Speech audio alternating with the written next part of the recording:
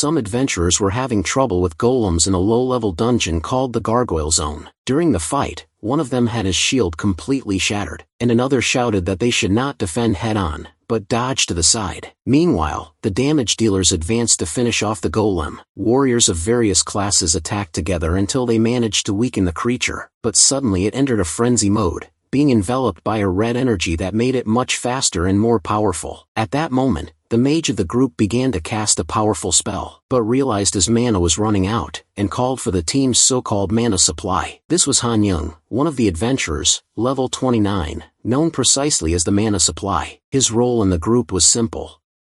He accumulated mana, and transferred it to his allies. Thanks to that, the mage managed to complete the cast, and unleashed a lightning strike that split the golem in half, ending the fight. After the victory, one of the more veteran warriors commented that Hanjun had made a low contribution that day, and asked if he could at least help with dismantling the golem. He replied that yes, of course. Another hunter questioned whether he was really a damage dealer, since he only stayed in the back. Someone explained that he had no offensive abilities, but could generate infinite mana. The other was surprised, and said that sounded overpowered, but they quickly argued that mages and healers also absorb mana, so outside of boss fights that require a lot of energy, that was not very useful. A veteran also commented that this was why Hanjun had not reached level 30 after 5 years as a hunter. Even at low levels, a hunter's stats already surpassed those of a normal person, but he seemed to have reached a limit. Even hearing all that, Hanjun did not let it shake him.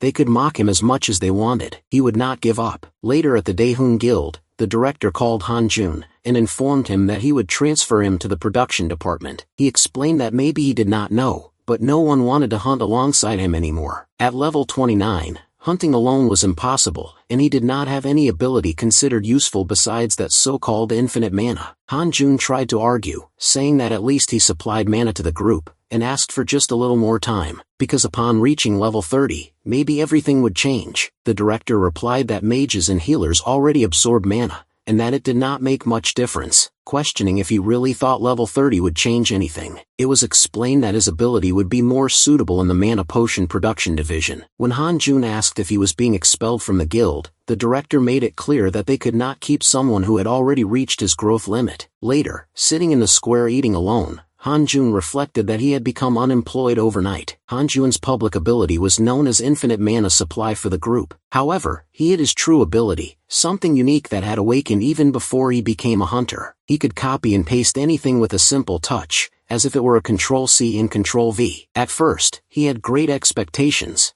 but soon realized it was a limited ability, because it only worked while the object was in his hand. The moment he let go, the copy disappeared like a mirage. This made it impossible to copy equipment for resale or duplicate money. In addition, there were restrictions on what could be copied. Even the infinite mana was nothing more than mana absorbed and copied by him. After being pasted, the mana did not disappear, and could be transferred to another hunter. He had already tried to copy abilities, but they always required rare monster materials, which made it very difficult. If he managed to level up, maybe he could copy higher tier equipment. That was when he saw in the news the famous dragon longsword called Colligia. The weapon had 2 exclusive skill slots, defense bonuses, and even its own level. When wielding it, the user instantly gained an increase of 200 levels, but it was necessary to be at least level 30 to equip it. Even though it was a legendary sword, its sensitivity was extremely low, which made it difficult to use. But for Hanjun, that did not matter. If he could copy it, he could quickly jump to level 230. The sword would be exhibited in Korea within a week, because its durability had dropped to 10, which meant it would break in 1 or 2 hunts. It was no longer functional as a weapon, so they were displaying it only to profit before it became useless. For Hanjun, that was a golden opportunity. All it took was one touch. It did not matter if the durability was 10 or 1. He could copy it infinitely. If he reached level 30 within a week, he could completely change his fate. A few days later, in an unregistered dungeon called the Giant Spider Rest Area, Hanjun was once again using his ability known to everyone as mana supply. He was feeding the group's fire mage, who thanks to that constant supply was able to deal catastrophic damage to the monsters and keep the team alive as they advanced through the dungeon. Later, while analyzing his own system, one of the hunters asked if he really thought leveling up like that would work. Hanjun replied that he was just preparing before the boss fight, but the other said that was unnecessary, and also reminded him not to forget to pay the bus fare afterward. Han Jung thought that was his junior in the guild, Park Hae-young, a DPS hunter from the Daehwon Guild. He knew that Hae-young had been participating in unofficial hunts from the beginning to make money, and even in a dangerous and unregistered dungeon had helped him. After that, they proceeded with dismantling and then headed to the boss room, which was right next door. They arrived in silence and found the giant spider positioned over its eggs.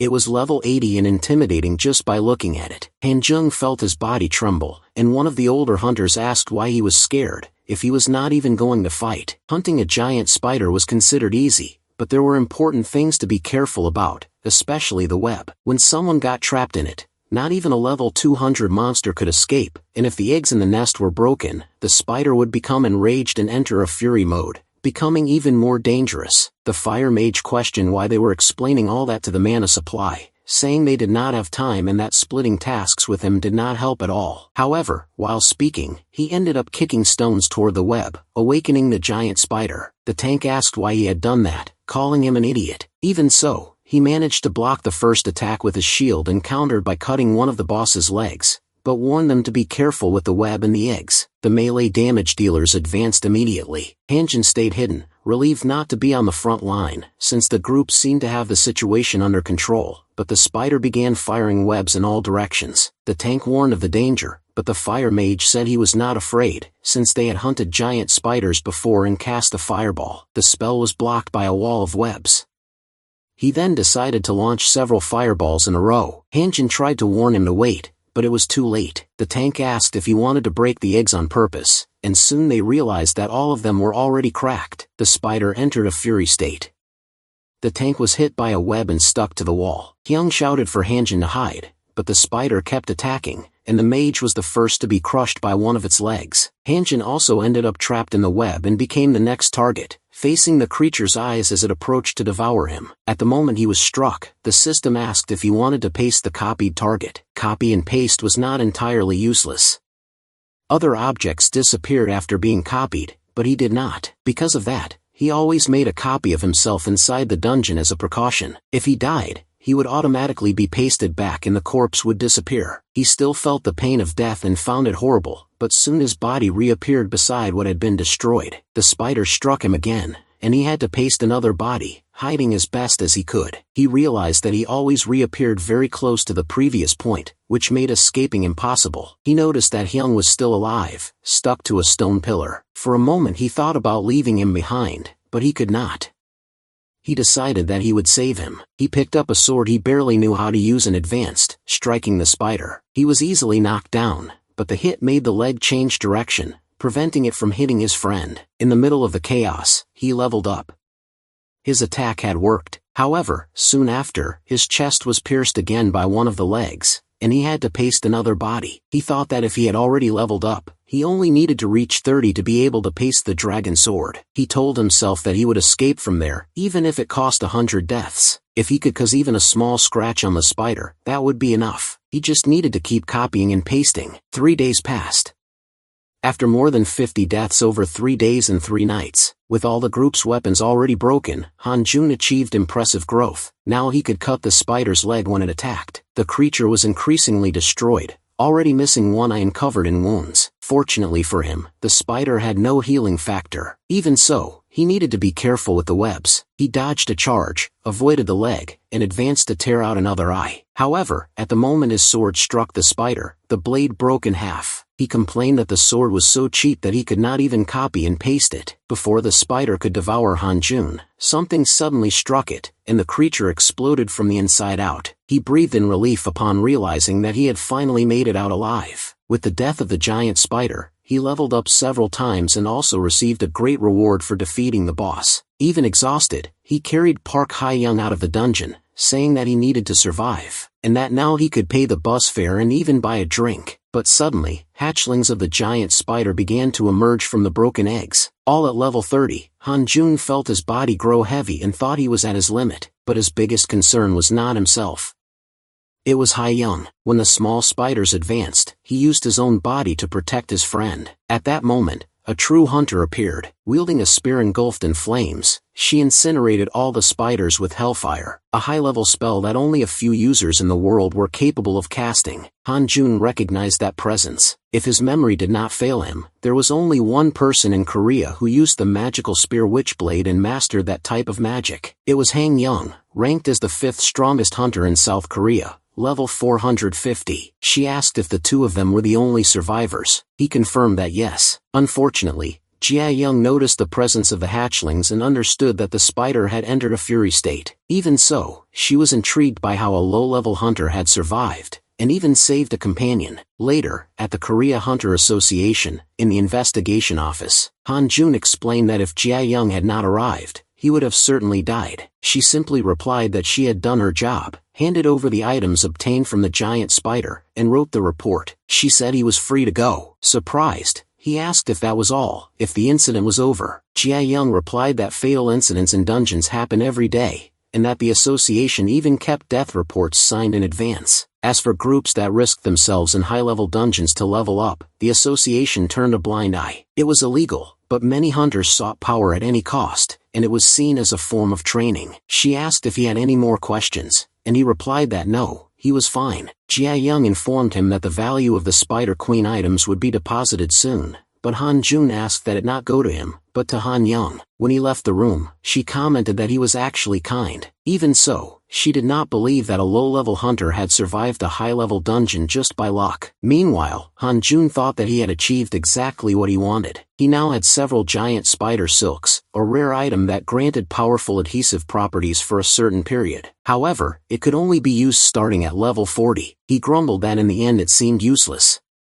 After so many deaths, it might only serve to catch insects while camping. Even so, he became curious about how to activate the item. By touching the silk cocoon a few times, he saw the object disappear, being absorbed by the system. The giant spider silk was integrated into his ability, strengthening the attributes of the necklace linked to his power. Han Jun realized that maybe his ability could evolve. The Control C remained locked, but the Control V now allowed him to paste a level 1 target, and presented 3 new options. He concluded that by absorbing items that met certain conditions, his ability could grow. The first new option allowed him to paste the copied object and keep it for as long as he wanted. The second allowed him to cover any object for a certain period. The third unlocked the giant spider thread. Han Jun realized that his ability, once seen as a failure, might not be so useless after all. He tested it immediately. He copied, pasted, and selected to keep it for 1 minute. The object did not disappear when he let go, and only vanished after 60 seconds. Then he tested it again, adjusting the duration to longer periods. 1 minute, 30, 100 years, 1,000 years. At that moment, he was completely wrapped in spider silk threads, realizing that his ability had finally begun to truly evolve. From now on, Han Jun decided that he would become a rich and successful hunter. All he needed to do was copy and paste that dragon longsword. 2 hours earlier, on the Rainbow Bridge in Tokyo, some hunters were inside a large truck transporting important items. Among them were Moore Grant, level 112, a member of the International Association, and Eris Hugh, a level 131 mage, also from the International Association. Moore asked how many times Eris had been to Japan. She replied that only twice. He teased her, asking if it was because of her mother's hometown, but Eris said that had nothing to do with her. Moore commented that Japan would be the last place where the sword would be displayed,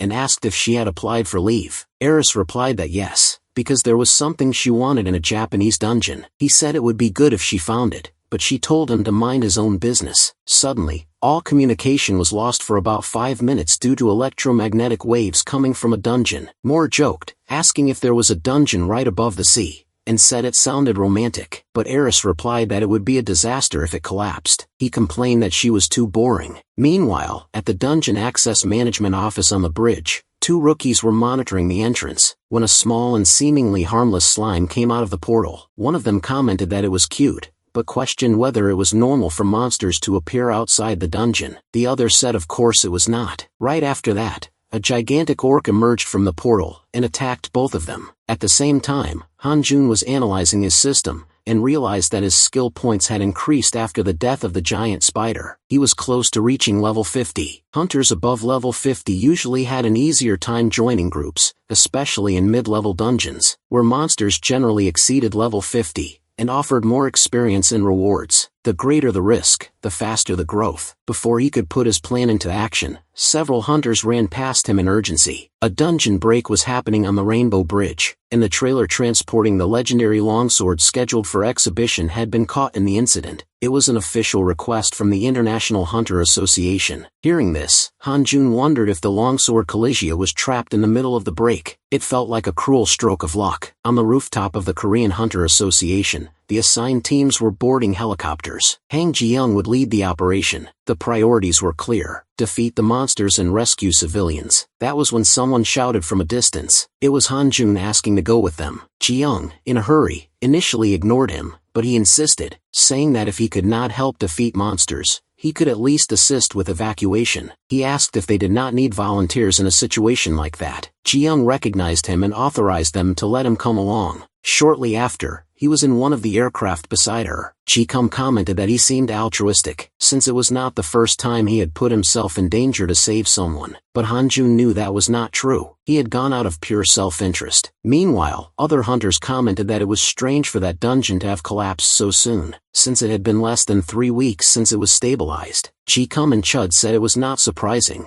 because any rebuilt structure can collapse again, and they were being mobilized precisely to prevent another major disaster. Silence filled the aircraft as they remembered what had happened 15 years ago. The great disaster was caused by simultaneous dungeon breaks, on a scale comparable to a natural disaster. When monsters are not eliminated regularly, the dungeon becomes saturated and collapses, releasing creatures that attack civilians and turn the city into hell. Han-Jun lost his parents that day. He never told anyone that. In the middle of the chaos, he saw a transcendental being from another dimension appear before him. It was that being who cursed him with that ability, calling the curse a gift. Before disappearing, it said only one thing: 20 years. To this day, Han-Jun does not know if that was the duration of the ability or his lifespan. He feels as if an invisible hourglass is always running, and he knows that only 5 years remain. He believes that being appeared because of the great disaster, and fears that when it appears again, another similar disaster will happen. Now that he has finally discovered how to develop his ability, Han-Jun decided that he will become much stronger and find a way to prevent that tragedy from happening again. Meanwhile, on the Rainbow Bridge itself, cars were being thrown by the creatures, and civilians were running desperately to avoid death. That rookie from earlier realized that there were not enough hunters to contain everything. He managed to deal with some goblins, but was almost hit by a sneak attack. He was saved by his friend, who told him not to look away. The rookie thanked him,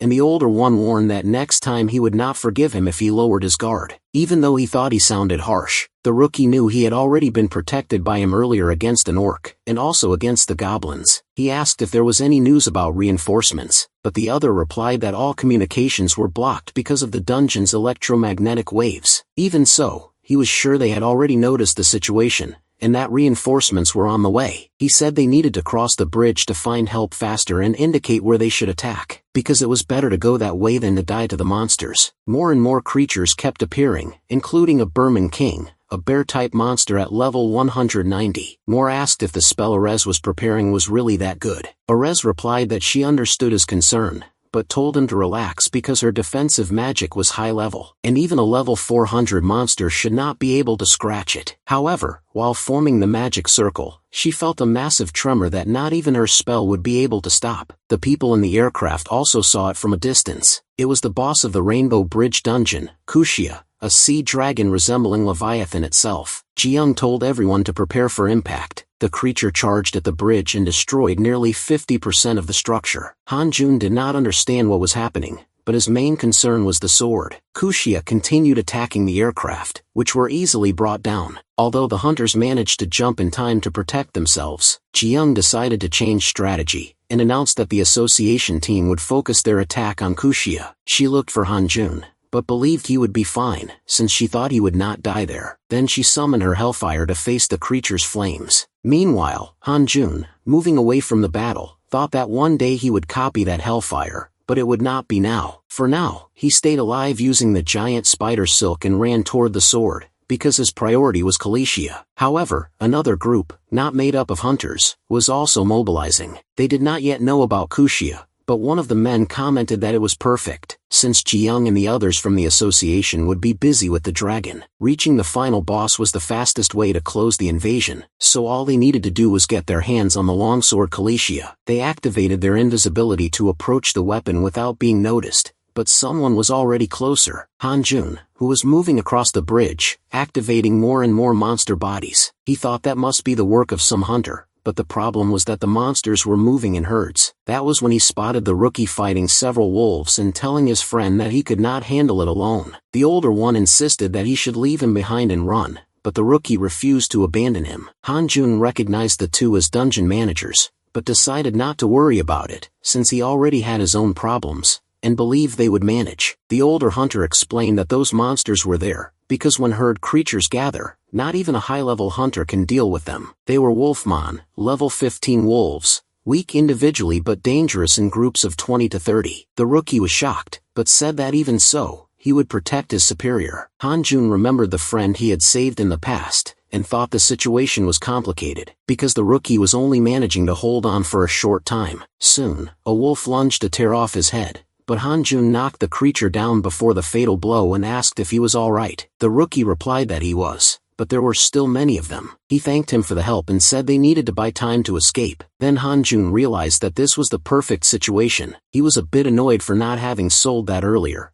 but he wanted to test the power of the giant spider silk. If the web had been so strong when used against him, he was curious to see how effective it would be now. When the wolves charged all at once, he simply copied the giant spider silk sacks, trapping each one of them. The wolves were thrown against each other, stuck to the ground, gagged, and soon turned into a massive pillar of silk. Thanks to that, Han-jun leveled up twice. He commented that this must happen because it was a linked ability, so the experience gain came more slowly, but it was certainly very effective against swarms. The rookie was shocked to realize that that man had defeated all the wolves at once, and began to wonder what kind of ability that was. The senior thanked him for the help, and asked if he was a hunter sent by the association. Han-jun replied that yes, and thought that technically it was not a lie since they had come in the same aircraft. The senior then asked if he could take the junior with him, but the novice refused to be left behind. Han-jun watched that and realized the two of them were truly ready to die for each other. It was clear they were in danger there, so he decided to genuinely help. Since he had already copied the item, he handed them a medium healing potion so they could keep fighting. The senior found it strange, and asked why he would give something so expensive. Han-jun replied that it was because the two of them needed to get out of there alive. The novice thanked him sincerely, and introduced himself as Kang Son-mo, the manager of that dungeon. He asked the name of his benefactor, but Han-jun said that was not necessary, and explained that he was only looking for the trailer of the International Association. He asked if they knew where it was. While on the other side, the members of the association were facing the giant bear. During the confrontation, the bear ended up falling unconscious to the ground. Moore asked if they had put the creature to sleep again,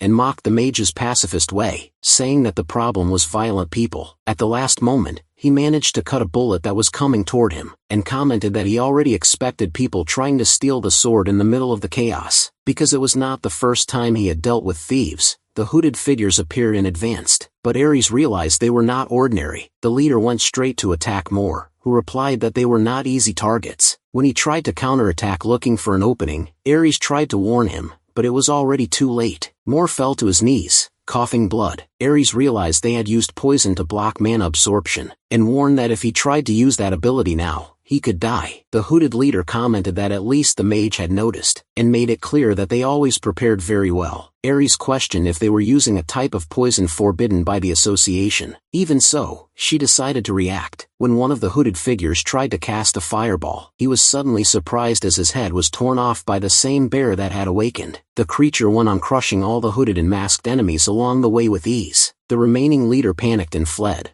leaving Moore and Ares to deal with the monster. Moore, weakened, commented that that enemy was truly impossible, and asked if they could not put it to sleep again. Ares told him to stay quiet, reminding him that he could not use mana. He argued back saying that one day her pacifist method would get her killed, maybe even that very day. She replied that maybe that was true, but it would not be because of him. Then she went alone against the bear, absorbing mana even under the effect of the poison. She ended up coughing blood and was struck directly by the creature's claws. At that moment, threads from a giant spider appeared, and completely wrapped around the high-level bear, throwing the monster against the ground. Kan Xiaomo cheered when he saw that the attack had worked again. Han Jun on the inside was scared, but relieved that it had worked. Kan Xiaomo started calling him Big Brother, saying that he was amazing, but Han Jun asked him to stop that. Even so, the manager insisted that he had saved his life and the veteran's life, so he really was his big brother. Without arguing further, Han Jun asked if they were alright and confirmed that they were from the International Association. Moore asked if he had also come for the sword. Han Jun replied that he was there to help protect it, but Moore said he would not trust someone so easily right after being attacked by bandits. Analyzing the situation, Han Jun concluded that the hooded figures had indeed come for the sword and ended up being killed by the bear. Everything was a mess, and from the expressions of the two hunters, he realized he had been lucky not to be mistaken and attacked as well. That was when Kan Xiaomo showed his badge, proving that he was a hunter and the manager of that dungeon, and questioned how they could call his big brother a thief, since he was also from the association. Han Jun thought that was right. Kan Xiaomo,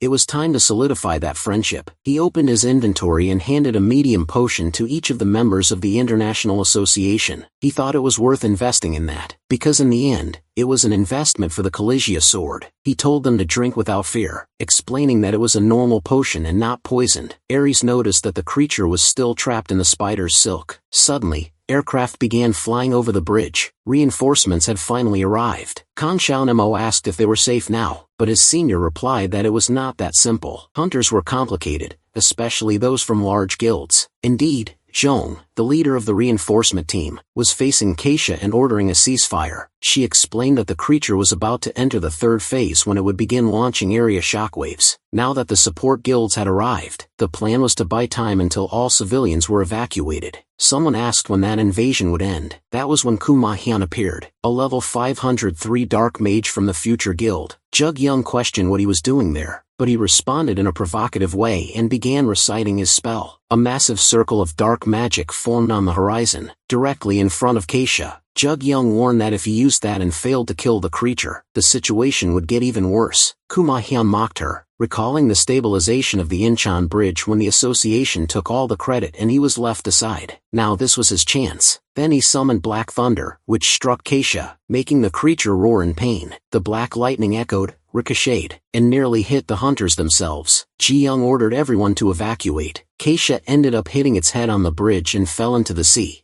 taking several with it. Han Jun barely managed to save himself, using the spider silk to protect everyone around him, including the truck that carried the sword. When he looked back, he saw Keisha's body motionless and felt a chill. He asked himself who could have managed to kill a monster of that size. Kuma Hyun noticed that there was a survivor near Keisha's body and commented that he looked like a low-level hunter, but still deserved congratulations. Han Jun recognized the symbol on his chest, the Future Guild, the third largest in Korea. He asked if he had come as a support guild and if rescuing civilians should not be the priority instead of killing people in the middle of the chaos. Kuma Hyun coldly replied that the survivors had already been evacuated and that even before Keisha, he had been hearing an annoying breathing sound nearby. He then noticed the giant bear still trapped in the web. He asked if that was giant spider silk and with a simple touch, broke the threads and finished the bear with a spell. Han Jun was impressed because that web had held a level 200 monster and a 25-ton trailer and the mage destroyed it as if it were nothing. Even so, for having participated in the death of the sea creature, Han Jun leveled up several times at once. Although he did not receive a reward for the bear, Kuma Hyun asked if he had leveled up with those weak monsters and apologized for the rudeness,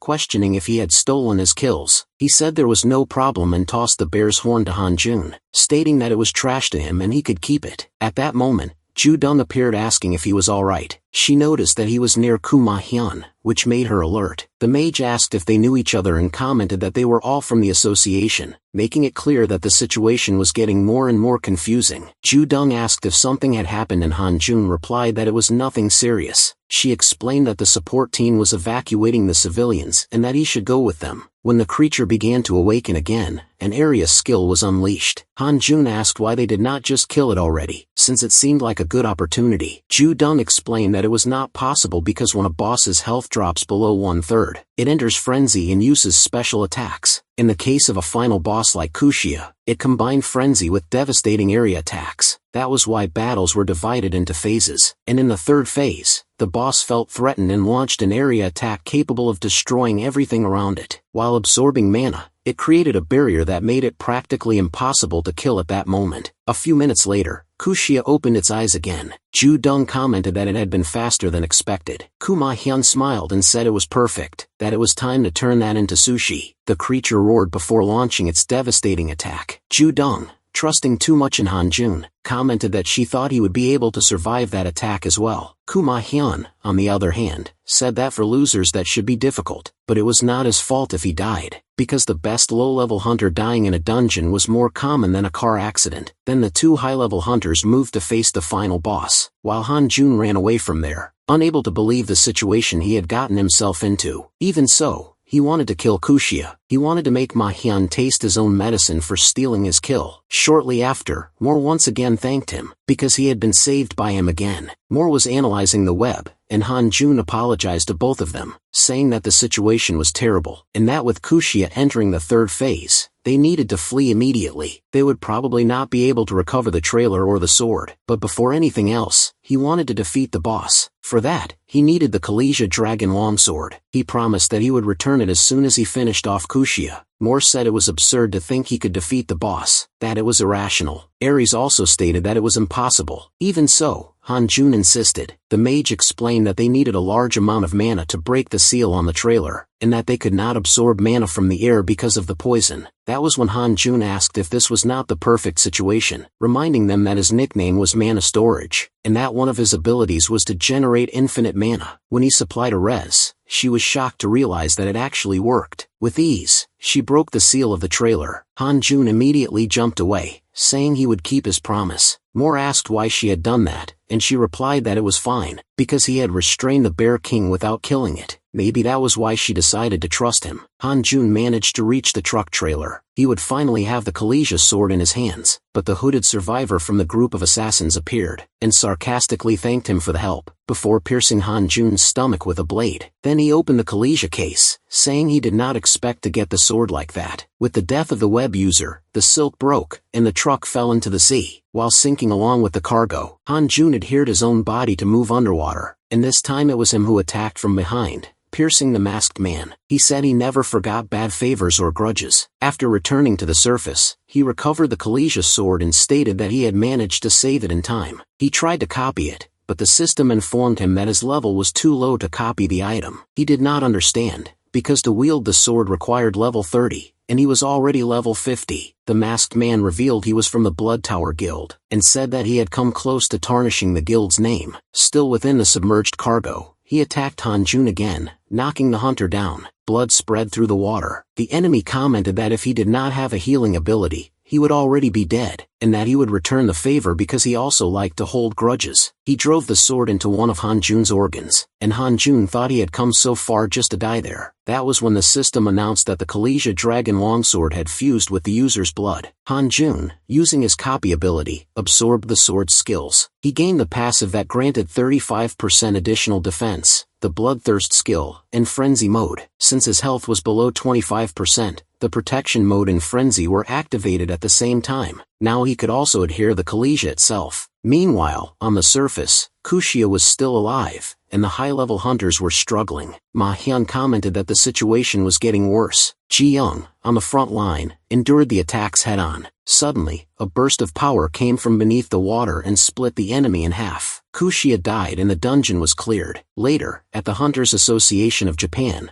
a meeting with high-level hunters discussed the events. They reported that around 4 in the afternoon, the dungeon break at the Rainbow Bridge had caused numerous deaths and severe damage. Associations and several guilds responded quickly, resolving the situation in less than 2 hours. Even so, criticism fell on the negligence of the official responsible for dungeon access. The president of the Hunters Association, the priest Fua Toko, asked for calm and said they were already planning how to deal with everything. Take Achi Go, swordmaster and rank 1 of the Midas Guild, questioned whether it was not true that the association had cleared that dungeon 3 months ago. Shinoda Fua Toko, master of the Sages Guild and healer, replied that clearing it did not guarantee it would not break again. Other members became irritated and said that would not have happened if it had been properly managed. One of them stated that after resolving everything, they would make an official request to transfer responsibilities. Ji Young, present at the meeting, was worried about the dungeon and wondered if he had managed to escape. Take Achigo slammed the table, saying he wanted to know if the boss respawn time should not be 5 months, and implied that Ji Young had failed to defeat Kushia. She responded by breaking the table with a simple touch, demonstrating her strength. Ma Hyun, seated, simply drank water while protecting himself with his shield. Watching the atmosphere grow tense, Take Achigo said she was provoking him. Fua Toko stated that his assistant had been rude and apologized on her behalf. Even so, Take Achigo declared that one day that arrogance would bring her down. Ji Young replied that they said seeing is believing, so she would show it. What Ji Young demonstrated at the meeting was precisely the reward she had received for defeating Kushia the last time, the Shockwave's ability. Take Achigo argued that on that occasion,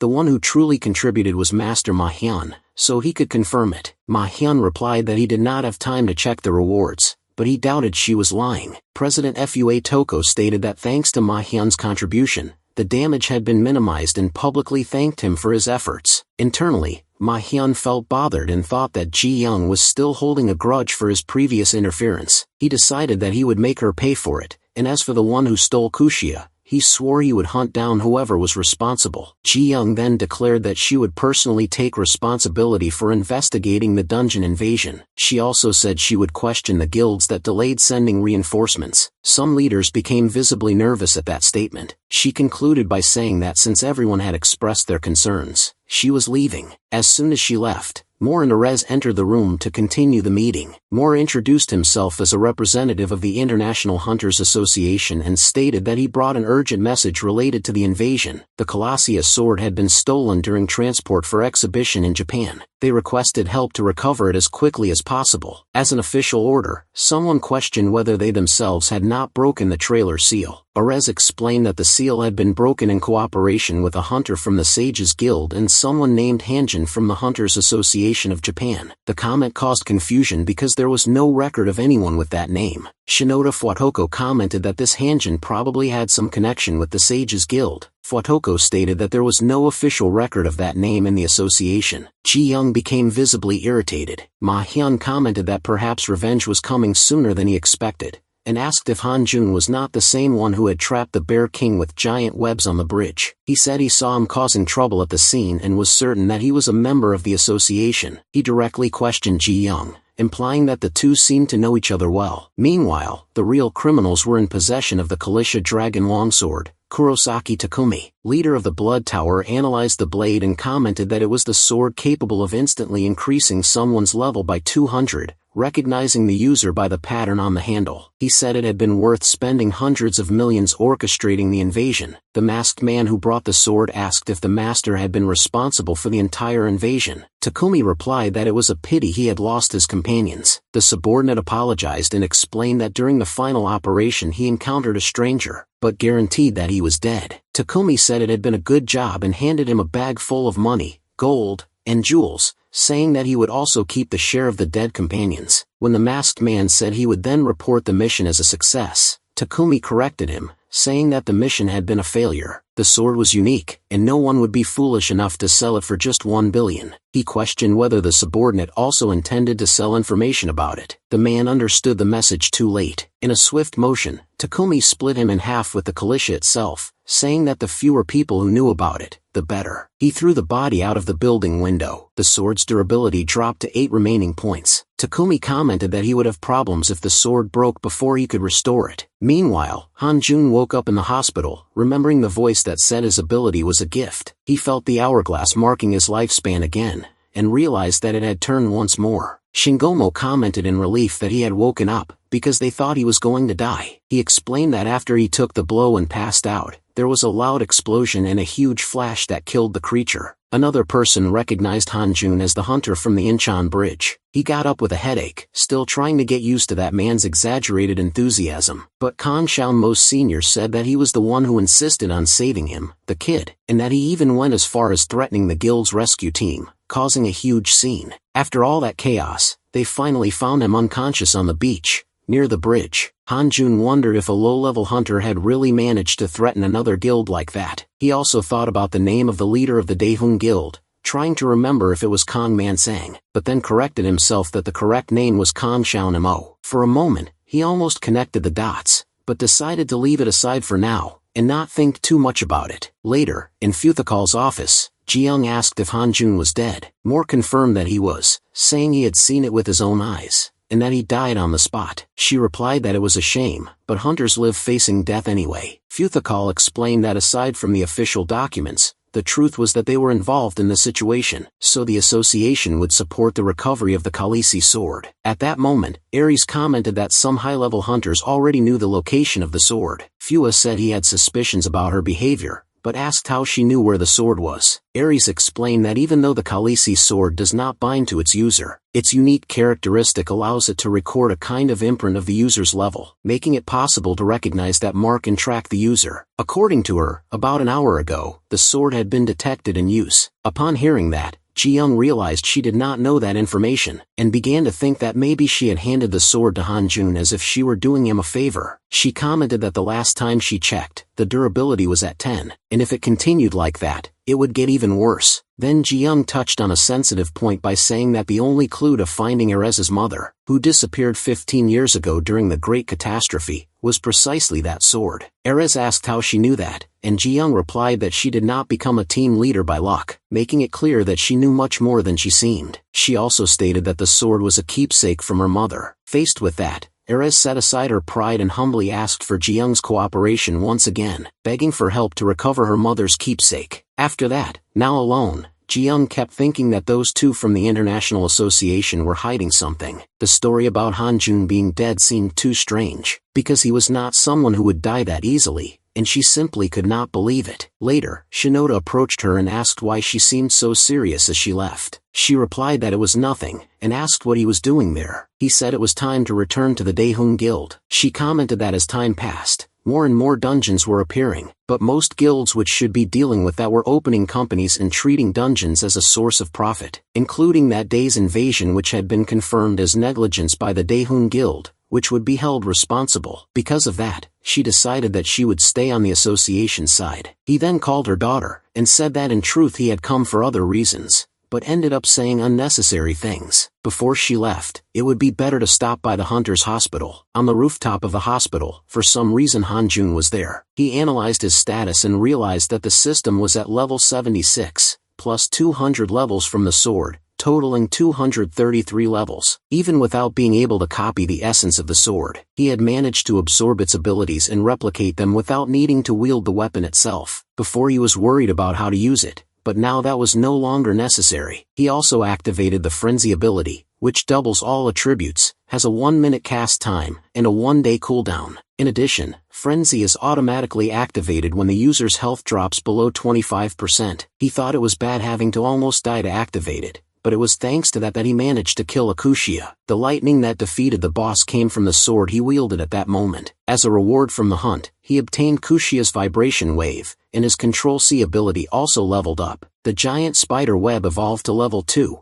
and now when using that ability, he could combine it with Kushia's pulse to create a new technique. He stepped out of the elevator with a malicious smile, scaring everyone around him. He thought that now that his ability had evolved, he could absorb and fuse with others, and that he was already a hunter above level 200. People moved away in fear, but he only thought that he needed to find the one who killed him and recover the sword. When he went downstairs, he heard the sound of a fight in the corridors. Jiayang had already warned that if he was in danger, he should run. Han-jun wondered if it was her, and who she was talking to so anxiously. Then he heard Xiao Nemo calling her sister and saying that if that had not happened, she would not have been able to properly stabilize that dungeon. Han-jun was surprised to realize they were siblings, and then he understood how that boy managed to threaten the guild. It sounded like drama, but it was true, and he began to think it smelled like nepotism. Jiayang asked where the hunter Han-jun was, and whether he was alive. Jinmu replied that he did not know where he was, but confirmed that he was alive. Hearing that, Han-jun became even more confused and wondered why they were looking for him. Han-jun started to fill with doubts, thinking he might have impressed the association too much, and ended up losing the sword, or that he had committed some crime, or that now he would be hunted by everyone. Trying to get out of that confusing situation, he ended up running into Agent Moore, who immediately said that he really was alive,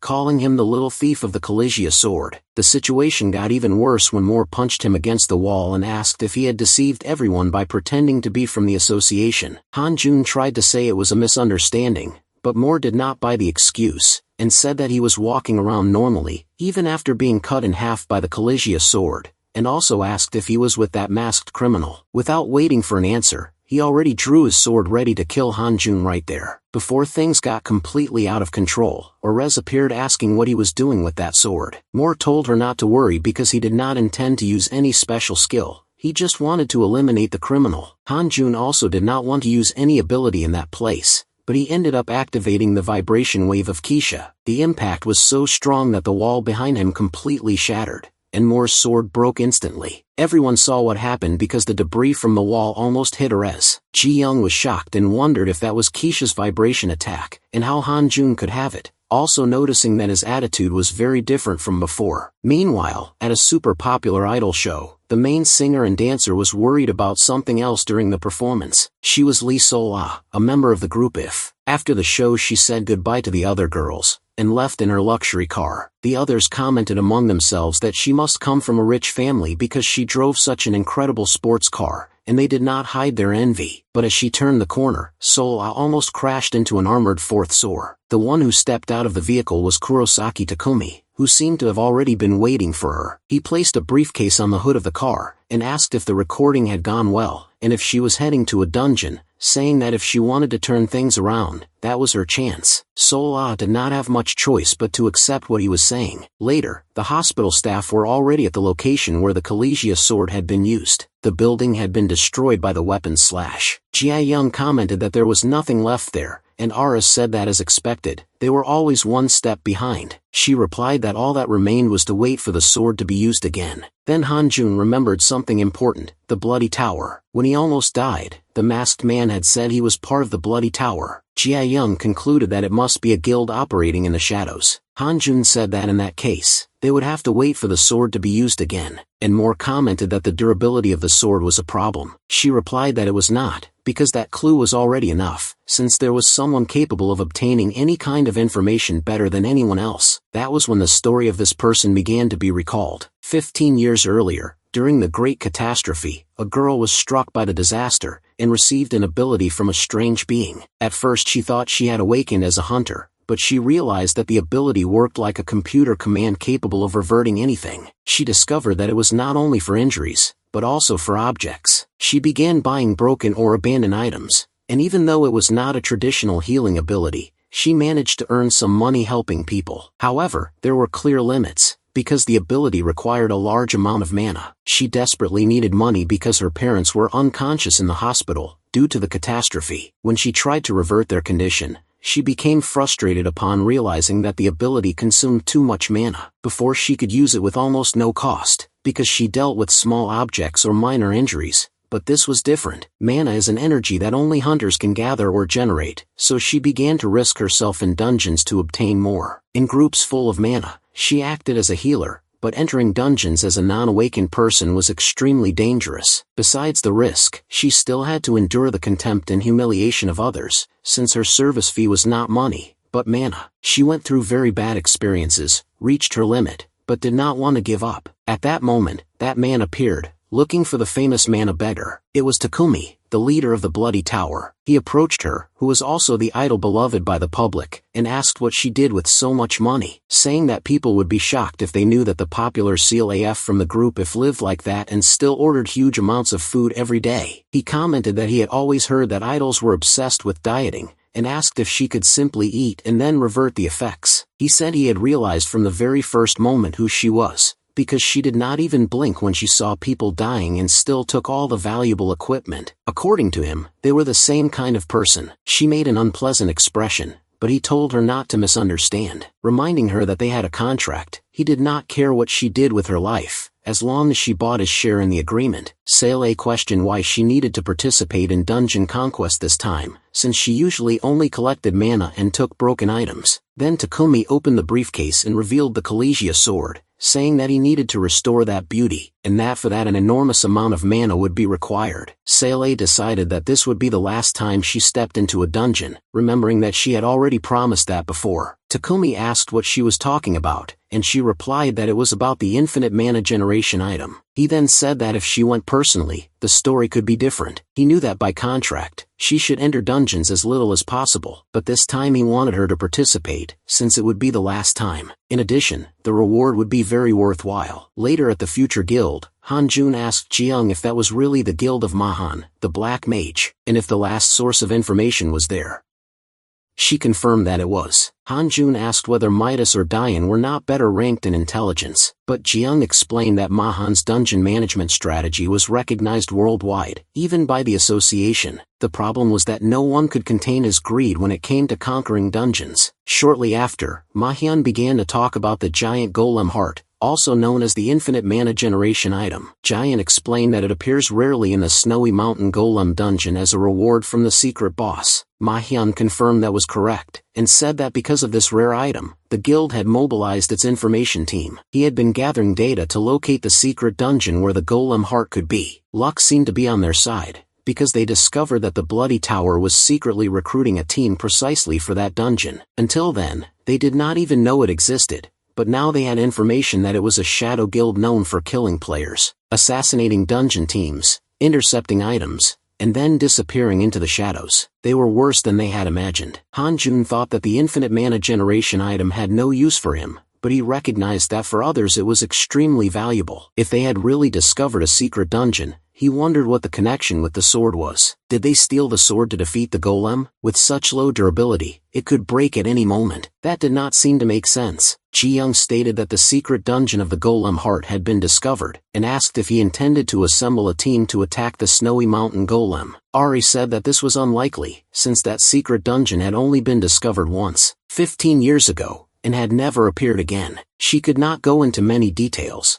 but she had already been interested in that dungeon before, and had researched it. It was famous for being extremely rewarding, but also classified as Tier 1, something that strategic teams usually avoided. If it were not for teams that occasionally found secret dungeons, it would have already been shut down a long time ago. Ma-hyun commented that with assassins and dangerous people forming a team for that place, even if it was not a secret dungeon, there was something suspicious there. Han-jun asked when they would depart, and Ma-hyun replied that the recruitment had already been completed, and that they were probably already on their way. Han-jun realized that, as he had suspected, that strategy had been planned even before the sword was stolen. Ji-young then said that they should leave immediately, and asked if there was any team that could be mobilized right away. He hesitated and replied that they did not have a team available at that moment. Han-jun commented that he had always thought the future guild maintained a strategic team comparable to the association. Ma-han-jun said that he understood the reason for that remark, but the information about the dungeon was still imprecise. There was a reason it was avoided.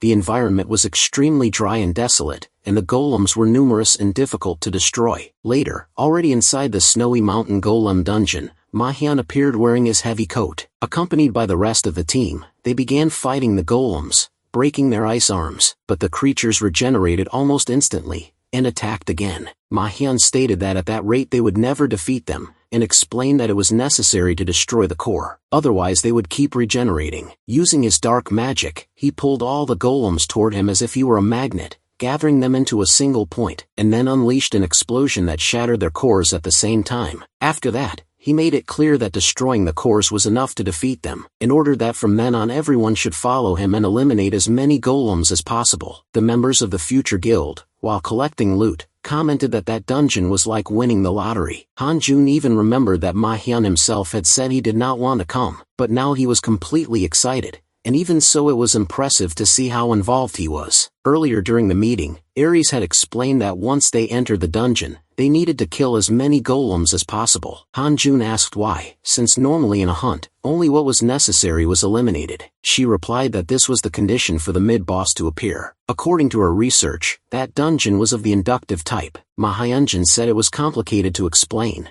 but dungeons with secret areas usually worked like that. A normal dungeon is divided into zones, the one for regular monsters, the mid-boss, the final boss, and the field boss. When the path is known, it is possible to go straight to the final boss zone, and finish the place quickly. But in an inductive dungeon, The conditions to unlock the next zone follow a logic of A plus B plus C equals D. In other words, if the previous steps are not completed properly, the final boss will never appear. Ares suspected that because of some mistake that happened 15 years ago, the progress of that dungeon had been disrupted, which is why the secret dungeon had not appeared again since then. Hanjun asked if in that case, the condition for the mid-boss to appear was to kill as many golems as possible. She replied that since they did not know how to reset the dungeon, they needed to do everything as thoroughly as possible in that situation. According to her research, that was how it worked, and they needed to act quickly. If the reward item from the mid-boss was the key to the next stage, then that was what really mattered. They had to find that key before the enemies. While dodging the strike of an ice golem, Hanjun thought that in the end,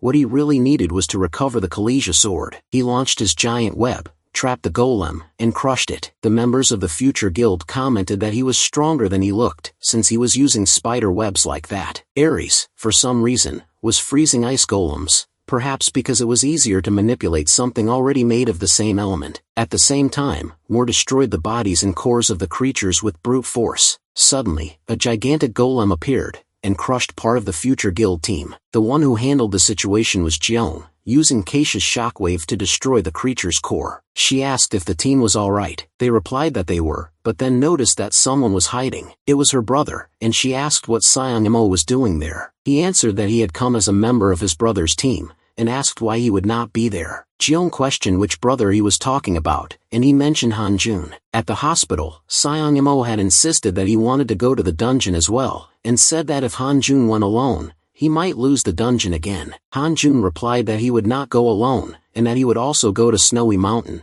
but that Seong-Imo needed to join his group instead of the attack team. Seong-Imo ended up agreeing. Ji-won could not understand what Hanjun was thinking. Seong-Imo told her not to underestimate his brother, because he had seen with his own eyes that it was not her nor Ma Yuan who cut Kushia, but him. Ji-won began to realize that Hanjun was a different kind of hunter, and that the ability he was using now was precisely Kushia's shockwave. Even so, she wondered how that was possible. Meanwhile, deeper inside the dungeon, Takumi and Seol-ah moved forward almost effortlessly, simply watching the real hunters defeat the golems. The hooded subordinates of the Bloody Tower blended into the battlefield, turning invisible, destroying cores, and stealing items discreetly. Takumi commented that even though they used stealth, they could still be detected by high-level hunters like Ji-won and Ma Yuan. However, since those hunters feared nothing, they often did not invest in detection skills. On the other hand, the assassins of the Bloody Tower were used to facing higher levels, so they were extremely well trained. Easy and efficient work was the guild's motto. He then asked Seol-ah if the mana transfer was going well. He commented that a mana transmitter was an expensive item, and that to fill one,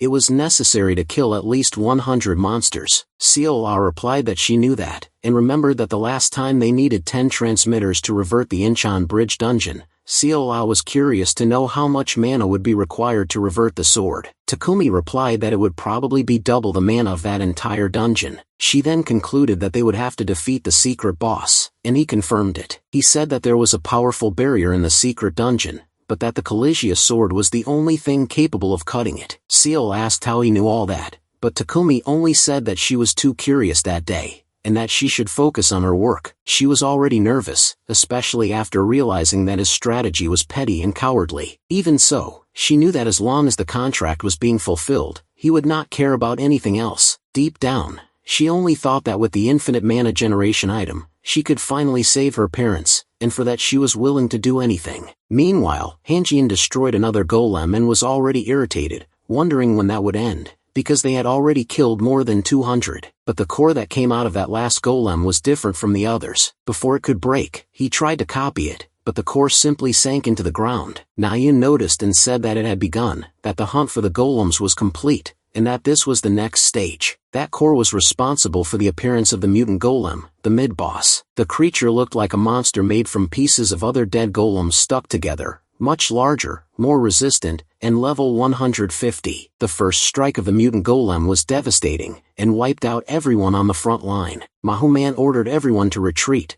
and unleashed a black thunder that completely destroyed the monster's body in a single blow. The team became excited, but it did not last long. The core fell onto the ice, touched the ground, and the mutant golem reconstructed itself entirely once again, just as tall as before. Mahuan destroyed it again, but the core slid across the ice, and upon touching the ground, regenerated the body once more. Hanjun tried to stop the movement of the core with his giant spider web, and even managed to hold it for a moment, but within seconds, the golem was fully reconstructed again. He realized that the web alone would not work, and that he needed to think of another strategy. That was when Ji-young stepped in with Hellfire, finally fire against ice. The storm of flames covered all the rocks that formed the body of the mutant golem. She explained that melee attacks were useless, and that they needed to melt everything at once. Mahuna agreed, but warned that if they were not careful, they would have to melt all the remains scattered across the battlefield. Hanjun remembered what Eris had said. The mutant golem was the crucial point of that inductive dungeon. The next area would only be revealed when the conditions were fulfilled, and each stage depended on the previous one. When the conditions to defeat the stone golems were completed, the mutant golem would appear, gathering the remains of the previous ones and regenerating. Mahan commented that this meant suffering to kill the golems, and then suffering again to destroy their remains. In a normal dungeon, that would already be considered final boss level. Ji-young explained that there were only two ways to defeat it, destroying the core or completely melting all the remains. While Ji-young tried to melt the golem alone, the core kept regenerating behind her repeatedly, forcing her to cast Hellfire again and again. Hanjun thought that if he used any direct ability from the Colizia sword, everyone would notice, but at that pace breaking the core seemed impossible. Then he remembered the skill reward he had obtained, the Bear King's Claw. The first ability allowed him to hold any target for a period of time, and the second allowed him to infiltrate the target, causing internal damage. He realized that it was perfect. He had absorbed the abilities of the horn, and now his Control V could firmly grab the target when combined with the giant spider web. Meanwhile, Control C allowed him to penetrate the target, draining 15% of its health and mana. With that, he finally had a real strategy to deal with the mutant golem's core. Then Hanjun charged at the mutant golem, determined to execute his plan. The battlefield was already engulfed in Ji-young's sea of hellfire, and more questioned whether they really intended to melt all the scattered remains. Ares realized that even though Ji-young was an incredible hunter, her mana was not infinite, and at that rate she would be exhausted. The golem regenerated once again, and was burned by the flames again, but this time, it managed to push through the fire. Everyone thought it was over, because her mana had finally run out. At that moment, the mutant golem was bound by giant spider webs. Hanjun had stepped in and saved the situation. Ma-hyun was impressed, and wondered what kind of absurd power that was, because he had never seen a web do something like that. Hanjun asked him to attack again,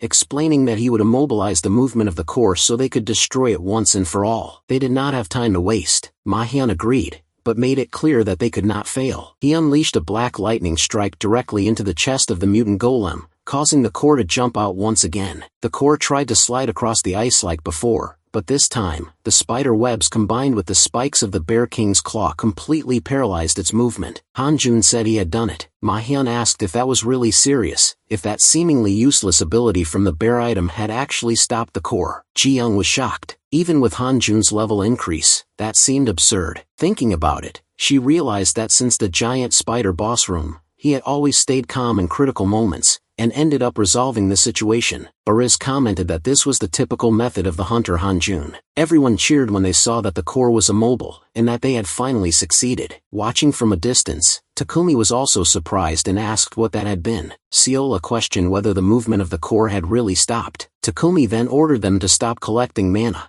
and said they would accelerate the plan. Starting the operation immediately, he put on his mask, and the Bloody Tower team began to mobilize. Seola was swallowed by Takumi's shadows, and he commented that thanks to that strange boy, chaos during the retrieval of the core key would be inevitable. They teleported closer to the battlefield, and Seola appeared along with all the equipment that stored her mana. Hidden, CNMO watched everything, and recognized that the masked man seemed to be the leader. He also wondered who that girl was, and what she intended to do with so much stored mana. He knew he needed to report it. Before the mission, Hanjun had given CNMO a crystal that granted high-level stealth, so he could identify the enemies. He made it clear that he did not need to fight the monsters, but rather track the opponents. If they found the hidden dungeon, he should report immediately, because their plan would be stolen. On the field, Ma-hyun, still somewhat reluctant, admitted that the boy had been responsible for capturing the core. Gunyuk said it was only fair that he finish it. Then Hanjun raised his sword and shattered the core. As he did, he gained several levels at once, and received the sealed dungeon key as a reward. Moore commented that he never thought he would see that in person, and asked Erez how she felt. Being one step closer to her mother's weapon,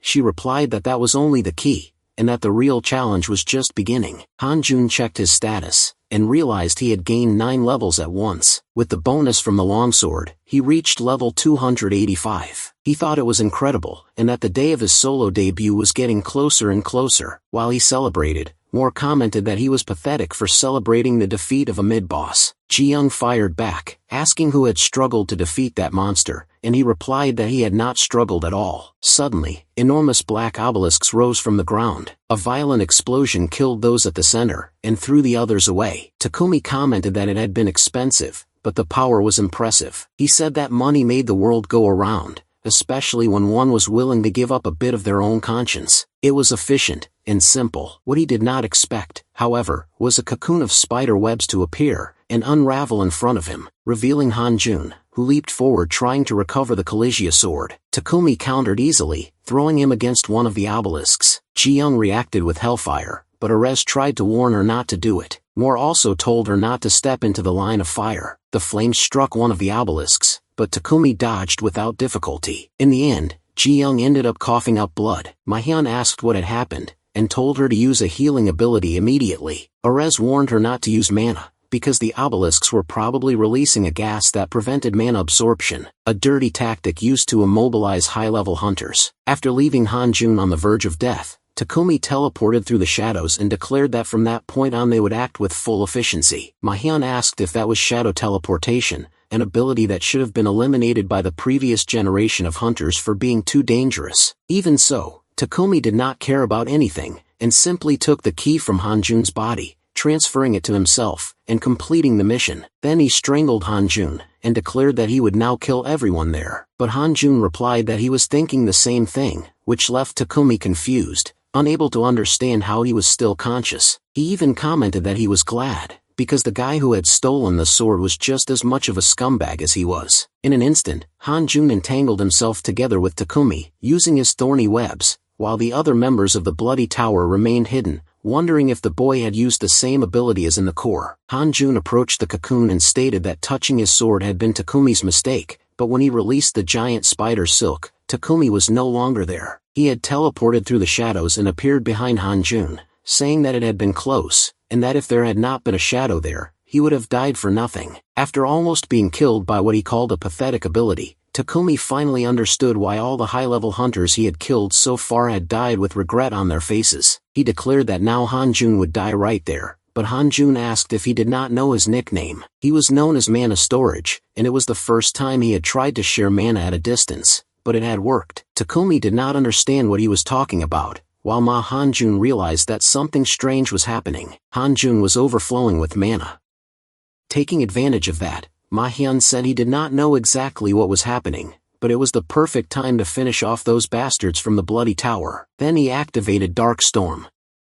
Takumi thought he would not be able to escape, and told Sellar to revert immediately. She then used all the mana stored in the reserves to activate the revert, as if it were a Control-Z. A powerful gust of wind suddenly hit everyone, and soon they realized that the dungeon was resetting. The first golems, the weaker ones, stood back up and started punching the hunters. Mahyun protected himself with his mana shield, but he thought that if that poisonous gas was preventing mana absorption, he would not be able to deal with the golems and protect everyone at the same time. If he could not defeat them quickly, everyone would end up dying inside the barrier anyway. Even so, Ji-young was using mana normally, spreading her hellfire everywhere. Mahyun questioned why she was doing that, and she replied by asking if he had not heard Hanjun's nickname.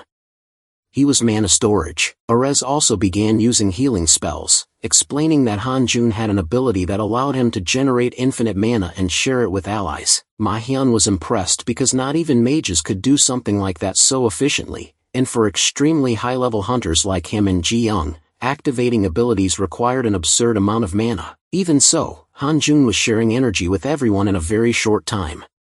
He even thought that instead of taking the heart of the giant golem, it would be better to recruit Hanjun into the guild. Ji-young stated that this confirmed what had happened during the Rainbow Bridge invasion, making it clear that there was no longer any doubt that everything had been the work of the Bloody Tower Guild. Moore commented that the biggest problem now was the dungeon reset, and the possibility of it happening again. Erez replied that she did not think they would be able to perform another reset, explaining that the secret dungeon had probably never been discovered before because the logic of the place was messed up. She did not know if they were aware of that, but the chances of the secret dungeon appearing now were practically 100%. Ji-young realized something was off, because fewer golems had appeared compared to before. Ma-hyun commented that the ones Ji-young had melted could not be reset, so they needed to finish this quickly. Ji-young hoped he was right, because if they used the same method as in the Rainbow Bridge invasion, the situation could get much worse. In the middle of that chaos, everyone started wondering where Han-jun was, and whether he was okay. Then he emerged from another cocoon of silk. He thought about that bastard, and remembered that at the moment their swords clashed, he had managed to trap Takumi's arm, the same one he used to hold the sword. But Takumi declared that he would make sure he never used it again, and triggered a massive explosion with the Collegia sword. Han-jun barely managed to defend himself with his web, but even so, he survived. He thought that the power of that sword was truly terrifying, but because of it, he ended up discovering how to use its true power. Even so, he wondered where that guy had gotten so much information, and also realized that he had no idea where he was. Everything around him was snow white, and he simply did not know where he had ended up. Meanwhile, at the Japan Hunters Association, Fuotoko said there was no reason for such despair, since the leader of the future guild was with them. He also said that the fact the Bloody Tower Guild was involved was a huge problem, because they had almost no information about that group. Takuchi added that if they really wanted to, even high-level hunters could die on that mission, and even then it would be almost impossible to gather data about the Bloody Tower. Even so, the Midas Guild had managed to discover something. Their boldness this time seemed to be linked to the presence of the global multinational Starfield Guild. Fuotoko questioned why such a large guild would get involved with such a small one, and Takuchi explained that that dungeon, even if it did not seem like it now, had been one of those that collapsed during the Great Disaster. The army of golems that emerged at that time was more terrifying than demons from hell. It was Hakura Nishihara, one of the highest level mages in the world, who sealed that dungeon back then. Fuotoko commented that if it had not been for her sacrifice, the disaster would have been much worse. Takuchi added that the giant golem heart sealed inside that dungeon still attracted the interest of many. Both sides were willing to do anything to achieve their goals, so it was not strange that they had joined forces to conquer the place. In addition, the hunter from the International Association Ares was the daughter of Hakura Nishihara. Fuotoko confirmed that he knew, so besides recovering the longsword, she was probably also investigating her mother's death. Takuchi recalled that Hunter Nishihara had never been officially declared dead. Fuotoko argued that all the hunters who disappeared in that dungeon had been presumed dead,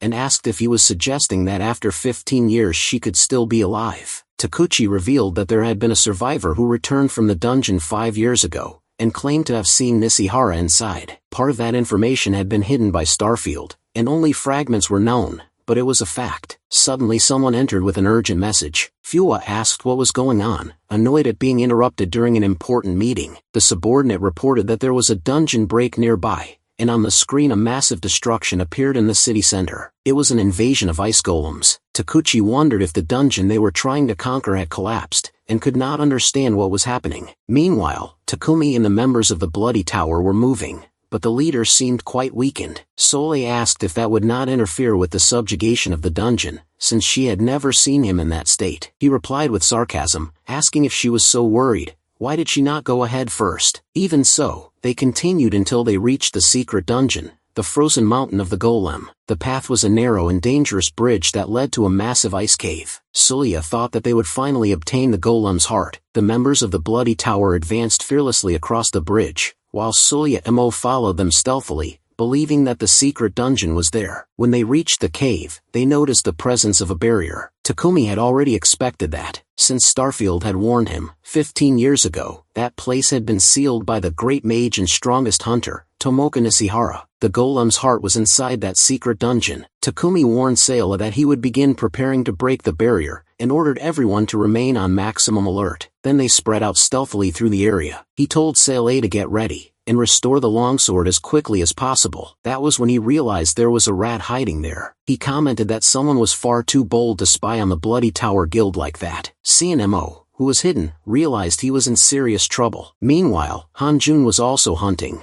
but now with his new pet, a small golem that was devouring mana cores he had copied earlier. He had not known that a golem core had an ability like that. The ability allowed him to create a level 1 golem exactly as he imagined, generate and transform armor for it, and even share senses such as vision and hearing. It was a shame that he had not acquired the ability itself, only the item that granted that power. He began to wonder that if the core could generate one golem, maybe it could create several. If he could form an army, he might be able to conquer that dungeon on his own. The system then informed him that the golem could grow up to level 10, freely change its form, and share senses with its owner, making it clear that the power still had a lot of potential to be explored. Hanjun commented that if the golem was already that size at level 1, he did not even want to imagine what it would be like at level 10. But suddenly, the golem sensed a presence, and rushed forward to attack. It barely missed Xiaonemo, who appeared out of nowhere. The attack grazed past him, and Xiaonemo ran to hug his big brother, saying he thought he was going to die right there. Hanjun apologized, because he had not imagined he would be discovered so easily, and ended up lowering his guard. Somu explained that it was not him who had been seen,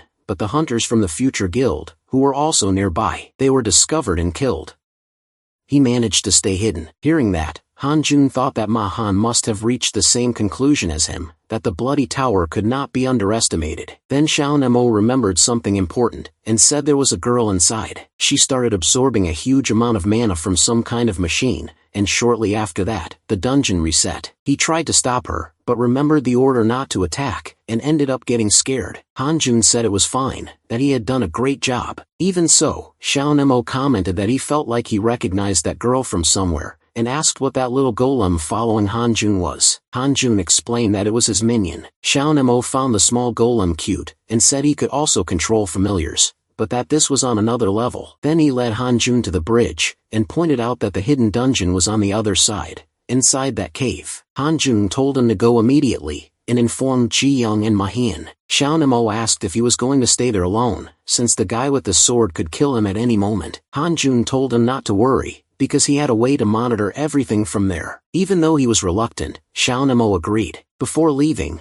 Hanjun handed him a Gorlin core, and said that from that moment on, that would be his minion. Despite its small appearance, it was strong in combat, and would be useful to protect him. Xiaonemo was moved, and asked if it was really okay to give something so valuable. Hanjun thought that he had several of those, and that it was no big deal. Then Xiaonemo left with the Gorlin to inform the stronger hunters. Alone again, Hanjun thought that the kid was really innocent, probably influenced by the hunter Ji Young. Then he created another minion, and changed its form into an eagle. He realized that he could shape the Gorlin exactly as he imagined. He infused the ice eagle with his mana, and it flew toward the cave to monitor the situation. Through the connection, he was able to see everything. That was how he saw the girl Xiaonemo had mentioned. She was holding the longsword, and drawing power from several mana boxes, to use what they called Control Z. The durability of the sword was fully restored. Takumi picked up the sword from the ground, and praised her work. Seeing that, Hanjun was confused, because restoring durability like that should not be possible. He began to suspect that the girl might have cursed abilities like his. Then it crossed his mind that maybe he could copy and paste other people's abilities. If he could not, he would make that girl his ally. Meanwhile, Takumi declared that the time had finally come to break the barrier of the secret dungeon. With a single touch of the Collegia sword, the seal began to break, forming a magic circle on the ground beneath his feet. Takumi explained that the original owner of the sword was Frederick Hugh, the husband of the hunter Nishihara, who had disappeared 15 years ago in that secret dungeon. It was Nishihara who created the barrier, and it could only be broken by her husband's sword, making it impossible for anyone else to enter. When he planted the sword in the center of the magic circle, he commented that if it were not for the information from Starfield, they would have had great difficulty breaking that barrier. Hearing all of that,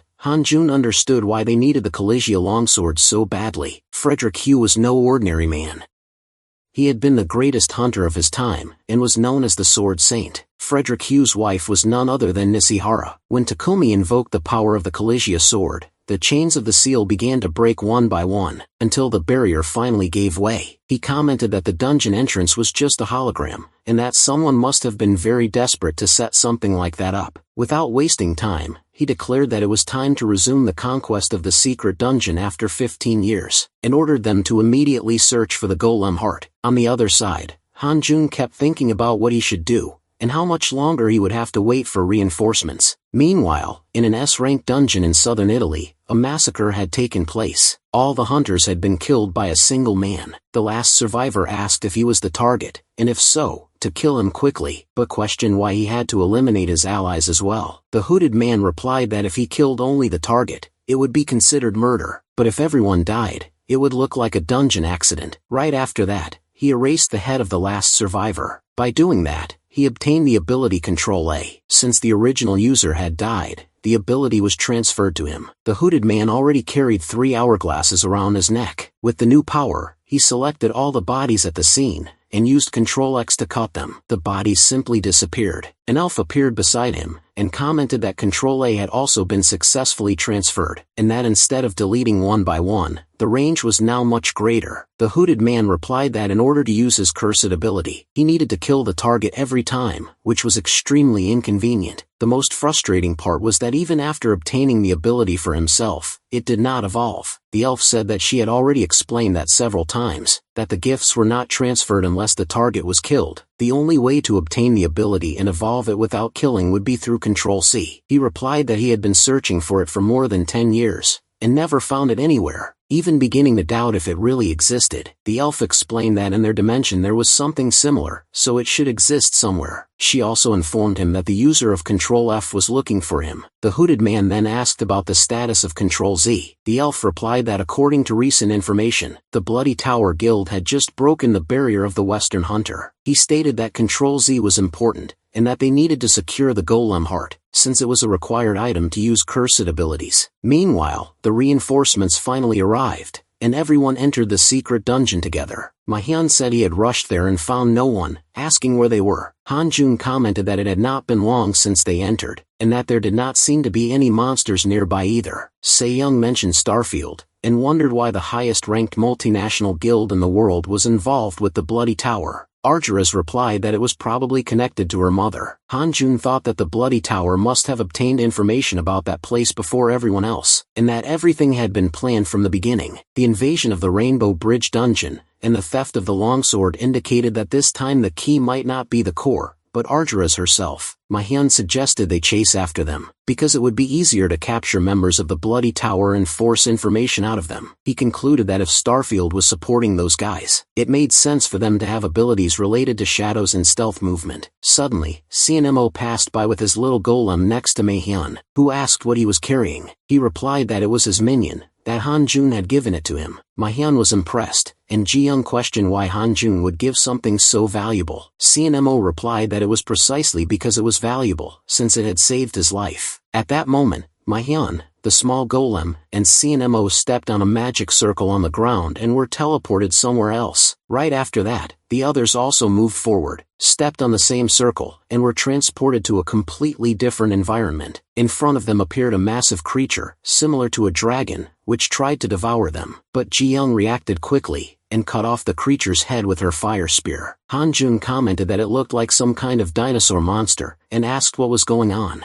Aris explained that they had been taken to a completely different dungeon, probably a multi-dimensional dungeon. Around them, the scenery looked like a Jurassic World. Ji-young said that made no sense, because she had heard that multi-dimensional dungeons had been deleted 15 years ago during the Great Disaster. Ares replied that her mother had sealed all of them, but for some reason, someone had reopened them. The secret dungeon was also one that had been sealed and was now open again. She explained that multi-dimensional dungeons were equipped with magic circles that connected to multiple dimensions, and when activated, they opened portals to different worlds. The problem was that they could end up in a dungeon far more dangerous than the original. Ji-young commented that was probably why Nishihara had created a barrier in that place. Ares replied that her mother had already suspected it was a multi-dimensional dungeon, and since it was out of control, decided to seal everything. While they were talking, the group began fighting several massive Jurassic creatures, which were definitely not easy to defeat. Moore made it clear that this would not be resolved quickly. At the same time, in the city, the golems kept attacking because of the dungeon break. The hunters were able to destroy the ice bodies, but as long as the cores were not destroyed, they would simply regenerate every time. A mage complained that he could not cast spells properly, because outside a dungeon it was not possible to accumulate that much mana. Someone commented that at a time like this, they needed that so-called mana storage. Another replied that he never imagined he would miss him. Just as a hunter was about to be crushed by a golem, a blond man with blue eyes appeared and cut the creature in half. He said he was just on a business trip and happened to run into this situation. The hunters thanked him and he asked asked what this mana storage they mentioned was. A bald man explained that it was nothing special, just a weak low-level guy with an absurd ability to generate infinite mana and share it with allies. The blonde man became interested and asked if he could meet him. The bald man replied that he had already done missions with him, but did not know where he was now. The blonde man found that curious, because he had never heard of an ability that generated infinite mana. That was when the real reinforcements arrived, Takuchi and Fuotoko. The blonde man thought it would be interesting to watch that fight. Fuotoko commented that the giant golem had certainly come from the dungeon they had explored earlier, and teased that the opponent seemed perfect for Master Takuchi. He replied irritably, asking what the hell was going on inside that dungeon, and rushed forward along the walls of the building, saying that the reward for this would be taken from the president's equipment storage. He activated his stone armor ability and charged into battle, saying that even though he was made of stone, he was not like those golems. His first punch completely crushed one of them. Fuotoko, on the other hand, fired beams of light that annihilated the golems instantly, clearly enjoying himself. When Takuchi faced a massive golem, he showed no fear. With enhanced physical strength, he crushed the creature's ice fist, and disintegrated its body. He grabbed the mid-boss core, and said there was no way he would let that old man take the glory, then crushed the core. The boss was defeated,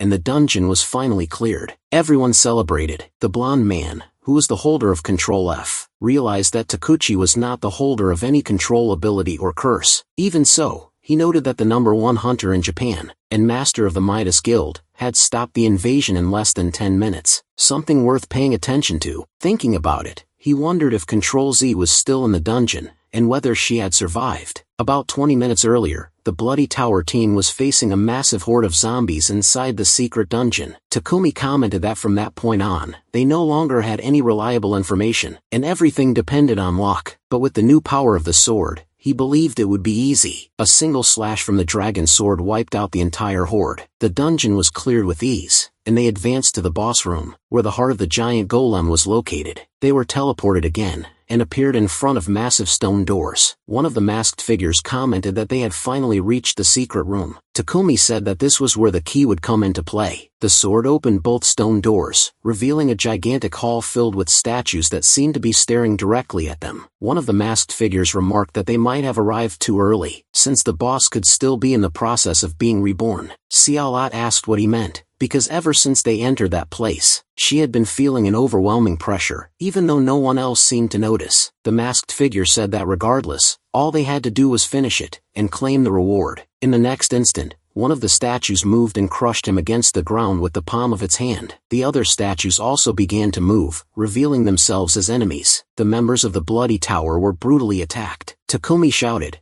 asking what that girl was doing, and ordered them to grab the injured and bring them back while they were still breathing. She ran desperately toward one of the bodies, but realized that her mana reserves were empty. Everyone's mana was leaking for some reason, flowing toward a specific point in the hall. The statues kept advancing, and the masked figures fought in desperation. Takumi yelled at them to stop trembling and fight, reminding them that no matter how big they were still just golems. With his sword, Takumi struck one of the statues in the abdomen, and tore off a large portion of its stone body. Right after that, he ordered them to use the special mines meant for high-level monsters. One of the masked figures replied that he had been trying for a while, but even his stealth ability was not working inside that place. Before he could do anything, he was also crushed by the sword of one of the statues, which then pressed another member right after. Takumi shouted that if everyone died there, the team's efficiency would drop, and he had no patience for that. He called those creatures cursed stones, and complained that, to make matters worse, they were too big. Then he tried to raise his level again using the power of Collegia, but the system warned him that he did not have enough mana to unleash the sword's true power. Takumi became furious, saying that he had already surpassed level 300, and it made no sense for the system to claim that he lacked mana. At that moment, he was also struck head-on by one of the statues. Meanwhile, Xiaola realized where all the mana was being drawn. She felt an immense pressure, and found a cube at the center of the hall. Inside, it was the heart of the giant golem.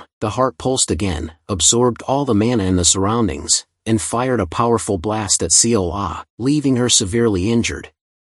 Right after, one of the statues raised its sword to crush her. At the last moment, Takumi appeared using shadow teleportation, and blocked the attack with Collegia. He threw an advanced healing potion onto Seal, and then the system announced that the heart had awakened, and that the real battle against the boss was beginning. Takumi noticed that the hall doors were closing. He tried to use shadow teleportation again, but did not have enough mana. With no alternative, he ran toward the doors that were almost sealing shut. Instead of staying by Seal-Law's side, he threw her out of the hall before the doors completely closed. He said that as long as she was alive, she could still restore everything to its previous state. The doors shut, leaving Takumi trapped inside. Outside, fallen and still weak, Seal-Law murmured that he was an idiot. She was not a hunter, she could not absorb mana, and there was no way she could restore any of that on her own. But suddenly someone rescued her at the last second, and a wave of mana entered her body. And the one who did that was Hanjin, who approached asking if she was okay, while sharing his own mana with her, because he was exactly the type of hunter who could divide mana with others. She realized that a good amount was already circulating through her body, and heard from him that if she already had enough mana, she could restore her own body. So she became confused,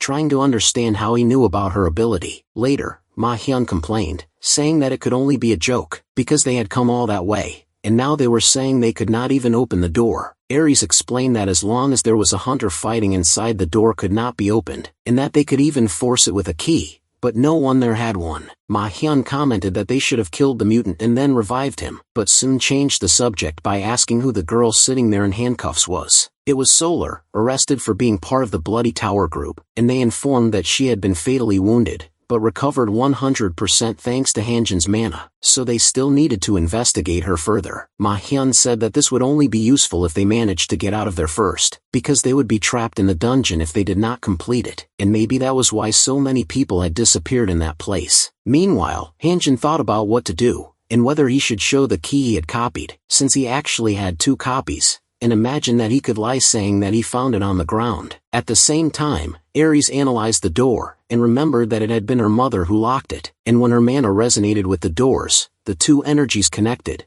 and the entrance opened. Ji-young asked how she did that, and noticed that her cloak shone with the same magical pattern as the door. So Ares explained that it was her mother's cloak, made precisely to resonate with her magic. Hanjin then understood that Ares was, in a way, the key to that dungeon, and thought that later he would need to investigate that multidimensional structure more carefully. Suddenly, Ji-young felt an absurd pressure coming from the room, and told everyone to protect themselves, because there was something inside draining mana. Hanjin asked Sola if that was what she had mentioned before, and she confirmed, saying that the golem's heart absorbed all the mana around it, and used it to generate its own energy. She ordered them to leave because no matter the level, a hunter without mana dies, and at that moment several statues appeared in front of them. Ji-young asked Hanjin for a supply of mana, and he began to copy and paste mana repeatedly, creating a true infinite reserve. A storm of mana took over the place, overflowing everywhere, and the golem's heart could not handle absorbing all of it. Seal-Law thought that with an ability like that,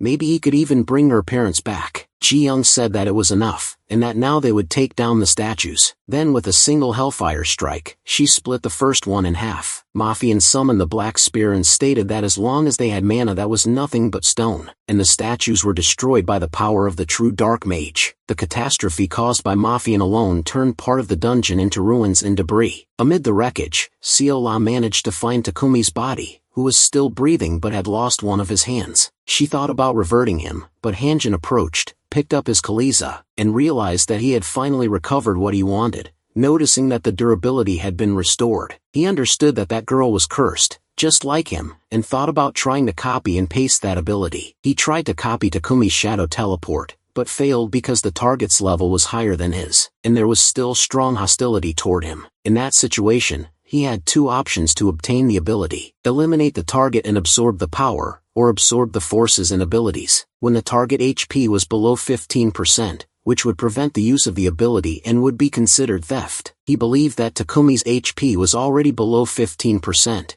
and that he could absorb it without killing. But Mafian suddenly approached and asked if she was a healer, telling her to heal the guy just enough to keep him alive because they needed to interrogate him. He broke Cola's gems, and she first confirmed with Hanjin, before using the ability to revert Takumi. Hanjin observed that his destroyed arm grew back instantly, and thought that that ability was on the same level as copy and paste. Takumi commented that, surprisingly, the 2 had survived, but shortly after he was being handcuffed. Dan Young warned that it was better for him not to do anything unnecessary, and that if it depended on her, he would already be dead. Takumi replied that first they needed to get out of there alive because that dungeon was only just beginning, and then the horizon changed before them, revealing a huge pyramid with an intense glow at the top. Takumi took advantage of the opening in the middle of the confusion and tried to escape. At the top of the pyramid was the golem's heart, which began firing beams of mana directly at Ji-young and Song-mo. Meanwhile, 30 minutes earlier, Ma-hyun was annihilating all the enemies in the area without difficulty. Song-mo asked if his little golem could eat those magical stones scattered on the ground, and Ma-hyun told him to feel free because they were worth almost nothing.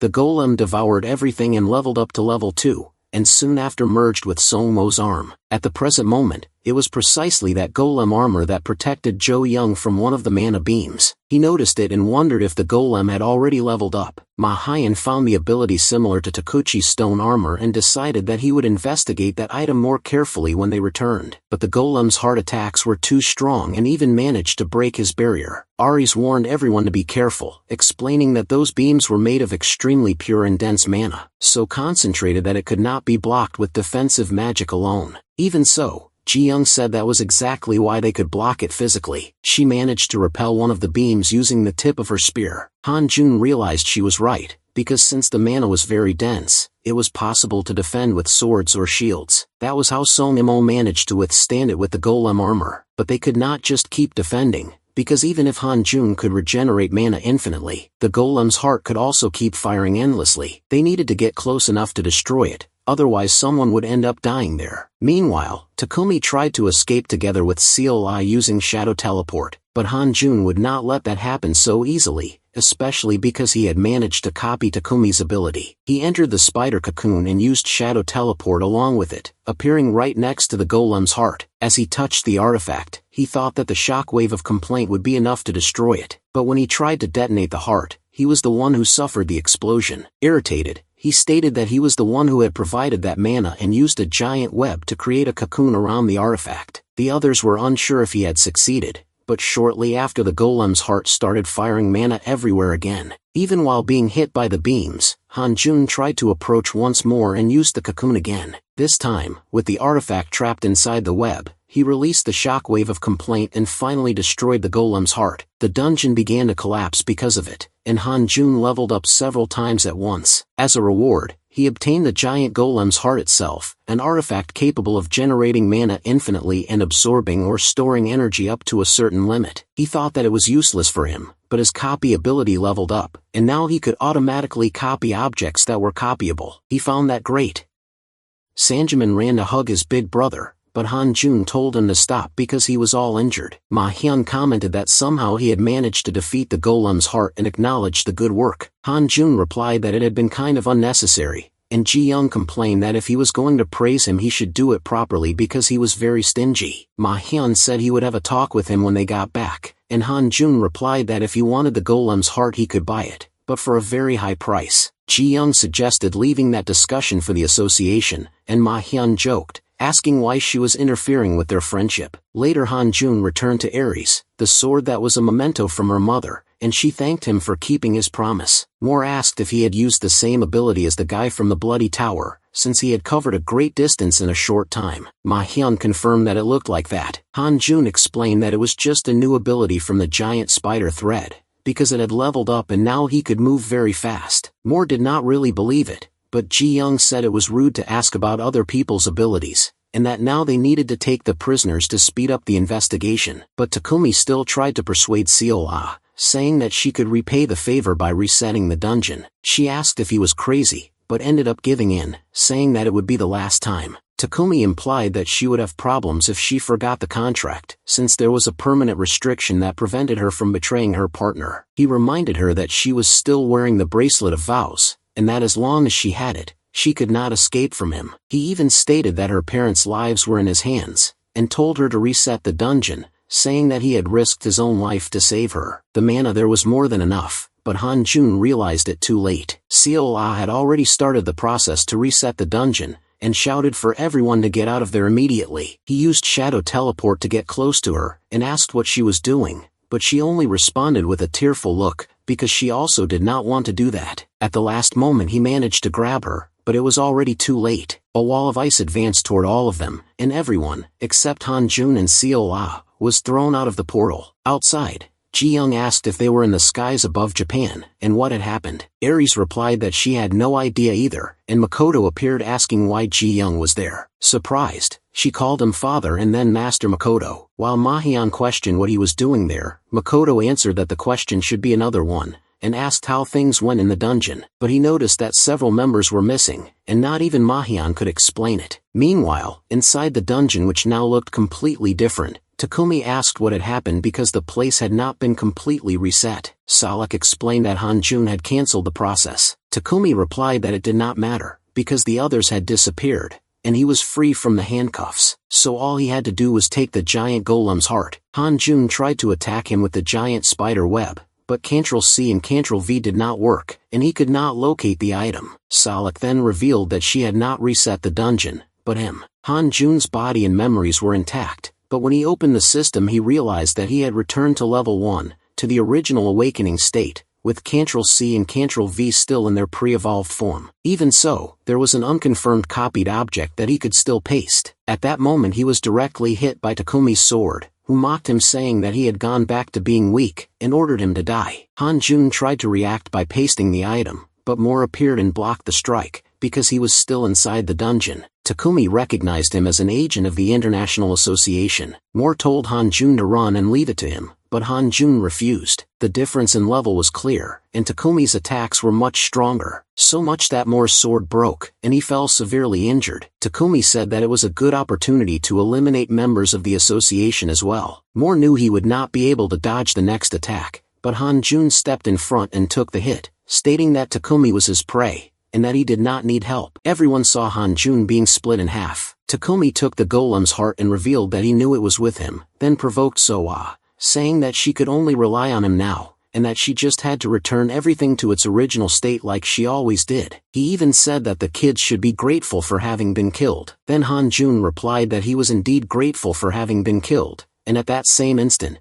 cut off the hand of Takumi that was holding the golem's heart. He explained that he had been worried about the possibility of leaving him alive. Everyone was confused because he had been killed, yet he was standing. Takumi, frightened, tried to understand what kind of ability that was, but ended up trapped by several giant spider webs. When he tried to use Shadow Teleport, he realized that it no longer worked. He ordered Soa to reset the dungeon again, but she refused. Takumi reminded her of the bracelet contract that she could not break, and said that if she did not want to die there, she should reset it immediately. The bracelet began to act against her, forcing the contract to be fulfilled, but Han-jun approached and used the shockwave of Kusha on the artifact, destroying the bracelet. Soa was free. Takumi tried to attack again and used teleport, but failed, because Han-jun revealed that he had taken his ability. Trapped by the webs, Takumi was struck several times by Han-jun's sword. After that, Han-jun took the golem's heart and asked how many lives had been sacrificed for that artifact and for that dungeon. He stated that Takumi had no right to possess it, and destroyed the heart with the shockwave. The system informed that he had destroyed the reward of an advanced dungeon, and because of that, received a unique reward. Right after that, the doors of the secret dungeon opened. The rest of the teams reunited with Han-jun,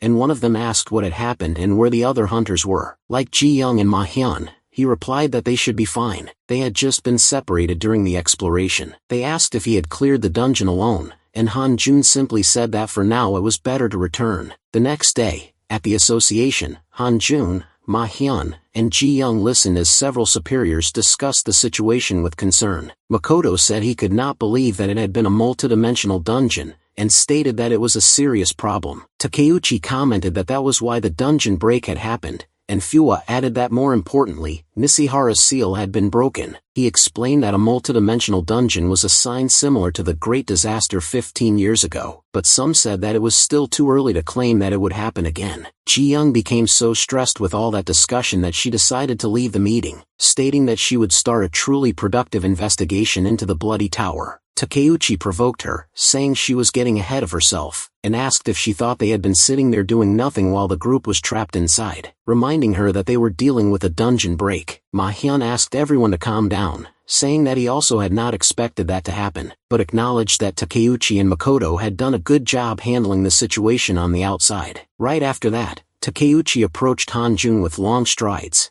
and asked if he was the so-called hero of the nation, saying that if he was that skilled, there was no way he would not know him, and demanded to know who he really was. Hanjun replied that he was just a hunter. Takeuchi asked if he was joking, and said that he should know who he was standing in front of. But Hanjun fired back, asking what the problem was, since the dungeon had been cleared with minimal sacrifices, and they had even discovered that it was a multidimensional dungeon, so maybe it would be better to show gratitude instead of interrogating him. Irritated, Takeuchi summoned his stone arm, and commented that Hanjun had too big of a mouth. Questioning what he intended to do with that ability, Fuwa intervened and told Takeuchi to control himself, warning that if he crossed the line he would not receive any reward. Takeuchi grumbled, saying that Hanjun had been saved by luck, and left the meeting. After that, Hanjun started thinking about whether he could also copy that stone arm ability. Later, in Fuwa's office, he was called in for a conversation. Fuwa asked if his name really was Hanjun, and if he was affiliated with any guild. He replied that he was part of the Daikensa guild,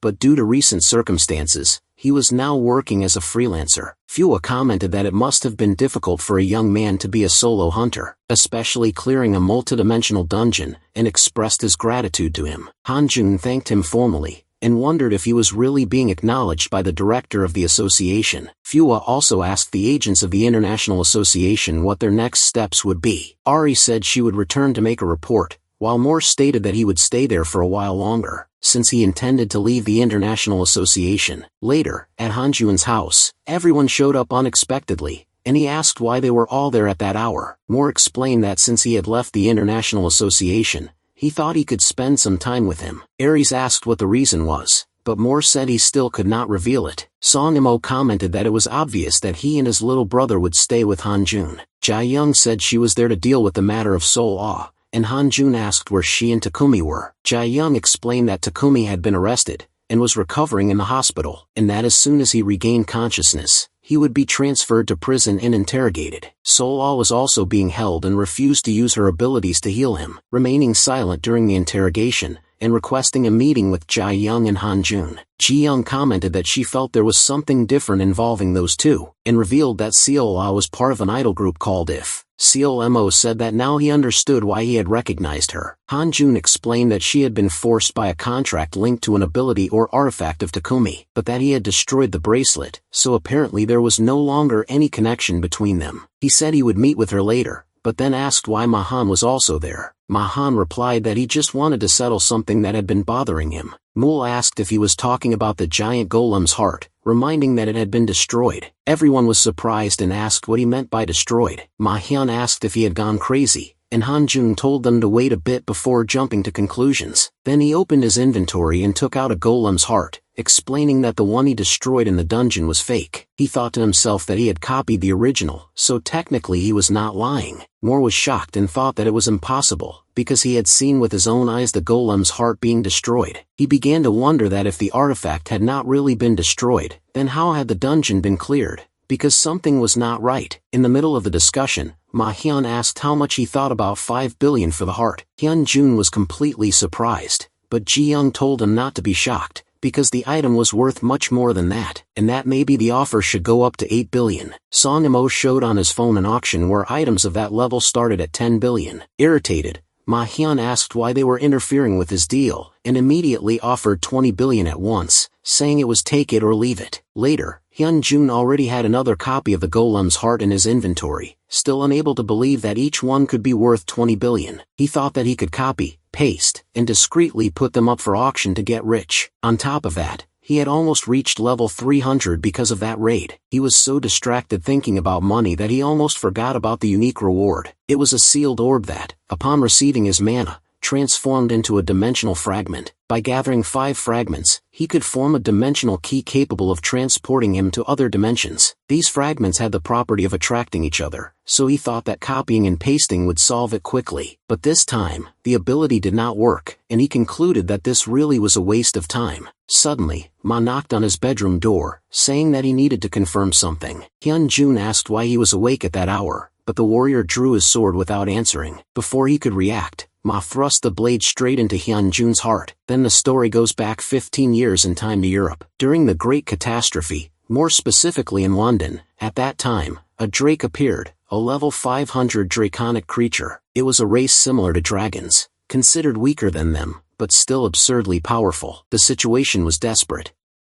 The hunters present could barely scratch the monster, even using fire and ice spells. Some commented that they had not managed to leave even a scratch, while others wondered how an S-class monster had appeared out of nowhere. The drake breathed fire and incinerated a large portion of the hunters. A rookie told Moore that they would not be able to win, and at that time, Moore, also a rookie, was experiencing that nightmare for the first time. At the last moment, he was saved by a fully armed hunter. It was Frederick Hugh, considered the greatest hunter in the world. Moore thought he had been saved, but right after that, the drake swallowed Frederick whole. Within moments, however, the creature began to feel pain and spit blood, until its body was destroyed from the inside out. Frederick emerged intact from inside the monster.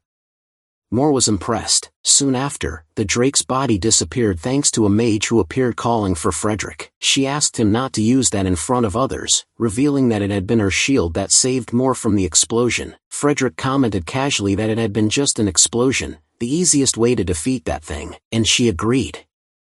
Before leaving with his wife's magic, Frederick asked Moore to keep that a secret, and he promised he would. When other hunters approached, asking who had defeated the drake, Moore introduced himself saying that he had recently become a hunter, that his name was Moore Grant from the Grant family, and asked Frederick to remember him. Frederick said he would remember.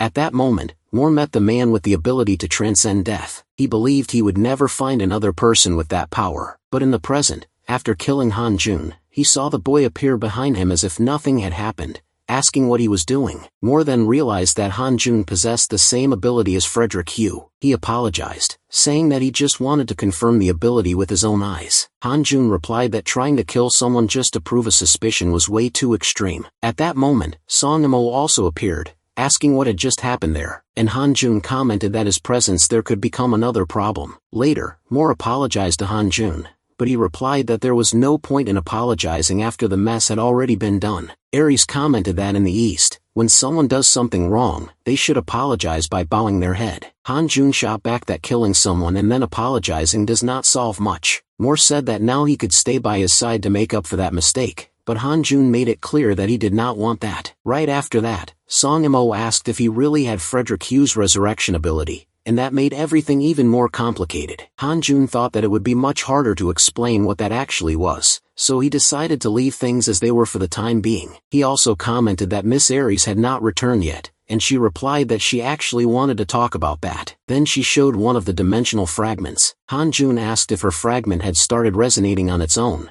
and she confirmed that it had, saying she was even surprised. Ares explained that her fragment was number 1, and Hyunjun's was number 5. And asked where he had gotten it. He replied that he received it as a unique reward after destroying the golem's heart. Ares said she could investigate it further, since her dimensional fragment had come from her parents' belongings. According to the notes they left behind, one dimensional fragment attracts another, and now that had been proven, Hyunjun thought that this way he would be able to gather the other fragments much more easily. Shilngamo asked what exactly they could do with that, and Ares explained that if they gathered all the fragments, they could open a dimensional gate. Hyunjun asked if it would be like the one from the multi-dimensional dungeon, and she confirmed that it would. There are other secret multi-dimensional dungeons just like the golems, and by collecting all the fragments and completing the key, it would be possible to open a dimensional gate. Hyunjun asked if that was also why she had come, besides resolving matters involving her parents, and Ares replied that she believed they were in another dimension. Moore said that he thought so too, because he could not imagine the two of them being dead. Shilngamo wondered whether they were trapped for not having a dimensional key, or if the gate could only be opened from that side. Ares explained that there was a third possibility, that they were there by their own will. Hyunjun began to wonder if there was some hidden reason behind that,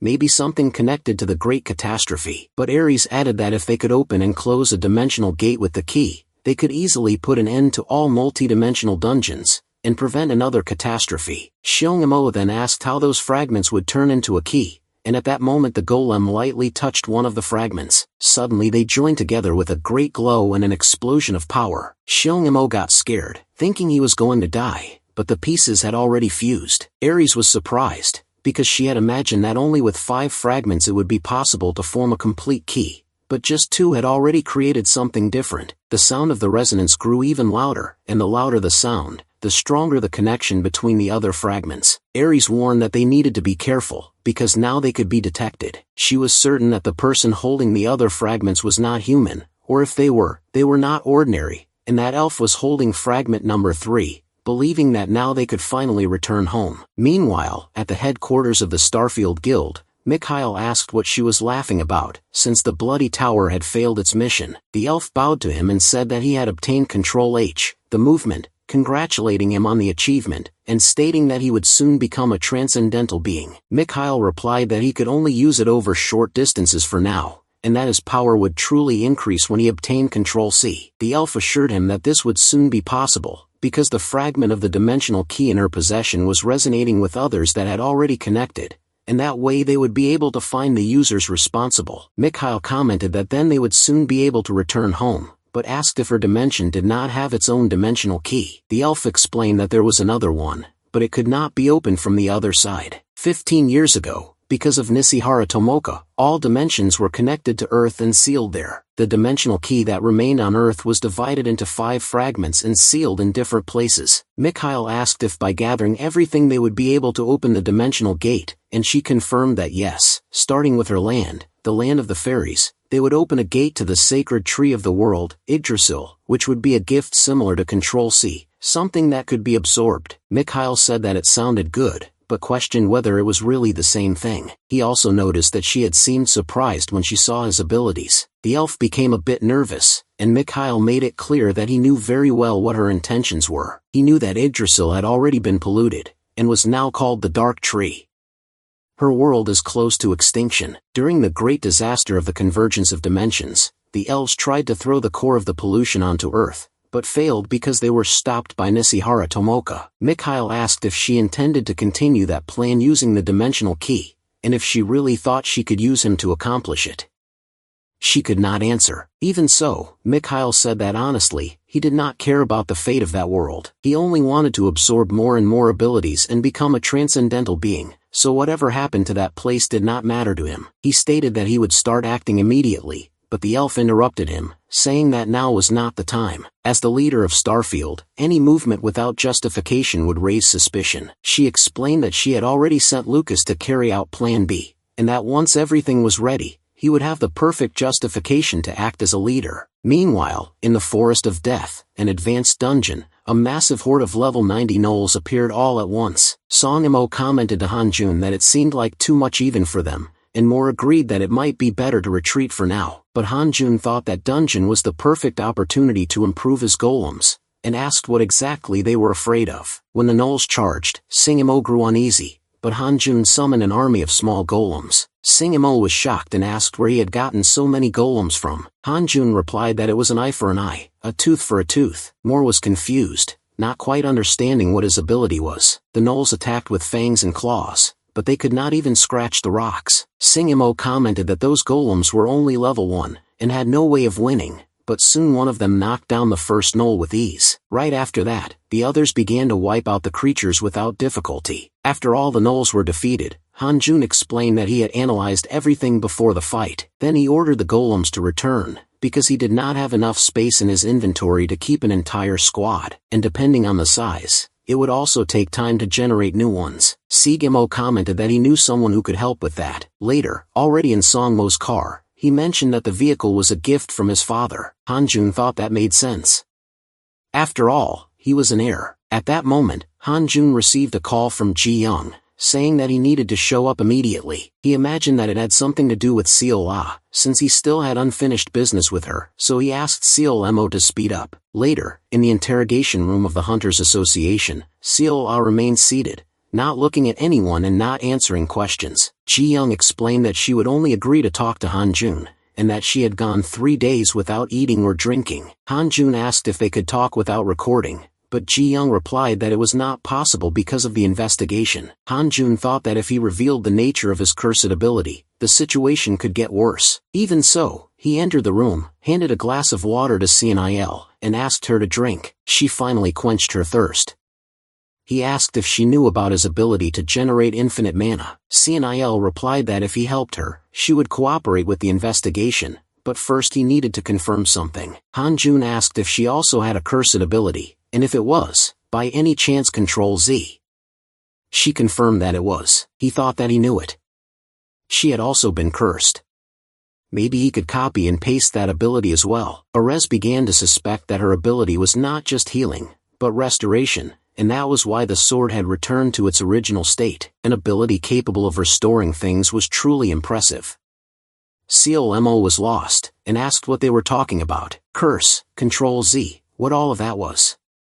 Clmo explained that her parents were in a coma and asked for help. She needed an enormous amount of mana to restore them, and since Hanjun could generate infinite mana, he could help. He agreed to provide mana, but in return she would have to cooperate with the investigation. After that, he apologized in advance, saying that what he was about to do might seem rude. He then broke her handcuffs with a shockwave, and upon touching Ciola's skin, tried to copy the ability. However, the system warned that he could not copy it. Hanjun was confused, and wondered if it was impossible to copy other curses. Ciola asked what he was doing, and he just apologized again. The system explained that he could not absorb Control Z through copying, but that he could absorb it if he eliminated the target. Hanjun was furious when he understood the meaning of that. In other words, he would have to kill Ciola to obtain the ability. He wondered if there was really no other way to copy it. It seemed far too absurd. Sisun Mo asked what that window was that suddenly appeared, but Ji Young found his reaction strange, and wanted to know what was wrong. Hanjun replied that it was nothing, and that everything was fine,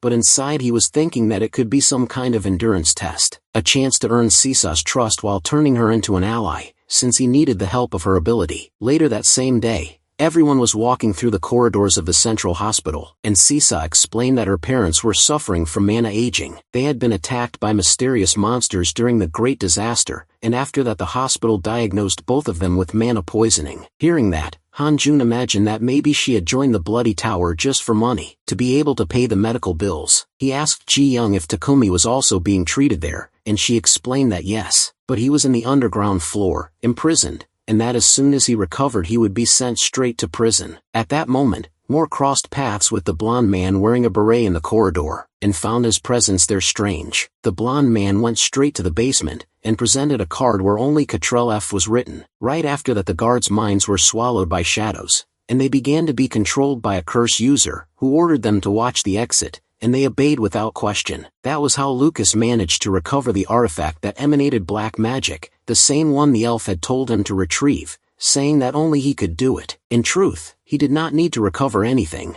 but rather to implant the artifacts she had given him. Confused, he wondered what that thing was, and she explained that it was a polluted fruit from the dark tree Yggdrasil brought from her homeland. The elf created a barrier, so that he would not get hurt during the process, and explained that once implanted, it would open a subspace. When she showed what existed inside, gigantic and terrifying creatures, practically death itself, she made it clear that all of that came from a single fruit. The objective was to give Mikhail from Starfield a public reason to act. Lucas then understood that they were planning to provoke a dungeon break in that place. Even hacking the access codes, he knew he could not refuse the mission, since his family had deep ties with Starfield. Meanwhile at the hospital, Solar's parents were waking up. The father, still confused, asked if he had returned to the world, and soon saw his daughter hugging her mother while crying with emotion. Solar was completely moved by the scene and commented on how absurd Mr. Hanjin's infinite mana ability was, but he never imagined it could save people like that. Ji-young on the other hand realized that that girl's power was immense, and thought that she needed to use the association to keep her close. That was when Hanjin noticed Moore's absence, and asked where he was. Erez admitted that she had not noticed that he had disappeared either. In the basement, Takumi was being rescued by Lucas, but through the system Lucas realized that there was another control user inside the hospital. Takumi also understood the situation, and remembered that Solar's parents were hospitalized there, starting to suspect that this was the reason for the other user's presence. Shortly after, Moore appeared in front of Lucas, commenting that he almost did not recognize him because of the hat hiding his face, and made it clear that he had caught the two of them. He stated that he was after Takumi, calling him Starfield's dog, and questioned what Lucas was doing there. Using his sword, he declared that Takumi was a criminal, and that anyone who helped him escape would become an accomplice. Lucas mentally pushed back, thinking more was as irresponsible as ever. After all, they were inside a hospital, without weapons, since all the inventory had been confiscated. Takumi asked for anything to defend himself, saying that he could still teach that guy a lesson. At that moment, Hanjin appeared using his shadow teleport, and Takumi got irritated when he saw him using that ability in front of him. That was when Lucas realized that that boy was the Ctrl-C, Ctrl-V user, and understood that he had finally found who he was looking for. Soon after, Ji-young appeared with her spear in hand, ready to end everything right there. Lucas felt the pressure increase, especially when she ironically mentioned that her horoscope had already warned that the day would be unlucky. The patients began to move away when they noticed Ji-young's armed presence in the hospital. Takumi, trying to ease the situation,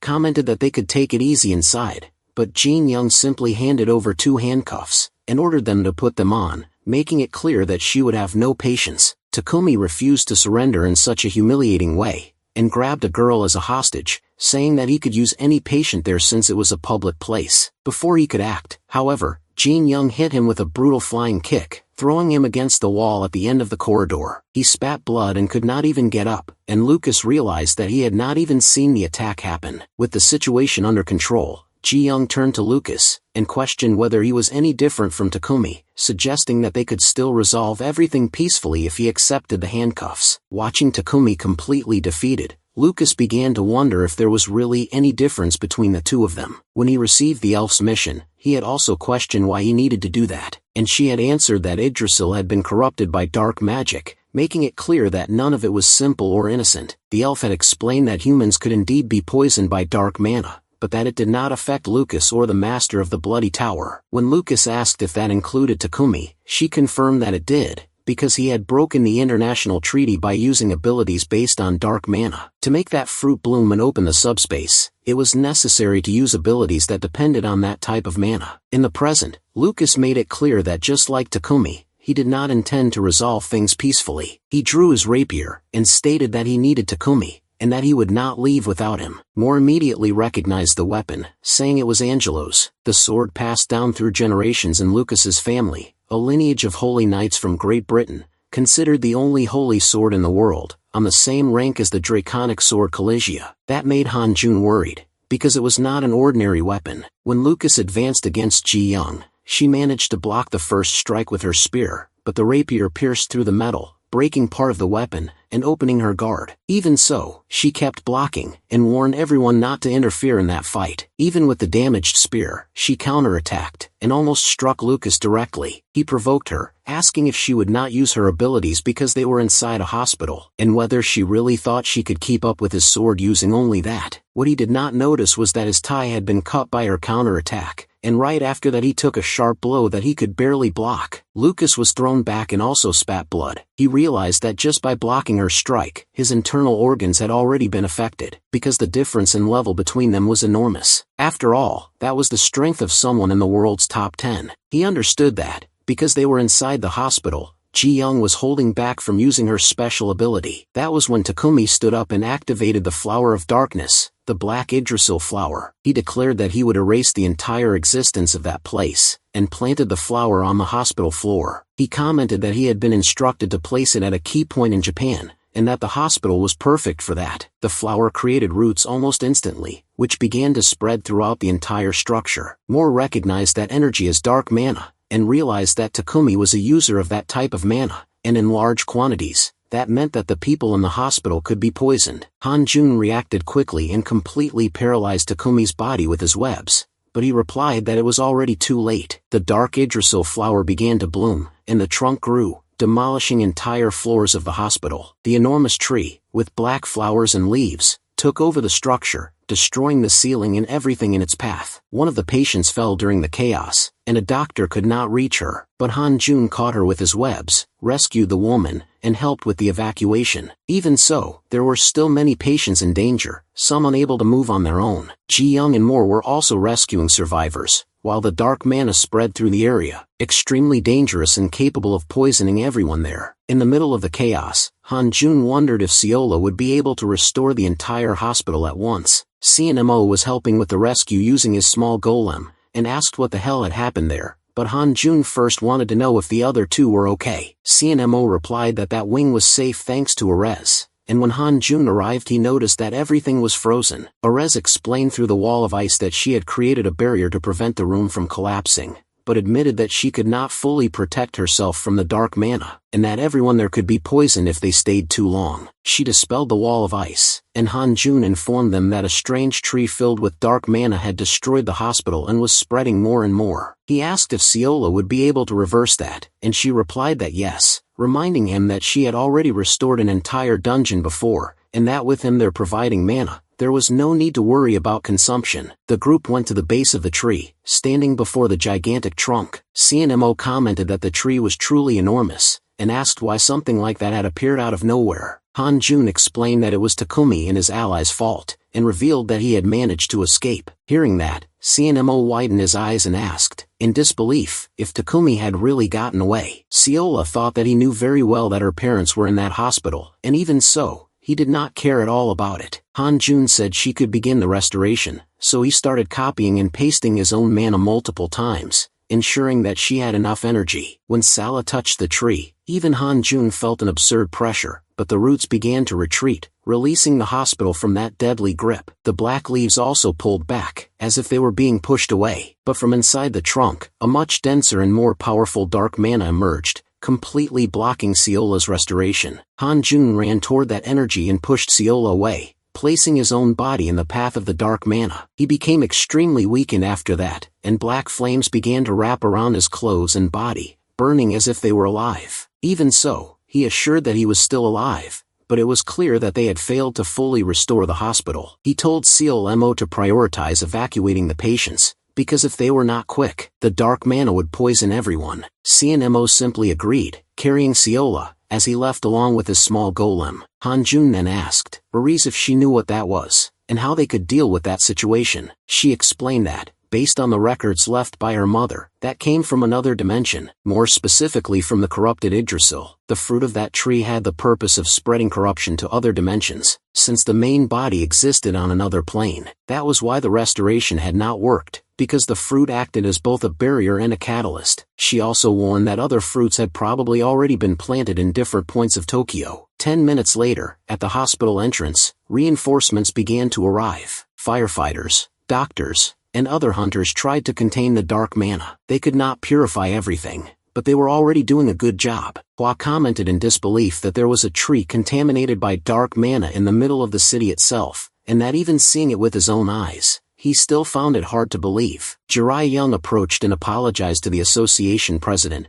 bringing bad news about Lucas and Takumi, who had escaped. He did not seem very surprised by Takumi's escape, but questioned whether Lucas was also involved, suggesting that it might be better to confirm directly with Starfield. At that moment, Mahyun appeared, saying not to worry too much because he would personally capture Takumi soon. Suddenly, the ground began to shake violently. A subordinate informed the president that they had a huge problem because a second tree had just appeared. Han Jun immediately thought that they had planted another one, and realized that the situation was getting out of control. Soon, all the news began showing images of two gigantic and mysterious trees spread across Tokyo. The Hunters Association announced that the dark mana released by those trees could cause poisoning, and the government issued an emergency evacuation order in the affected area. Even so, part of the population did not seem as concerned as they should have been. Inside a car, Takumi commented that it would be impossible to find them in the middle of that chaos. He told Lucas that the move had been well executed, and that he never imagined he would use dark magic to control people like that. The news explained that as long as no one was exposed for more than 24 hours,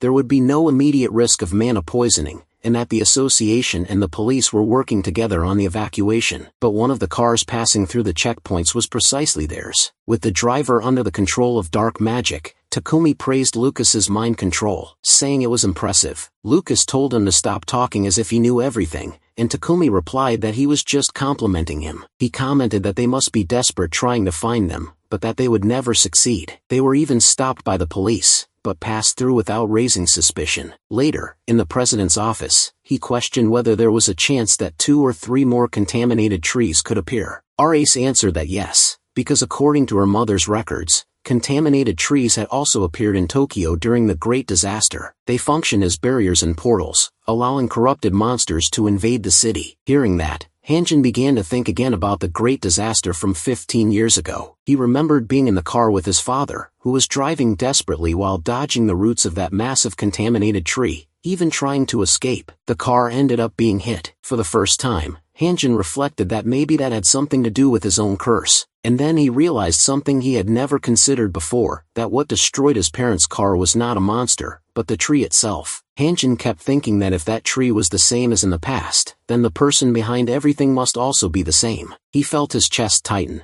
and decided that he would not forgive whoever was involved in that. Bua commented that now that he thought about it more clearly, a giant tree had indeed appeared back then, but he had been busy dealing with a dungeon break, and did not have time to pay attention to it. Race confirmed that, according to the records left by her mother, the barrier created by contaminated trees worked as a portal to another dimension, something like a subspace. Mayung questioned whether there were not simpler methods to create a subspace there, and asked why someone would risk planting so many trees in that dimension. Dreong disagreed, saying that she believed the only way to summon that was really through contaminated trees, because opening a subspace required an enormous amount of dark mana, and a single tree would not be enough to provide everything that was needed. Race added that in the current scenario, a subspace could indeed manifest, but in the worst case, a gate to a completely contaminated dimension could open right there. Hearing that, Hanjin began to think differently. If they were talking about subspace, maybe he could use that to solve his own inventory problem. He imagined that he could create an infinite army of golems, obtain unlimited items, find whoever was behind everything,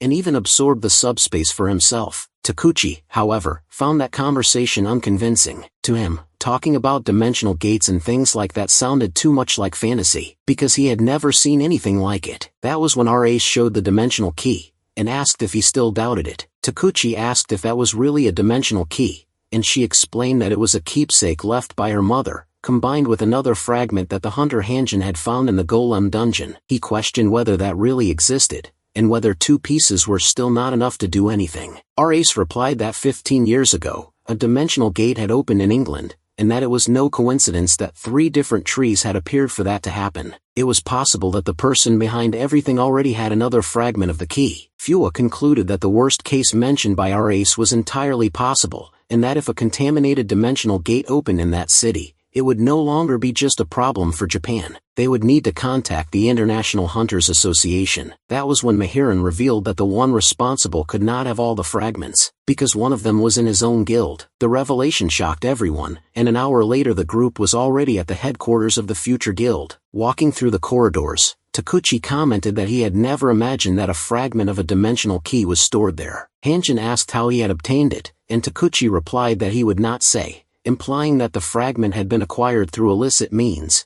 probably with Mahiran's involvement, and even raised the possibility that it was fake. Hanjin realized it was not fake because even inside his inventory the fragment was resonating. When Mahiran opened the vault, he revealed fragment number 4 of the dimensional key. Takichuchi mocked the exaggerated size of the vault for something so small, but when he tried to approach, Hanjin stopped him. Perez warned that connecting 2 fragments was already dangerous, so imagining the connection of a third was even riskier. Manhwa agreed, saying that in that scenario they needed to be extremely careful. As the vault doors began to close, Takuchi stated that he had already seen enough and was no longer interested, but made it clear that if a strange dimension opened, the responsibility would be theirs. Hanjin approached fragment number 4, noticing the energy vibrating, and asked once again if no one would say how it had been obtained. Mahan told him to proceed already, creating a barrier around him to protect him in case something went out of control. Hanjin thought that he still had his spider webs and shadow teleport, so he would be safe. He did not even fully touch the other fragments. Just bringing them close together was enough to trigger a massive explosion of mana. The stone slammed against the reinforced vault doors,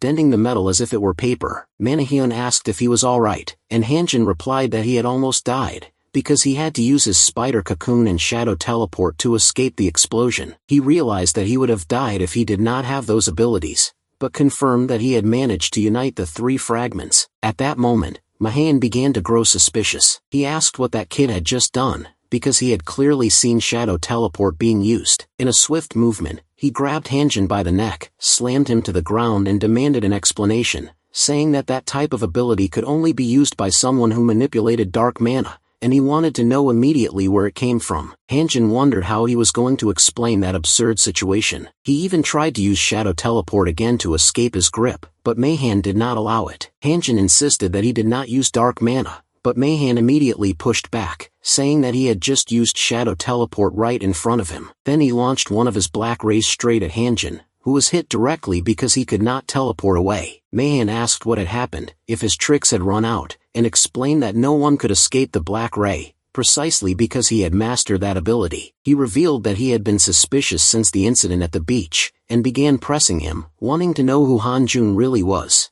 and what had happened between him, Takumi, and that golem heart. To Maan, it seemed like there was a plan between them. Hanjin was in disbelief, thinking if he really believed that he was working with the enemies, coming there alone now seemed like a huge mistake. To avoid having to explain himself, he made a quick decision, and tried to trap Mayhan Yun inside a spiderweb cocoon. But as expected, the cocoon was destroyed from the inside shortly after. Shattered by the barrier and the black rays, Mayhan declared that he would kill Hanjun right there. When Hanjun realized that he had grown too used to relying on his own webs, and had forgotten that he was facing someone above level 500, he only had one option. He took a high-quality potion from his inventory, and when he was struck again by Mahian's power, he felt unbearable pain, but managed to survive. His HP dropped below 25%, and then he activated Frenzy Mode, with the sword Kalicia in hand. He blocked and counterattacked with enough force to break Mahuan's barrier. In the middle of the battle, a memory surfaced. He remembered Mahuan's younger brother, from when they founded the Future Guild, the one that would represent hope for tomorrow. Back when they acted as a duo of hunters,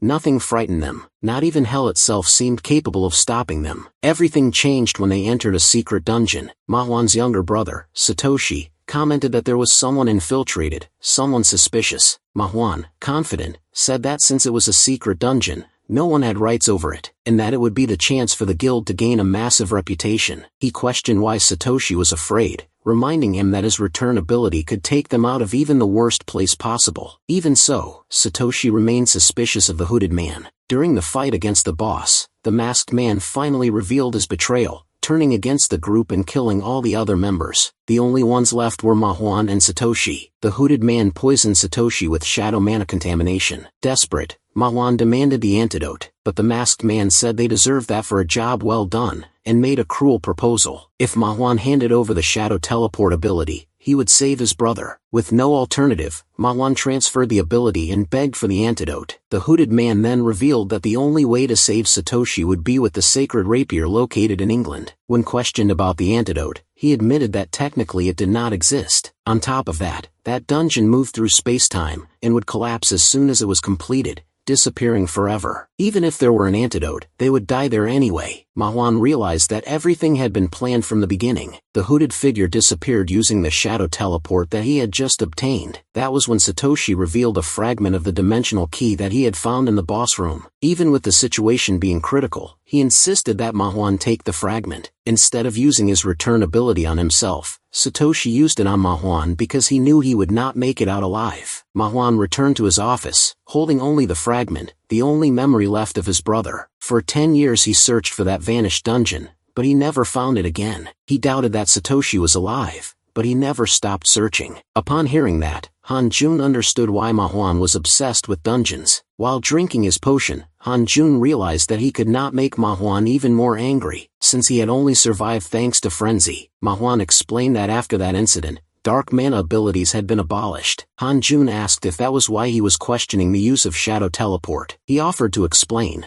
but Mahuan said it was not necessary. Then he asked if that other ability had come from Kalusia, and implied that he had also stolen shadow teleport. For Mahuan, there was only one possible conclusion. Han-jun was a skill thief. Han-jun said that if he was going to apologize he should do it properly, because he was calling him a thief. But Mahuan pushed back, asking if it was not him who had stolen the reward from Kushia. Even so, he made two things clear. When the dimensional key was complete, he would join him, but he told him to stay away from Takumi, because that matter he would deal with himself with that bastard. Han-jun replied that he no longer cared about Takumi either. Meanwhile, Takumi himself was planting his trees, and commenting on how Tokyo was becoming more and more beautiful. When they left the vault, Moore asked if anything had happened inside. Han-jun said no, that they only had some issues with the intact pieces. At that moment, Ji-young commented that while they were inside, she had received news about more contaminated trees, and that another one had appeared. Manhwa wanted to know where that bastard Takumi was hiding. Ares, analyzing his latest movements, said it was possible to predict his next step, but they would need more people. Based on the location of the first barrier, it was possible that they wanted to open the subspace in Ginza. Ji-young warned that if that happened, many monsters would appear. Han-jun internally thought that he had been having trouble dealing with monsters lately, and that he urgently needed new abilities. Mi-han stated that his subordinates from the future guild would go to Ginza, but he himself would go after Takumi. He also commented that he hoped to find him before the fourth tree appeared. Ji-young assured that she would act as quickly as possible, and that she would return to the association. She also said that Han-jun and more should join the team. Han-jun, however, explained that he needed to make his own preparations. Ares reinforced that the subspace that would be open would probably be enormous, so it would be a true numbers game. Mi-han told Han-jun to do his best, and said that he could wait to see what he was capable of. Han-jun then commented that this time he would need Moore's help, asking if he would finally prove his own worth. Moore replied simply that if necessary, he would even carry the baggage. Meanwhile, at the Starfield headquarters,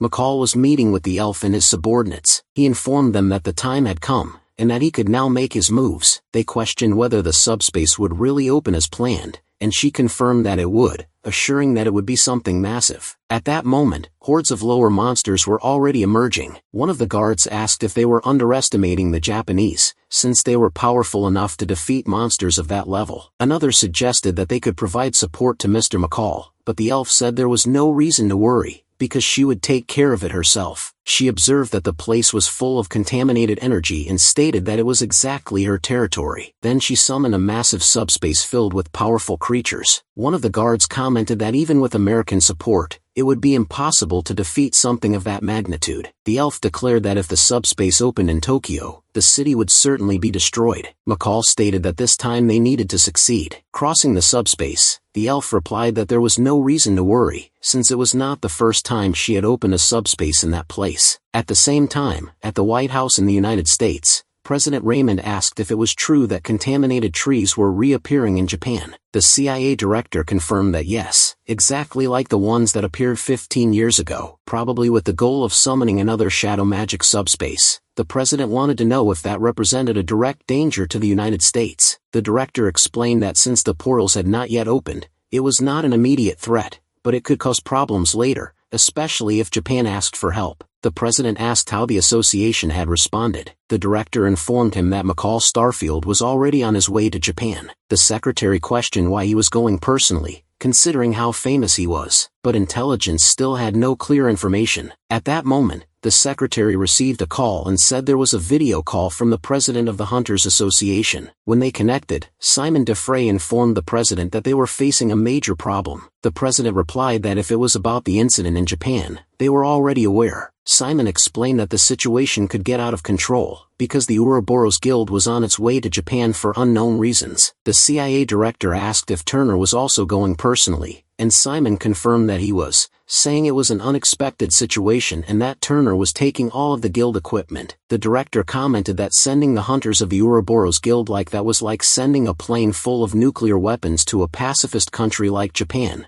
which could create a major diplomatic problem. Simon stated that there was no way to stop Turner, because it was impossible to stop him. Faced with that, President Raymond concluded that the situation was no longer just a problem for Japan. He ordered that hunters be selected immediately to be sent there, but made it clear that everything had to be kept secret. Meanwhile, Lucas was near one of the contaminated trees, and thought that deep down he was now the same as Takumi. He had always used the excuse of protecting his family, but he knew that everything had started because of him. Everything changed on the day he received the transcendental curse of Control F.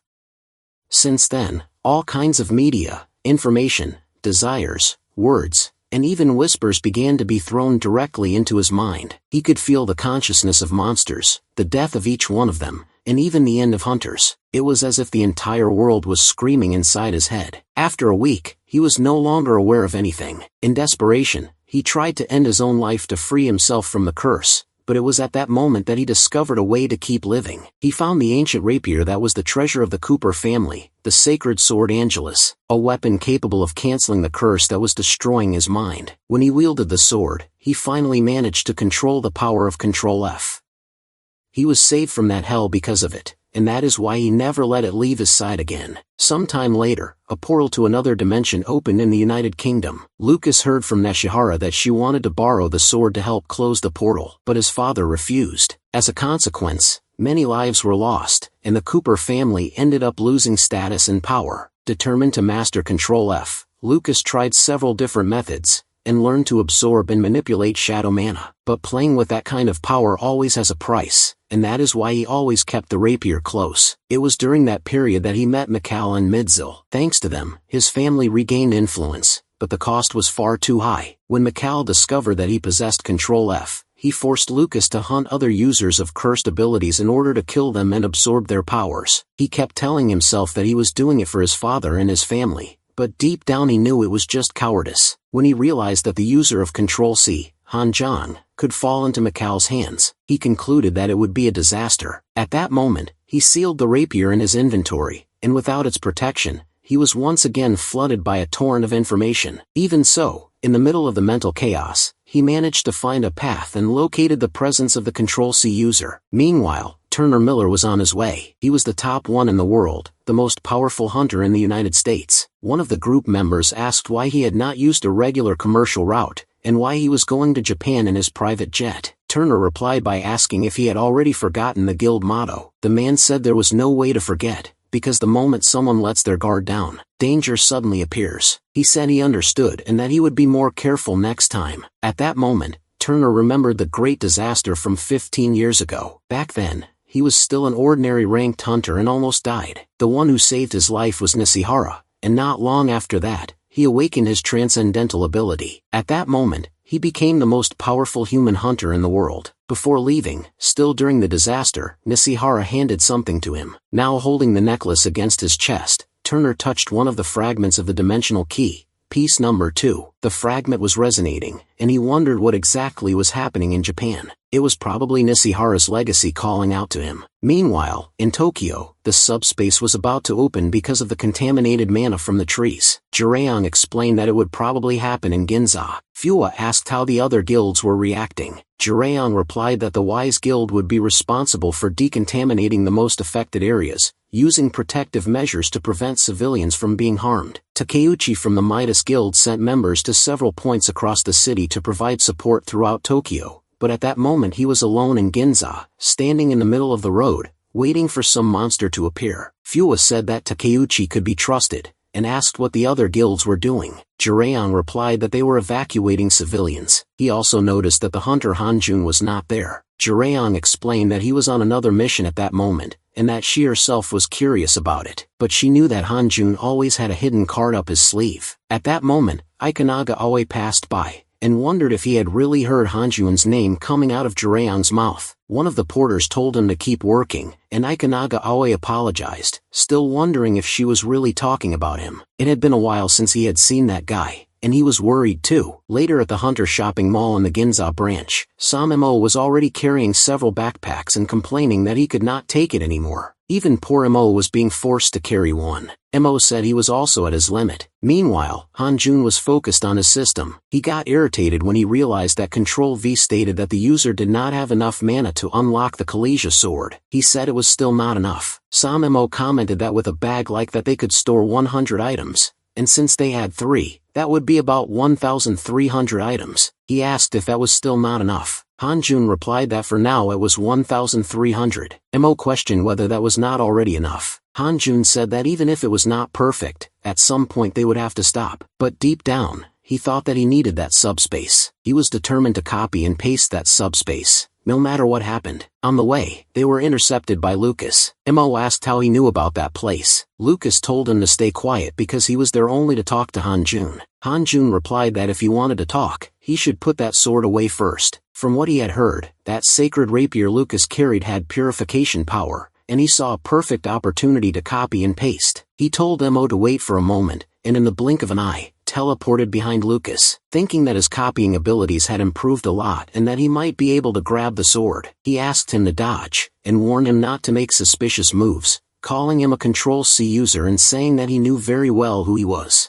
Hanjun wondered how he knew that, but pretended not to understand. Lucas stated that there was no reason to pretend, because he and his family had risked everything for that. Then he advanced with a thrust, but Hanjun escaped using his shadow teleport. Lucas asked if he also had shadow abilities and challenged him to see if he could use them now. Then he activated the sacred glow of the rapier, lighting everything around with an intense light. The flash was so strong that it dominated the horizon, and Hanjun realized that he really could not activate shadow teleport in that place. Moore explained to Song Mo that the power of the divine rapier polluted any type of mana within a radius of 10 meters, preventing the use of shadow abilities. Lucas provoked him, asking if all the abilities Hanjun had copied so far were shadow-based. Hanjun replied that maybe from that moment on, he would start copying abilities with better compatibility. Even so, he realized that without teleport, he had no chance of touching the sword and getting out alive. He began to think about whether he should draw his own sword, or try to repeat the same strategy as before. Lucas said that he was only involved in that mess because of Hanjun's ability, and that he should learn to control another type of power. Hanjun replied that if he knew that much, then he must also be a cursed user, and wondered if he was planning to kill him to steal his ability. He questioned whether that was why he had allied himself with Takumi. Lucas reacted angrily, and told him not to compare him to that trash. Then he moved forward with a thrust so precise that it pierced Hanjun's heart, yet he still had a smile on his face. At the exact moment of the strike, Hanjun managed to copy the sacred rapier. However, the Control V system informed him that when using divine abilities, he could no longer use any shadow abilities. He survived because he took a potion at the last moment, avoiding death after the attack. He thought that maybe it would be possible to use the sword without consequences, since he did not manipulate pure shadow mana.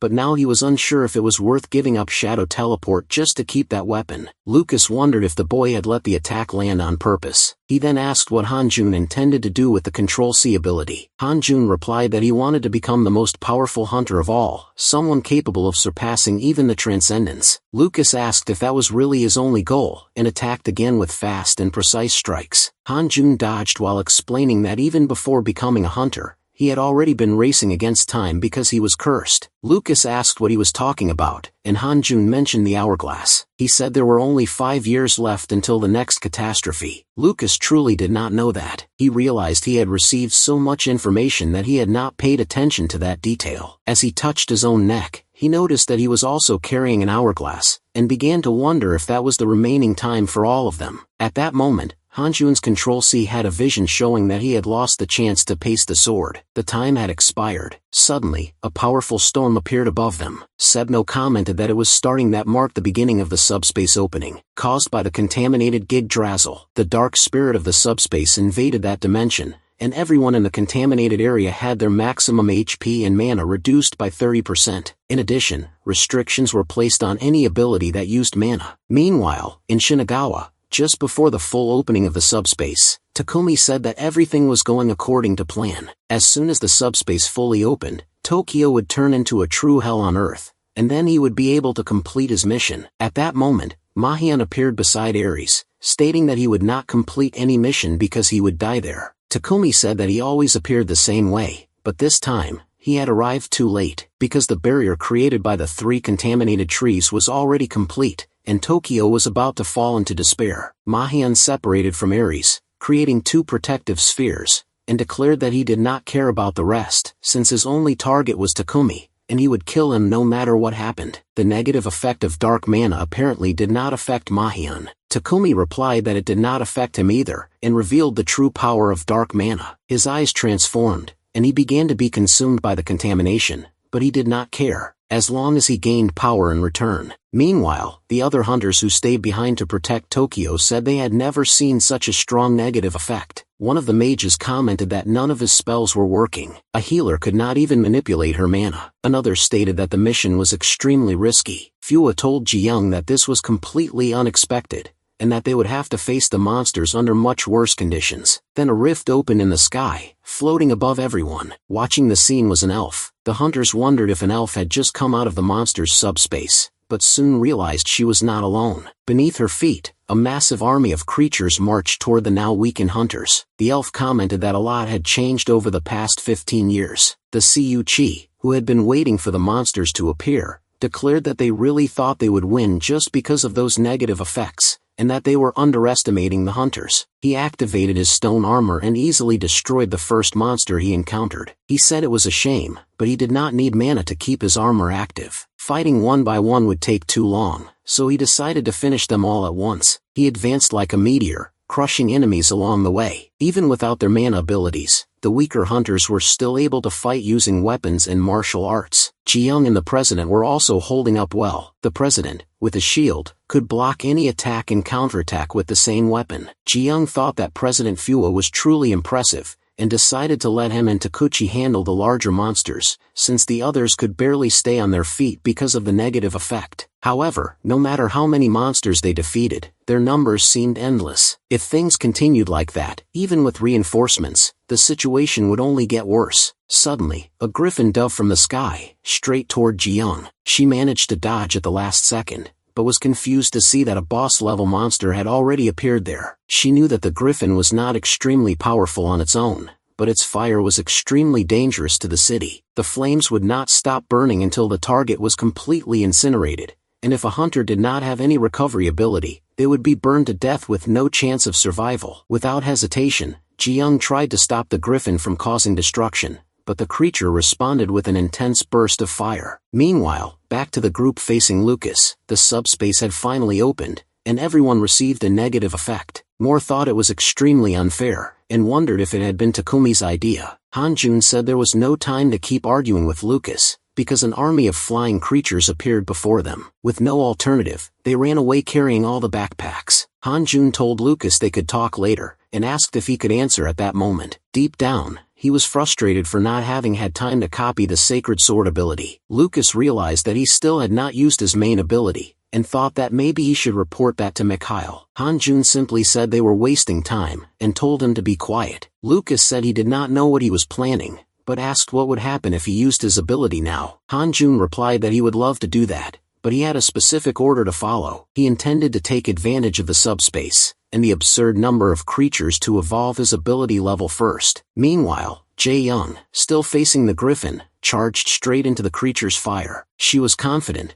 but President Fua protected her with his shield, and told her to cut off the monster's head before the fire spread across the city. The griffin reacted by using its wings to spread even more flames, and even managed to dodge her spear attack. Then it tried to knock her down with a counter-attack, but had to retreat again, because of Fua's shield. Fua commented that he tried to help, but it seemed he had made things worse, because the griffin was now flying at maximum alert, and would not come down anytime soon. As long as it stayed in the air, it would keep spewing fire from above. He told Ji-young to stay behind the shield, but she refused, and told him to throw the giant shield immediately. Fua smiled, trusting her. When he threw the shield, Ji-young used it as a platform to jump, and with a single decisive strike cut off the creature's head. Fua said that had been the right move. However, when observing the griffin's body, Ji-young noticed that a large amount of contaminated mana was being released. She began to understand that the more powerful the monster, the greater the amount of contaminated mana it released upon death. In other words, the more creatures they defeated, the more they exposed themselves to danger. The weaker hunters were then intercepted by a monstrous knight covered in armor. They tried to react, visibly nervous, but suddenly the monster was split into several pieces. Ikunaga, Oe praised the feat, thinking that someone had used a powerful item to kill the creature in a single strike. However, the mage replied that he had no items left. Shortly after, one of the group members started coughing up blood,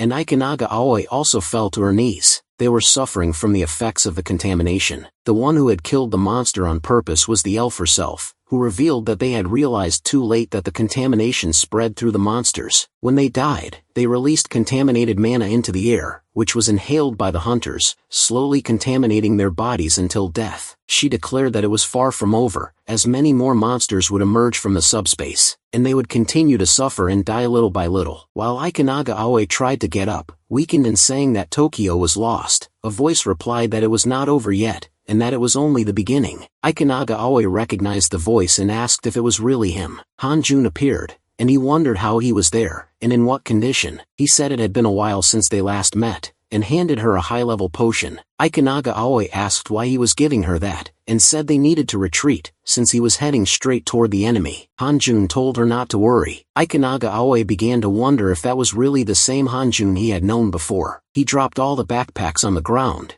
and said that first they needed to deal with that annoying negative effect. Then he started copying and pasting mana over and over again, many times, until everyone around them recovered their mana-based abilities. The hunters were amazed and started wondering if he was some kind of walking mana storage. They asked if that boy was not Hanjun from the Wise Guild. Meanwhile, Fua and Jiyoung continued holding the front line, stopping the advance of the creatures. The weaker hunters began to recover their mana abilities, and the elf could barely believe what she was seeing. She wondered who was doing that, but soon concluded that it could only be one person. That boy, the Control-C user. Even so, the lower-level hunters were still facing extremely powerful creatures, and even with their abilities restored, they still could not win easily. A stone titan was crushing the front-line warriors, and everyone thought they would be defeated soon. Then Hanjun's group ran past, with Lucas following them. One of the hunters wondered why those guys were running with a bunch of backpacks on their backs, straight toward a horde of monsters. It really made no sense, since the stone titans were already ready to kill them. Songamo asked if everything would really be fine. Hanjun told him not to worry, and ordered them to take everything out of the backpacks, including the small golem. They emptied everything, and several orbs rolled across the ground. They were golem orbs, used to summon an entire army. At first no one understood, but when Hanjun infused mana into each orb, many small golems appeared and charged at the monsters. Jiyoung realized that it was the item from the golem dungeon,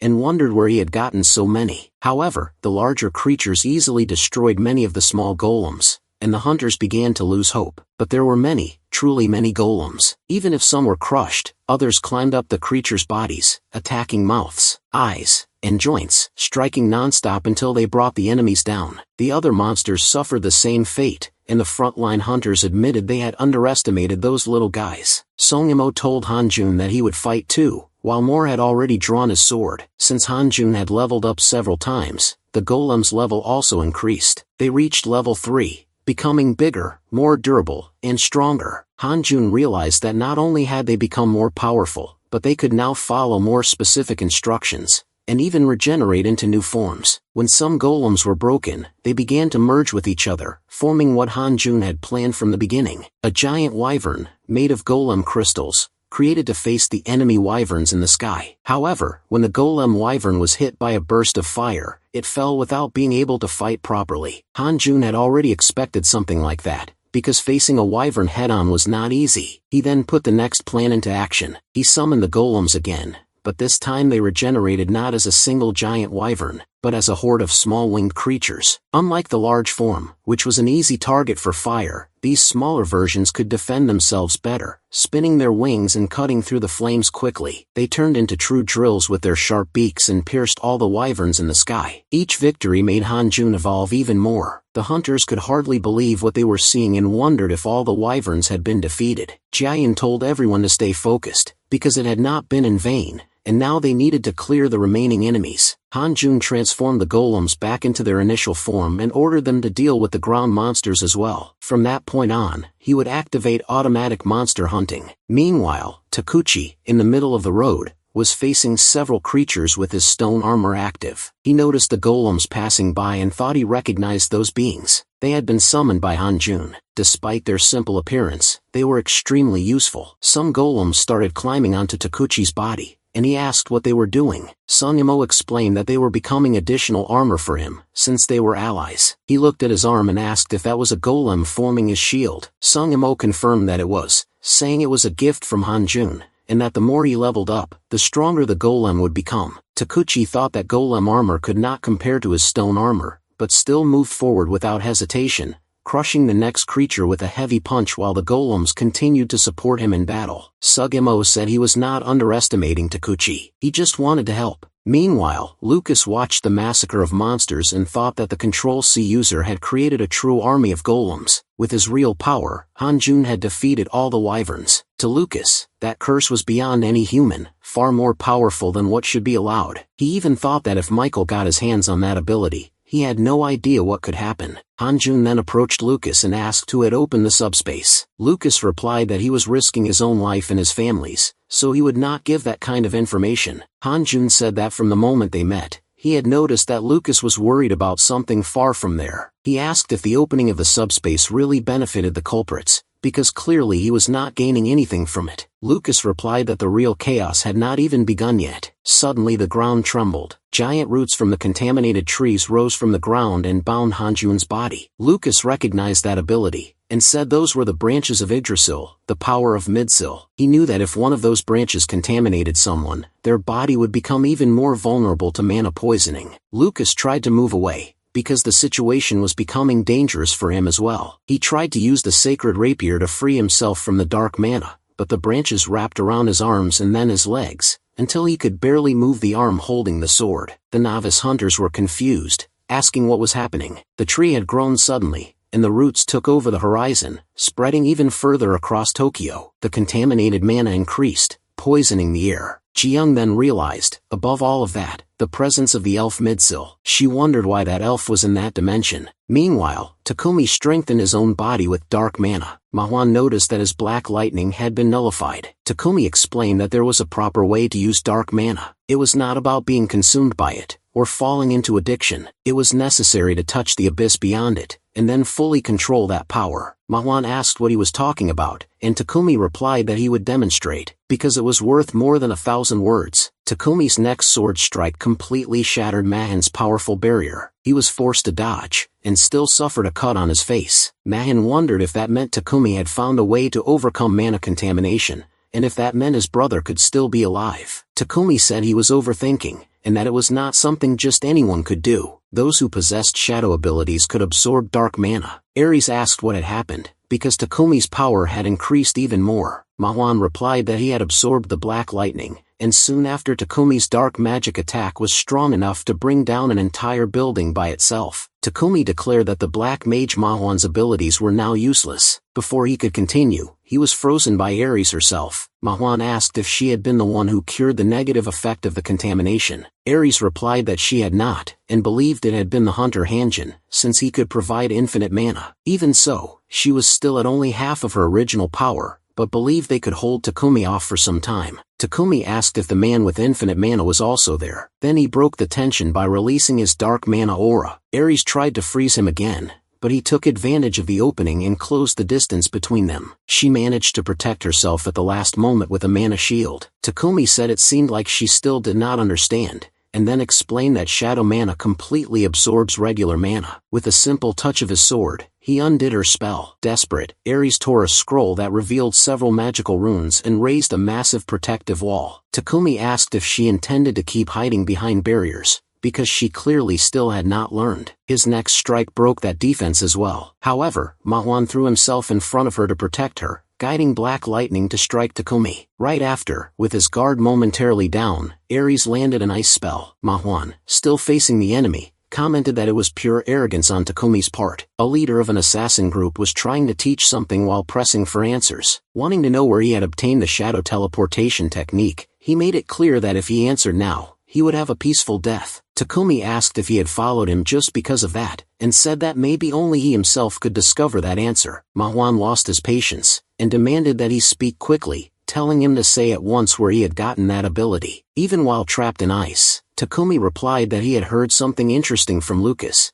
and then without even freeing himself, he stared deeply at Manhwa, using the power of dark mana to invade his mind. Once again, Manhwa found himself in front of his brother Sota, sick, contaminated by mana and on the verge of death. At the same time, Lucas was trapped by Midsel's roots, who asked if he had become friendly with the Control C. Even before she noticed, she took the sacred rapier from his hand and said that honestly, she thought it would take longer to get her hands on it. Lucas questioned if from the beginning she only wanted the sword, and she explained that the power of the Control C was essential to find the Control C itself. She also said that if Mikkel took the sacred sword and obtained the power of the Control C, they could save his homeland. She also revealed that in the dimension of the elves, there were elves contaminated by the power of Yggdrasil, and that she was one of those contaminated elves. Lucas then asked if deep down she wanted the Control C for herself, but she replied that she could not absorb that power because she was not cursed. However, he could. She explained that if she killed the copying boy there, the curse would be transferred to Lucas, because when one of the users died, the curse passed to the nearest cursed one.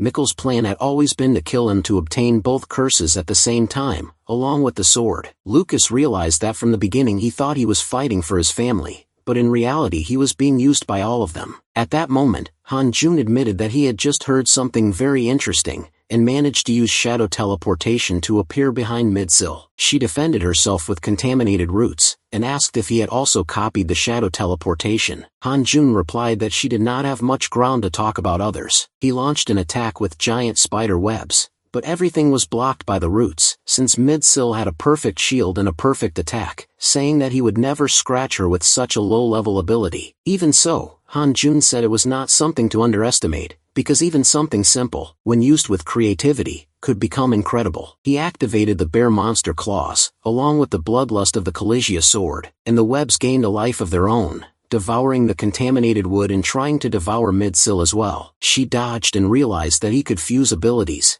as expected from the most powerful curse. What she did not realize was that Han Jun was already right behind her. She still managed to dodge the first sword strike, and said that it only made her want his power even more. Han Jun stated that those words were his, but when he touched the elf's shoulder to try to copy the subspace ability, it was not allowed. Mid-Sil explained that he could not copy anything from her, and threw him near the roots, which slammed him against the concrete. At that moment Lucas was freed, and thought that thanks to the Control-C user he had managed to break free, but the sword had been stolen. He began to be overtaken by the Control-F curse again, feeling a flood of information invading his mind. It was too much, more than his brain could handle. But even so, he managed to see everything. The fight, Han Jun, his aura, Mid-Sil, and he felt something powerful, probably her subspace. He began to wonder if everything was connected, because normally with Control-F, he could not see abilities physically. But if the subspace had remained like that, just like the sacred sword, then it meant that Mid-Sil's subspace was an item. That was why Han Jun could not copy it, because he thought it was an ability when in fact it had been an item all along. Now he only had one last option. Meanwhile, Takumi was breaking free from Ares' freezing, since Ma-hyun had been caught by the dark mana spell and was lost in his own thoughts and past. Takumi said that was the last opportunity to kill the sorceress first, stating that she could have become very powerful if she had trained,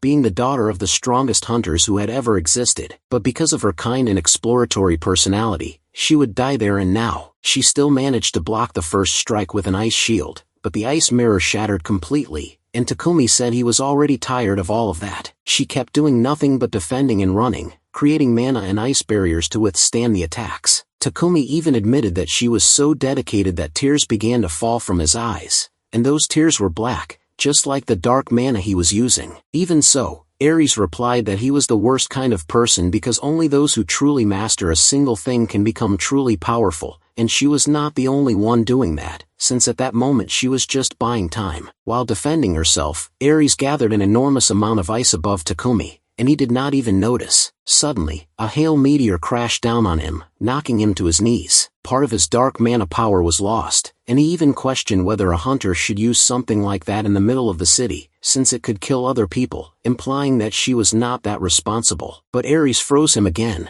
and explained that everyone had already been evacuated. She also mentioned that Master Manhwa had mastered something specific to become powerful, reinforcing that specialization was the path. At that moment, Takumi came face to face with Ma-hyun, completely furious and already free from the mental domination. He asked how that was possible, because it was impossible to escape that technique. But when he looked into Ma-hyun's eyes, he realized that he had absorbed the abyss itself. Ma-hyun replied that he had promised he would kill him, and then used his wand to cast Black Thunder, combined with the power of dark mana, finally killing Takumi and absorbing his power. Ares asked if he did not want to ask anything else before killing him, but Mayhu replied that he had already obtained the information he needed. He explained that sending Takumi into the abyss had been a terrible mistake, because inside that illusion and nightmare, he found a clue on how to overcome the contaminated mana disease. The shadow abilities themselves were the key. In the past, they had acquired a grimoire with shadow abilities, and Suda became excited to learn them. But Mayhu considered it too dangerous, because shadow abilities were not something for hunters. Even so, Suda believed there was nothing wrong with learning them,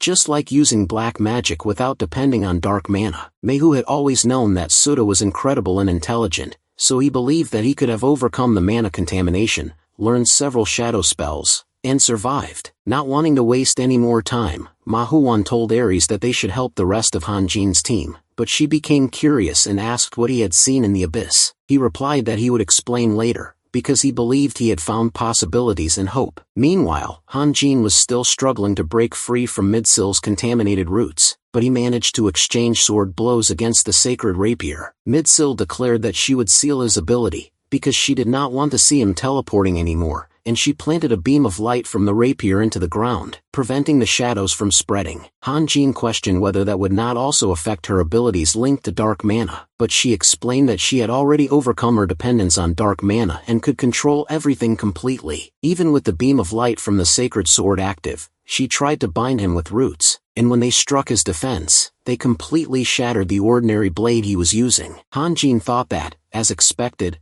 normal swords would not withstand that level of battle, so he finally drew the Collegia sword. Midsil asked if he had copied even that as well, but he counterattacked, destroying all the roots in his path and striking her with the beam of light from Collegia, even slightly injured. She admitted that he was good, but that it was only possible because of the Collegia sword, otherwise it would be very dangerous for him. Hanjin said it was not over yet, but his next attack was completely avoided when Midsil entered the subspace and reappeared behind him, piercing him with the rapier. She said he had great abilities and good equipment, but he was inexperienced and weak. Hanjin then realized that the subspace could also function as a spatial movement, which only increased his desire to copy that ability. Even so, he began to wonder why he had not been able to copy it. While drinking a superior potion, he noticed that one of his wounds, the one she had just inflicted, was not fully regenerating. Midsil explained that the potion was made with sacred power, so it could not heal wounds caused by the sacred rapier. While clashing swords with Hanjin, she provoked him, asking what he would do now, what he could possibly copy in that situation, and how he intended to get out of it, since he apparently had no options. And in fact, he did not. That was when another person struck the elf directly with hellfire. Ji-young's wall of flames nearly swallowed Midsil, and even the contaminated roots were consumed by a true tsunami of fire. Ji-young asked if Hanjin was alright, and he replied that he was, thanks to her. She said that actually, she should be the one thanking him for the golems and his support, because without that, they would not have defeated the other creatures. Hanjin realized that his golems were still active, as his experience continued to rise from that moment. Meanwhile, Lucas finally recovered his rapier, and thought about how he would make Midsil pay for what she had done to him and his family, even surrounded by flames. The elf managed to escape by teleporting through the subspace, and admitted that the hellfire was indeed powerful, but questioned how long it would last. She summoned her power again, and tried to trap Ji-young, but this time it was not like a wave of roots. She made the roots rise from below, trying to form a cage around her. For a brief moment it worked, but the fire cut through the branches with ease. Hanjin was already able to use shadow teleportation again,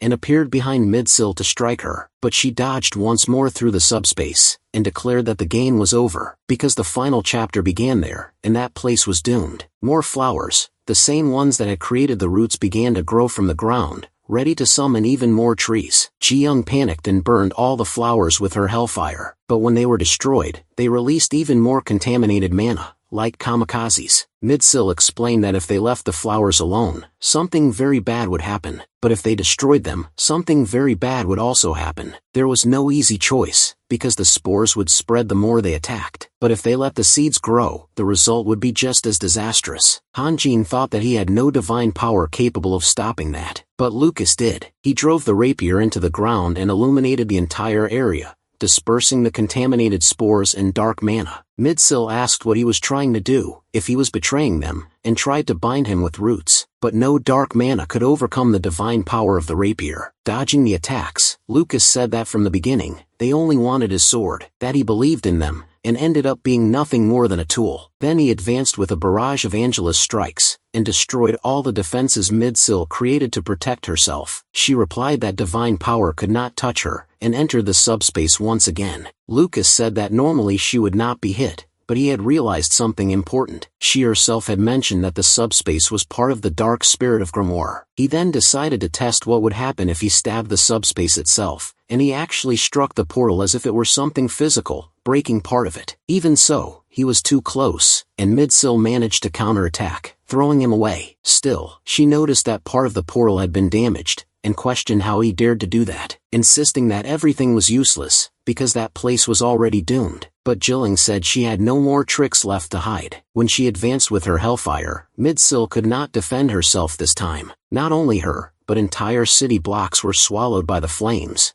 burning the remaining contaminated roots. While everything burned, Lucas asked Hanjun if he had not managed to copy Midsil's subspace, explaining that it happened because it was not an ability, but an item. Just like the sacred sword, the item was connected to Midsil's original dimension. Hanjun then asked how she had come to that dimension, and Ji-young commented that even using a dungeon break to cross dimensions, it would still require an enormous amount of mana to remain there. Lucas confirmed that it was exactly that. Midsil was using all the mana she had to remain in that dimension, which was why she had turned her abilities into items, allowing them to function without directly depending on her own mana. He did not know how she had done it, but items did not consume mana in the same way. Hanjun then realized that this explained why he had not been able to copy it, since he needed to touch the item directly. Even so, he questioned why Lucas was suddenly cooperating with them. Lucas replied that from the beginning, he had intended to kill Hanjun. Hanjun had more than one opportunity to kill Lucas, and did not do it. If he had killed him, he would have also obtained the control ability, so Lucas said he would show his gratitude. But Hanjun thought that he had not killed him simply because it was Lucas, and he would not kill anyone just to steal an ability. At that moment,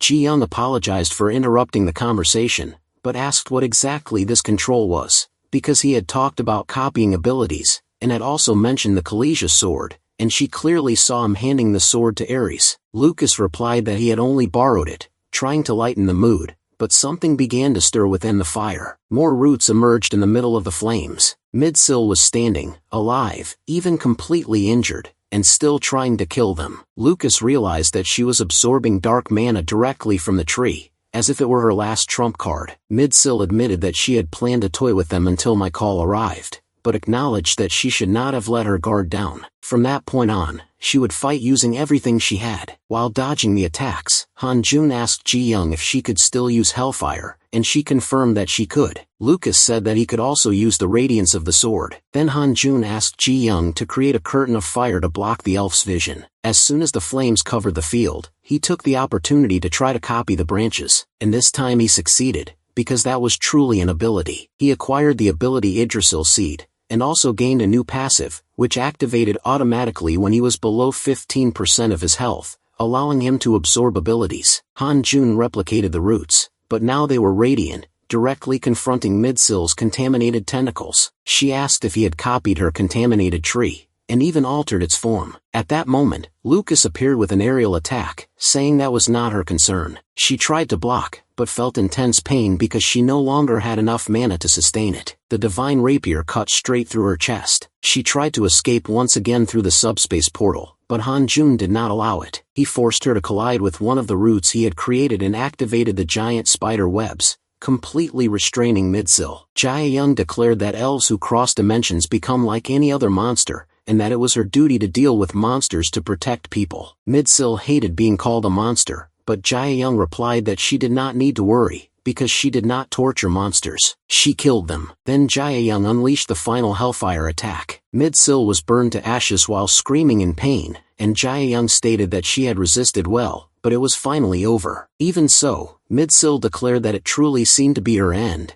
and regretted not being able to purify her world. In return, she promised to completely contaminate their world as well. She shattered the subspace using her own body as a catalyst, directly opening the monster dimension. Lucas immediately realized that this was terrible, because if it continued like that, it could contaminate everyone around them. Hanjun finally faced the core of the subspace for real, and decided that he would not waste that chance. With Collegia in hand, he thrust directly into Midsil's abdomen, throwing her into the subspace and entering along with her like a bolt of lightning. Inside that completely dark space, still wielding Collegia, he realized that he was now inside it, and could finally attempt to copy it. As soon as he touched the ground, Control-C informed him that the subspace had been copied, but it was not a perfect copy, because it was an item from another dimension. Hanjun asked if it had worked, and Control-C explained that only part of the subspace had been taken by him, and that to use its full power he would necessarily need a dimensional key. He did not possess a complete key, but now he had part of his own subspace, which already gave him a lot of space. After storing several items inside it, his Control-C evolved to level 3, and Control-V to level 5. From that moment on, all copied items and abilities would automatically be sent to the subspace. He then thought that if he copied Lucas's rapier and sent it to the subspace, he would not lose the right to use shadow teleportation. And then Midsil commented that Control-C had exceeded all expectations. Midsil commented that it was already impressive that he could copy an item from another dimension, especially knowing that she had only brought a part of the subspace into that world. Han-Jun then asked why all of that had to happen, why she had to go through all of it. She replied that it did not depend only on her, because the original subspace had been stolen by the one who plunged her dimension into chaos, and left Yggdrasil on the verge of destruction, the king of the fallen spirit, Grimoire. Hearing that, Han-Jun asked if to truly complete everything, he would have to defeat this so-called Grimoire first. Midsil found the idea absurd, questioning whether he really thought he could defeat alone someone who had destroyed an entire dimension. She explained that she had only survived because a dimensional gate opened before he killed her, and even then she barely managed to escape to that world. Since then, she had used all the strength she had just to survive there. While inside that dark space, Han-Jun asked how she managed to turn an ability into an item. She explained that it was thanks to the curse she had received in her own dimension. Then he wanted to know if curses also existed in other dimensions, and she replied that her curse was called Shift. Meanwhile outside, everyone was still watching the situation. Taiko-chi approached with several small golems following him, while Sangmol said that they were all fine and greeted his sister. Fuma also appeared, and Ji-young thanked him for the great work he had done earlier. He replied that they had already dealt with all the monsters in that area. Taiko-chi commented that the other hunters were clearing out the weaker monsters, and shortly after, Ma-hyun appeared, saying that he had also eliminated the weak ones on the way there. Ji-young asked what had happened to Takumi, and Ma-hyun replied that he intended to capture him alive for the association, but could not hold back, so he had to die. Ji-young noticed that there was something different about Ma-hyun, a strange atmosphere, but still thanked him for his effort. Sangmol asked where Han-Jun was, and Ji-young replied that he was inside the subspace with the elf. While they stayed on guard outside in case something happened, Sangmol showed concern, saying that meant he was in danger, and Ji-young replied that she hoped not, since the elf seemed to be on the verge of death. That was when Lucas approached, saying they needed to close the subspace as quickly as possible to prevent more monsters from coming out. Taiko-chi noticed the sword he was holding, and asked if that was not from the Cooper family. Wanting to know if he had come as reinforcement, Ji-young explained that no, he had been working together with the elf. Taiko-chi immediately grabbed him by the clothes, outraged at the idea that a renowned family like his would ally with an elf, demanding to know how he would take responsibility for that. It was then that he would also enter the subspace and face the consequences. Taiko-chi threw him to the ground, saying that it no longer mattered, and that he would demand his family answer for everything. Even so, Lucas thought that had been the only way to survive, so he ran toward the subspace, fearing that if any monster came out of there, it would be the end. Inside, Han-Jun was still asking the same question about curses in other dimensions. Midsil replied that she had also been shocked when she discovered that, because being from another dimension, she could not absorb curses from people of that world, but if it were his Control-C, it might be possible to copy even curses from other dimensions. Han-Jun asked if that was why they had come after him, and she confirmed that Michael intended to kill him to take Control-C, if she managed to open the dimensional gate to her home planet. Grimoire would reach Earth. She stated that if it had not been for Nishihara Tomoka, she would have succeeded 15 years ago. While still burning under the hellfire, Han-Jun said that in the end, she had failed again, and asked if she could really say all that so calmly. She replied that he would die anyway, and that even if she died there, the plan would continue. Despite the amount of mana she no longer had to spend, she summoned a gigantic creature, a corrupted dragon from her home planet. The creature not only rushed to kill Han-Jun, but also ended up crushing Midsil's body. Han-Jun realized that she probably intended to release that thing in Tokyo, and he knew that if the dragon left the subspace, it would be the end for everyone. The dragon chased Han-Jun for a while, until it was struck by the divine power of Lucas's sword. He asked if Han-Jun had managed to copy the subspace, and explained that this was the dragon Midsil had kept imprisoned there. Since it was corrupted, it was vulnerable to sacred power, so he could hold it off for now. Even so, it was urgent to get out of there and close the subspace before it was too late. But Han-Jun asked about him, and at that exact moment, Lucas was hit directly by the dragon's attack, and his rapier was thrown far away. The creature moved even closer, and Han-Jun hesitated, unsure whether to leave to help Lucas or go for the sword, until he realized there was no time to think, so he decided to summon his giant spiderwebs to pull both Lucas and the rapier at once. Meanwhile, 10 minutes earlier, Ji-young had received a message informing her of the elf's death, along with the experience points and the percentage of contribution she had that night. She found it strange, because normally that would not appear if it were an ordinary person. But even the system of that world treated Midsil as if she were a monster. The system reported that Midsil, a level 354 elf of Yggdrasil, had been annihilated, that Ji Young's contribution was 75%, and that she received 200 experience points. Soon after, Moore approached, and Sangamo commented that he was fine, but Moore asked where Han Jun was, and Sangamo replied that he was still inside. Suddenly, a massive explosion occurred, and both Han Jun and Lucas, along with the rapier, were thrown out of the subspace. Han Jun ordered everyone to retreat, and went back to touch the subspace rift, attaching the ability he had copied there, believing that by using the power of the subspace itself, he might be able to close it. Tai-Chi was shocked, wondering if he was really trying to close the subspace with his bare hands. Han Jun pushed himself to the limit, and almost managed to close the rift, but the system warned that due to an internal force the subspace could not be closed, and that to protect the integrity of the dimension it would be reopened. Han Jun was outraged, because he had just closed the lower rift, but another one opened above, revealing the enormous mouth of the dragon, which broke through the opening and invaded Tokyo with one of its claws. The dragon tried to bite Han Jun first, destroying an entire building in the process. Even so, Han Jun thought he had to stop that creature no matter what, and using his new Yggdrasil branch ability, he completely bound the dragon's body, dominating it with divine power because it was contaminated. People were amazed to see that he had managed to restrain the creature, but soon the dragon's mouth broke free, and it began preparing another breath of fire. Han Jun told everyone to defend themselves, so Fua raised his shield and told them to stay behind him, while Ma Hyun created a massive magical barrier. The dragon spewed fire, and aside from the areas protected by the hunters, everything around was destroyed. Even so, the hunters were relieved to still be alive. Then Song Mo asked where Han Jun was, and they discovered that he had protected himself inside a cocoon of Yggdrasil roots, with only a small part of his claws on fire, something he considered manageable. Han Jun was dissatisfied for not being able to completely cancel the dragon's attack, but Lucas acknowledged that he had stopped most of the damage and did a great job. Han Jun then asked who had authorized Lucas to enter the cocoon, and he replied that he had been thrown there by accident, but that in any case the worst had already happened, because the creature had been released. They began evacuating the weaker hunters, since even an extremely powerful rank S could be easily killed by that dragon,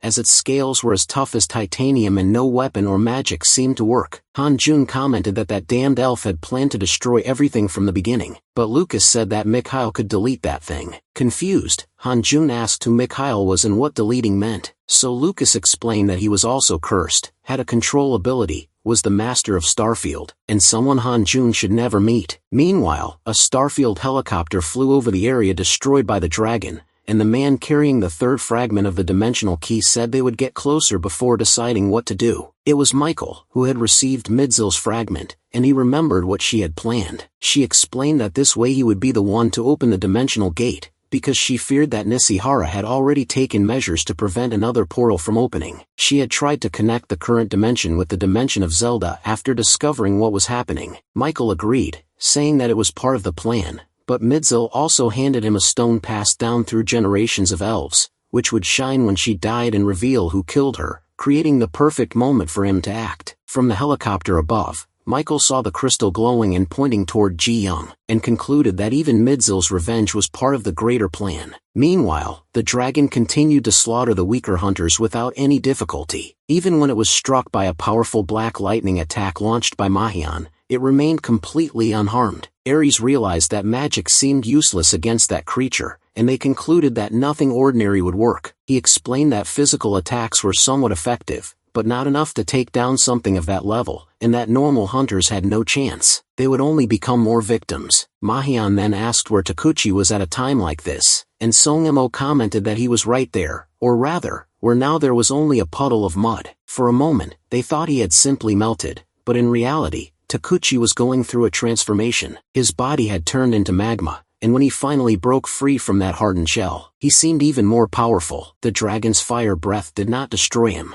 On the contrary, it strengthened him, because Takuchi absorbed that energy. When he was completely free, he faced the dragon head-on, and made it clear that that little lizard would now pay. He also noticed that the small golems around him had been carbonized, turned into black stone, and he even liked their new form. Meanwhile, Ji Young kept attacking with her hellfire, but the dragon only grew more furious. Hanjun tried once again to bind the creature with roots, but it did not work. He knew the branches were not enough, and that it would be too risky to use the Collegia there. Lucas suggested placing it inside the subspace, but Hanjun replied that he could not use the subspace that way. Then Lucas commented that maybe they could bring it down with the sacred sword. Hanjun replied that that so-called powerful sword was nothing more than a toothpick in front of that dragon. That was when Lucas revealed that, when they left the subspace, he noticed that Hanjun had copied his sword. Hanjun explained that the Control-C had activated automatically. Lucas made it clear that he was not angry, that he did not blame him, and that he was only alive thanks to him, so he should actually be grateful. Even so, Hanjun felt that the misunderstandings were only increasing, so he asked what they would do now. Lucas suggested that he use his cursed ability to copy the sword because a single flash of radiance would not be enough, but maybe 10,000 swords shining at the same time in the dragon's face would do the trick. The idea sounded good, but the problem was how to pull the dragon into the subspace. That was when Takeuchi approached with heavy steps and said he would borrow the golems for a moment. Hanjun asked what for, and he replied that he would make those bastards pay. When Hanjun asked if that would only cause a little damage, Takeuchi made it clear that he did not want to injure, he wanted to kill. The plan was decided. Hanjun would open a subspace, and Takeuchi would push the dragon inside. Even curious about how that would work, Takeuchi decided to ask later. Hanjun then summoned an entire army of golems. Takeuchi punched the ground, lifting rocks and magma, raising all the golems along with that blazing mass. He controlled the rocks and turned them into a giant fist that came crashing down directly onto the dragon's head. Mahyun commented that it was a massive hit. Hanjun thought that combination was excellent, and that he would copy it later, but the problem was that the dragon was still alive. Takeuchi realized it would not be enough. Before he could strike another blow, Hanjun released the golems from the massive stone. When the dragon bit into the small golems,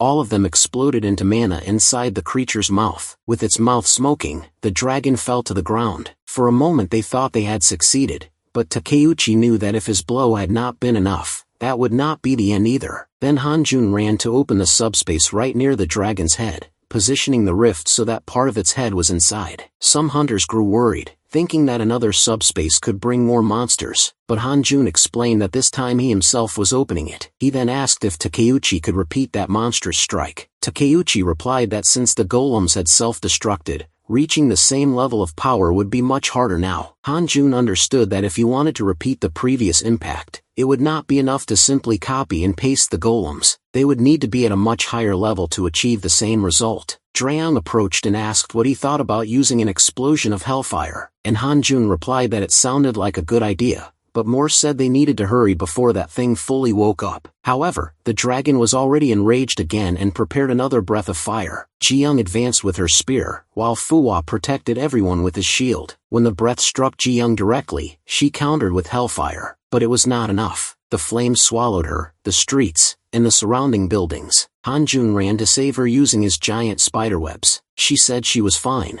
but that her spear was at risk. Hanjun managed to pull her at the last second with the web, and made sure she was safe. At the moment he wrapped her with the web, an option appeared for him to copy Jiyoung's spear, and he realized that it was a very powerful ability. Taking the spear back, Jiyoung commented that if the dragon released another breath of fire, they would be completely finished. That was when Michael decided to act. He used his Control X, not only on the dragon, but also on Hanjun and Jiyoung. Hanjun felt something strange, and did not immediately understand what was happening. Lucas, using his Control F, detected that Michael had activated the ability, and shouted for them to get out of there immediately. Realizing the danger, Hanjun pulled Jiyoung with his giant spiderweb. Within seconds, the area simply evaporated. Everything that Mikhail had selected with Control X disappeared. When they analyzed the damage, they saw the crater left behind, and realized that Jiyoung had lost her right arm. Sungamo was shocked when he noticed her arm, but they said she was still conscious. He asked why Hanjun was not using his ability to heal her, and Hanjun replied that he would do it immediately. Being guilty, Hanjun apologized for not pulling her out of the barrier sooner. He carried her in his arms and entered the subspace. Meanwhile, the Starfield helicopter descended,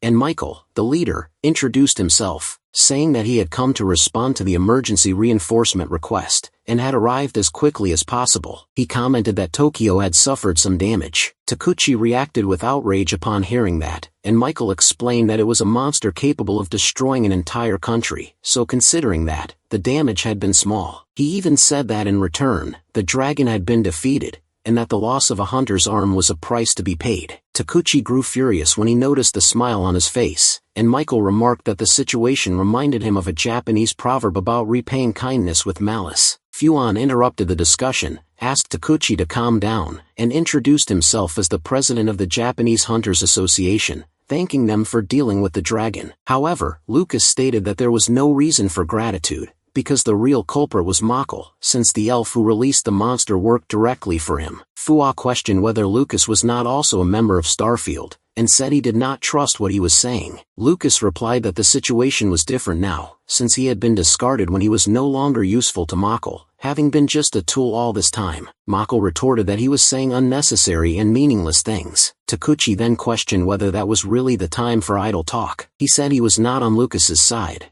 but found Starfield extremely suspicious, and wanted explanations. Michael replied that he had nothing to explain to someone like him, because now they would all be eliminated. Then, he used Control-A to delete everyone at once. Meanwhile, Han-Jun was moving through the subspace, carrying Ji-young in his arms. After traveling through that void for some time, he spotted the hospital. He realized that thanks to the subspace, he could move freely outside the contaminated barrier. He exited directly inside the hospital wing, where Seol-Ah was, and asked her to help because he needed to save Ji-young immediately. Later, Seol-Ah prepared to try to restore Ji-young's arm, while Han-Jun supplied mana to sustain the process. He asked if she was alright, since she had lost a lot of blood, and Seol-Ah replied that with enough mana she could manage. Then she began to use Control-Z to revert the condition of the arm, but the system interrupted, stating that things deleted by Control-X could not be restored. Seol-Ah said she could not do it, and Han-Jun concluded that Control-X had truly affected her. She explained that it had been done by another cursed user. He asked if she could try again, but Seol-Ah replied that it would probably just be a waste of time and mana. At that moment, Han-Jun thought that maybe the same thing could happen to the things he copied. He held Ji-young's spear, which he had copied before it was erased by Control-X, but when he tried to paste it, it simply disappeared. He realized that copied items were also being affected. That was terrible. He wondered if the ones copied before the deletion could still resist. He tried to paste Ji-young's spears multiple times, but none of them could materialize in reality. He kept insisting over and over, spending mana non-stop, and receiving multiple error messages. Even so, he continued trying until suddenly, an unexpected error occurred, and he finally managed to paste one last spear. Relieved, Han-Jun said he could give it to Ji-young when she woke up and asked Seol-Ah to try once more. Meanwhile, all the hunters in the area were marked by Control-A. Without understanding what those marks were, Michael commented that they were not as stupid as they looked. Michael was the first to attack, but Michael used Control-H, and instantly teleported him away. Ma-hyun replied that area attacks were his specialty, and told him to stop that. Michael recognized that he was Ma-hyun from the future guild, and that those black lightning attacks could be a problem, so he decided to delete him first. When he used Control-X, spheres were launched, and upon hitting Ma-hyun's body, they destroyed his wand, tore off his arm and left leg, and threw him far away. The other hunters were shocked, but Takeuchi did not waste time and rushed straight at Michael. His attacks were nullified by the power of deletion, and Michael tore off Takeuchi's fist as if it were nothing. Fua was stunned, asking what had happened to the armor that had withstood even the dragon. Michael told him not to be surprised by something like that, and tried to delete him completely. However, upon analyzing more carefully, he realized that the association president's shield had protected the armored fighter. Takeuchi told the president to stay out of it, but Fua stated that that ability was not normal. His giant shield even cracked under the attack. Takeuchi could not understand, since that shield was supposed to be indestructible. Michael explained that he knew that shield very well, made from the bones of the legendary monster giant, and that it truly was as resistant as the legend said. Fua then declared that Michael had crossed the line,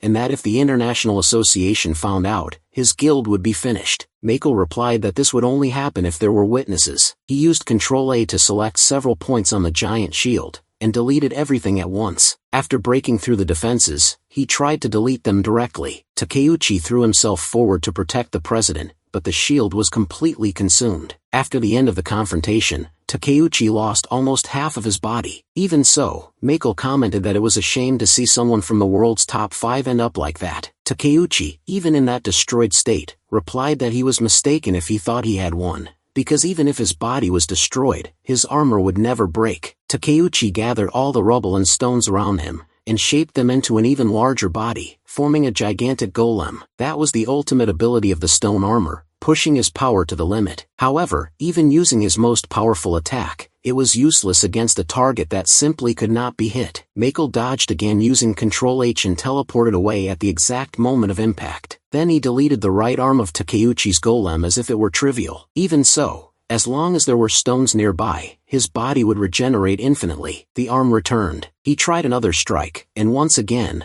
Mako erased that part of the body. The moment it got close, Mako commented that he truly was an infinite golem, and seemed worthy of the title of the 5th strongest in the world. Takeuchi told him to shut up, but his attacks kept passing through empty space. Even Mako stated that he might be 5th in the ranking, but he was 2nd, and once again deleted the golem's fist. Even with his chest and head being pierced repeatedly by the power of deletion, Takeuchi kept attacking and regenerating without stopping. However, little by little, he noticed something strange. Mako asked if he had finally realized that the golem's body was getting smaller and smaller. There were not enough stones around to maintain that massive form, and on top of that, Mako had already deleted a large portion of the available rubble. The regeneration was starting to fail. Even so, Takeuchi charged forward once again. The golem's ultimate ability was capable of absurd feats, even facing a dragon, but without resources, and against an opponent like that, there was no path to victory. Mako declared that it was good while it lasted, but that this was the end. He fired multiple spheres and began deleting parts of Takeuchi's body one after another, until he finally collapsed. Amid the smoke and debris, Mako walked calmly, and asked if there was anyone else willing to face him. That was when Ares, leader of the research department of the International Association, answered that there was. She declared that she would punish him for what he had done, while summoning a gigantic iceberg that rose over the battlefield. Seeing that, Manhwa asked if that was why she had requested that thing earlier. At that moment, he also wanted to know why she needed them to buy time for her to act. She explained that, from what she had observed, Mako seemed weak against large-scale attacks, so she launched that massive iceberg like a meteor directly above him. Mako replied that she could not punish him, not her, and not even if her mother were still alive. He asked if she really thought she could defeat him with a simple block of ice. Then he deleted the first layer of the iceberg, but another came right after. He kept deleting them one after another. However, Ares stated that the impact would happen before he could erase everything,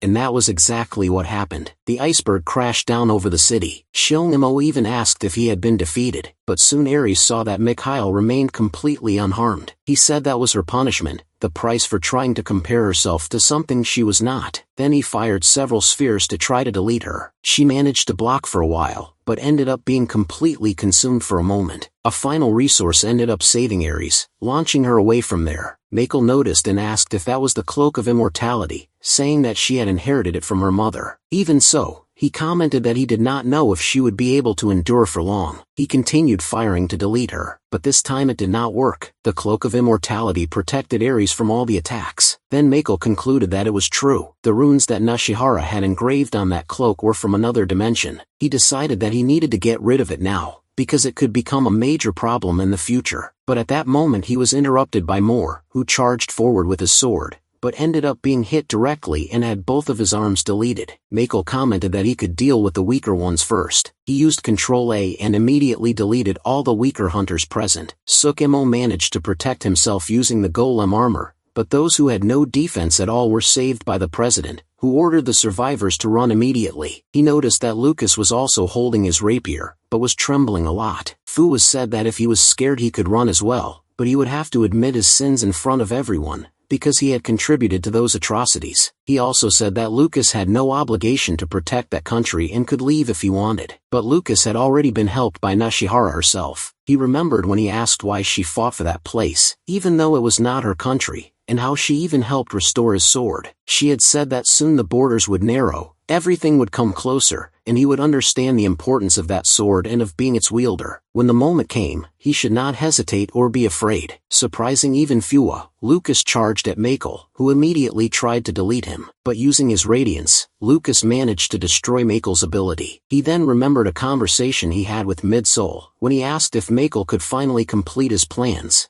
Now that he had even obtained Control H, she replied that not yet. The existence of the sacred sword, more specifically its radiance, had the ability to block any kind of dark ability. Since curses were similar to that type of power, the sword also had a direct effect against them. That was why Lucas advanced, overcoming Makel's abilities, and the two began to exchange sword strikes. It was the first time Makel drew his own blade in that battle, and he commented that he never imagined that a coward like Lucas would make him need to use a sword. As they exchanged fast and intense attacks, Lucas thought he was close enough to prevent Makel from using his curses. In his mind, that proximity could be the real chance for victory. But Makel said that he should have thought more carefully before doing that, because it had been the worst possible plan, a fatal misjudgment. At that distance, not even Radiance would be able to save him. Then Makel simply deleted everything around him. In the last fraction of a second in which he could still react, Lucas activated his Radiance, but his sword ended up shattering. The blade fell from the hilt, and he realized that Makel could cut everything around him without being affected,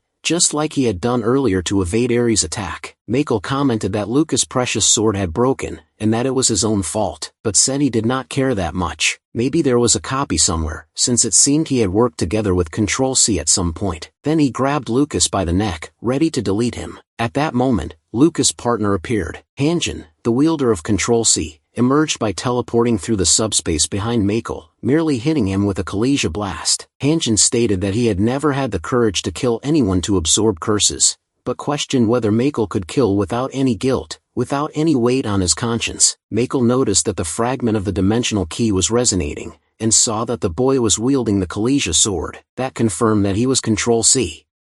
He tried to delete him immediately, but was interrupted by Jia Young's hellfire, as she emerged from a portal completely intact, as if nothing had happened. Xianmu and Fua were shocked by that. Makel thought that injuries caused by Control X should not be able to be healed, and that only one person would even have a chance to do something like that. That was when he saw, on the battlefield, a girl healing everyone around her. It was Shol-Ah, the wielder of Control-Z, and he realized that he needed to kill her first. Once again, he was interrupted by Jia Young, and before he could delete her, Hanjin used her Yggdrasil gods. Meanwhile, Mahian was being completely healed, with his arm reverting to its original state. That was happening because Selah was generating infinite mana using the Golem Heart. Mahian realized that it was not an ordinary ability. When he saw the Golem Heart, he asked where she had gotten it. Selah replied that Jia Young had given it to her. Then Mahian began to wonder if what had been sold to him was only a copy. Selah explained that Jia Young himself had said that he was on the priority list to be treated,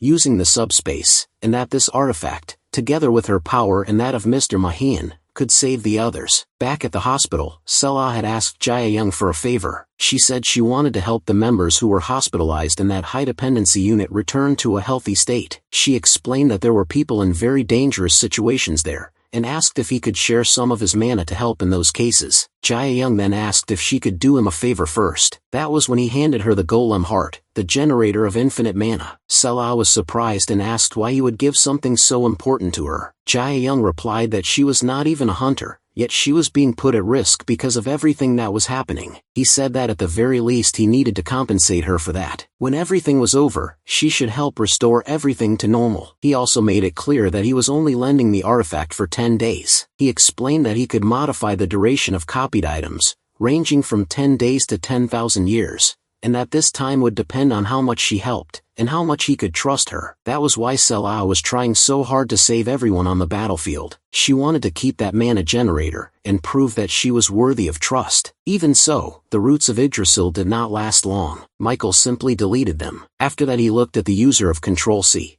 and asked if he had also managed to copy Midzel's Yggdrasil roots. He commented that the idea of copying things from another dimension only made him desire that ability even more. In his mind, he was now certain that he would take that power for himself. Michael thought he would get everything that night, the dimensional key, Control-C, and Control-Z, and that was why Midzel was so interested in that country. He used Control-A to select everyone at once, but Ji-young realized the same trick would not work twice. Even as she unleashed the witch fire, he blocked everything simply by deleting the flames. Still, she saw an opening, and released even more hellfire. Once again, Michael tried to cut the objects around him, and hold back the flames for a long time, but he could not block everything. He found that hellfire extremely annoying, so he used Control H to dodge, and thought he would erase that woman first. But before she was hit, Hanjin's roots appeared and saved her. She told him to stay out of it, but Hanjin replied that he could not guarantee she would be healed again if she was caught by that ability, and that only his abilities could stop that guy. Ji-young realized that Hanjin's abilities were truly not normal, and decided to prioritize the lives of the hunters there, so she left everything in his hands. Hanjin said he would go all out now, and use the roots to enter the shadows and teleport behind Mikal, but Mikal did the same thing with Control H.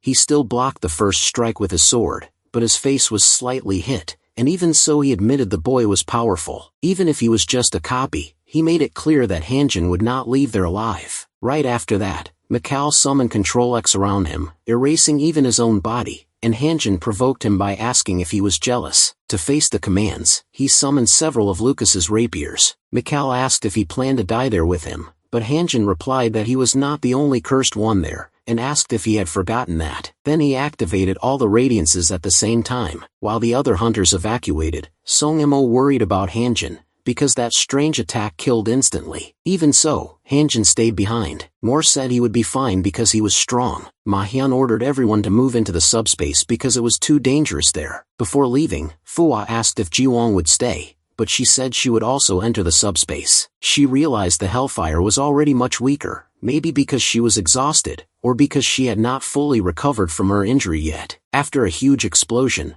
Mikal tried to take Kalisha, but it did not leave the ground because its bearer was still alive. That was when he realized he could copy and paste his own body as well. He managed to grab the sword and explain that Control-C transferred the curse, and maybe everything would return to normal if he broke the sword. Hanjin said it was not quite like that, but he could try if he wanted, because it would expire soon. When the sword disappeared, Mikal asked if he could put an expiration date on his own copies. He imagined his body must also have a limit, and that he would soon find out what it was. Hanjin asked what he was talking about, and Mikal replied that maybe he could not kill him with the curse, but he could destroy his existence, and that was not reversible. Mikal was surprised to realize his curse could reach that level, but he was sure there had to be a limit. He explained that if he cursed directly, even if Hanjin copied his own body, he would always come back weaker. The more he died because of his abilities, the weaker he would become. Hanjin realized that body was truly incomplete, and that he was at a huge disadvantage. He needed to end it quickly. Frenzy would only activate when he reached 25% health,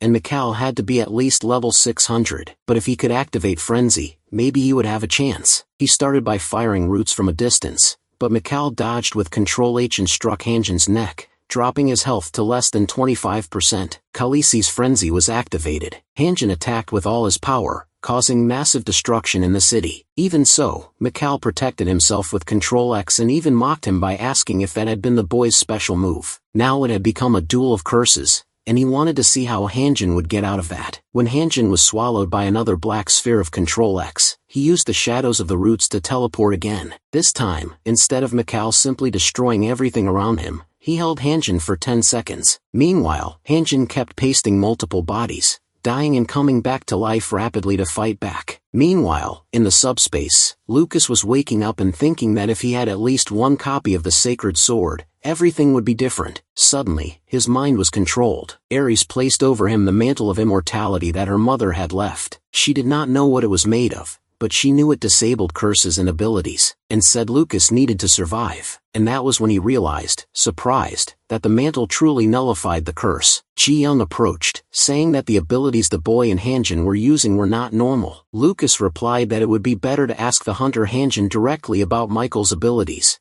because he could explain it better, and made it clear that those were definitely not abilities of ordinary hunters. Michael could erase the existence of anything. That was why, when Ji-young returned with one of her arms restored, he was very shocked. Even so, he showed concern about her weapon, and commented that she herself must have noticed she could not use its full power, that the weapon was already deteriorating, and that if it continued like that, Hanjin's power would not be able to maintain that form for long. Michael then questioned whether Hanjin's abilities would not be enough to defeat Michael, and Lucas explained that he had only one weakness, but to overcome it he had been searching for the golem heart. After several uses of Control X, Michael could no longer use the ability, because he had deleted all the mana around him. Meanwhile, Hanjin was extremely injured, recovering multiple times but still limping. He realized that all the surrounding mana had truly been erased, and understood that was why Michael wanted the golem heart. Michael stated that it was already too late, and asked what Hanjin could do in that state. Since he was clearly weakened, Hanjin thought he was right, that he could not do much at that moment. Maybe he could use something from his inventory. That was when he noticed that 3/5 of the dimensional key that were with him began to resonate with the fragment that was in Michael's inventory. He concluded that the enemy also had pieces of the key. He remembered that whoever had more fragments could pull the others to form the complete key. He had 3, so Michael probably had 2. The explosion, when 3 fragments had combined, had already been enormous, so combining all 5 could be devastating. Even so, he decided to try. He drew a common sword from his inventory. Michael mocked him, saying it was a cheap little sword, that the boy's abilities were decent,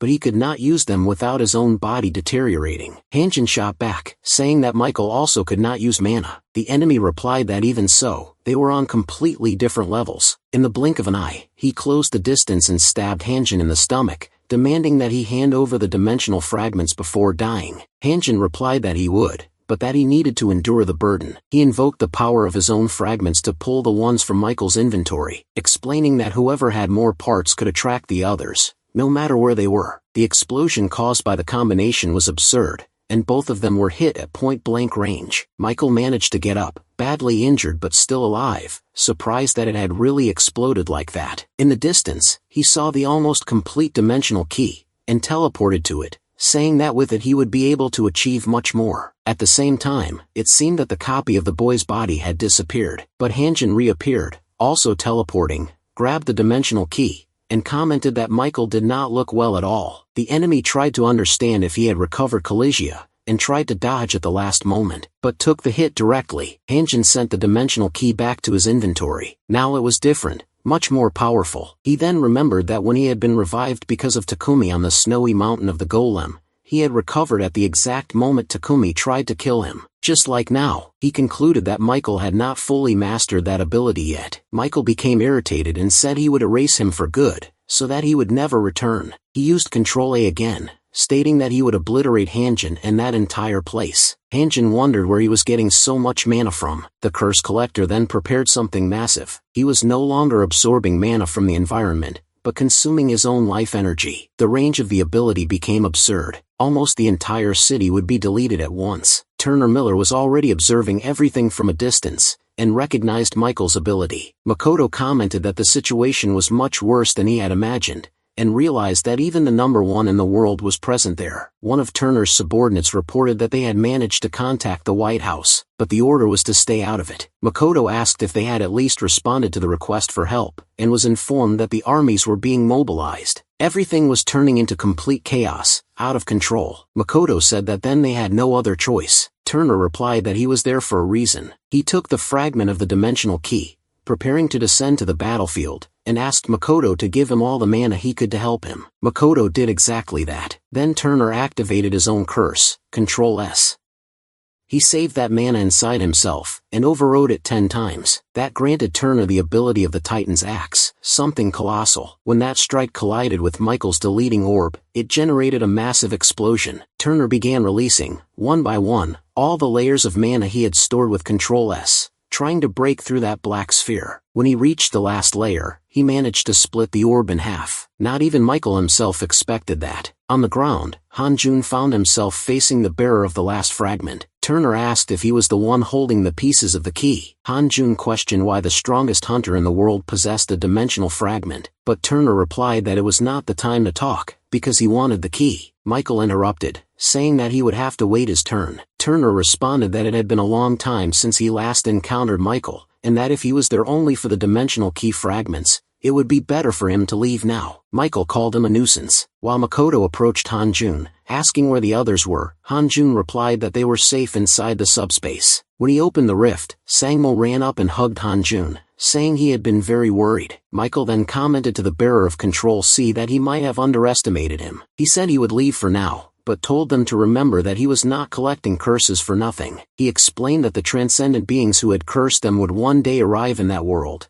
and that no one would be able to stop them without an absurd level of power. That was why Nishihara Tomoka had fragmented the key and separated the pieces. Before leaving, he told the boy to prepare for the next time, or he would die. Turner asked if it was really fine to let him go, and Han-jun replied that at that moment he would not be able to deal with him anyway, but that one day they would kill him. Turner then realized he had not even asked his name. The boy introduced himself as Han-jun. Turner confirmed that he possessed a dimensional fragment, and asked about the others. Han-jun replied that he had the rest. Turner said that together they could complete the dimensional key, but Han-jun asked him to wait a bit, and pointed to the crater, recalling what had happened when 4 fragments had come together. If all 5 were combined right there, it could be even worse. They needed a proper place to do that. Turner suggested going to America, saying he could store the pieces in the guild. Han-jun asked if it was the Ouroboros guild, and said he did not want to go somewhere that intimidating. Turner replied that it was also good to have powerful allies, and that they could make a contract with new terms. Even so, Han-jun said he preferred to found his own guild with his friends. 3 months later, in the Nevada desert in the United States, Han-jun was approaching by car along with his friends, and also with Turner. Turner commented that it was thanks to him that they had gotten permission to enter there, because he had spoken with important people. Song Imo replied that there was quite a joker there. Han-jun thought it was ironic hearing that from him.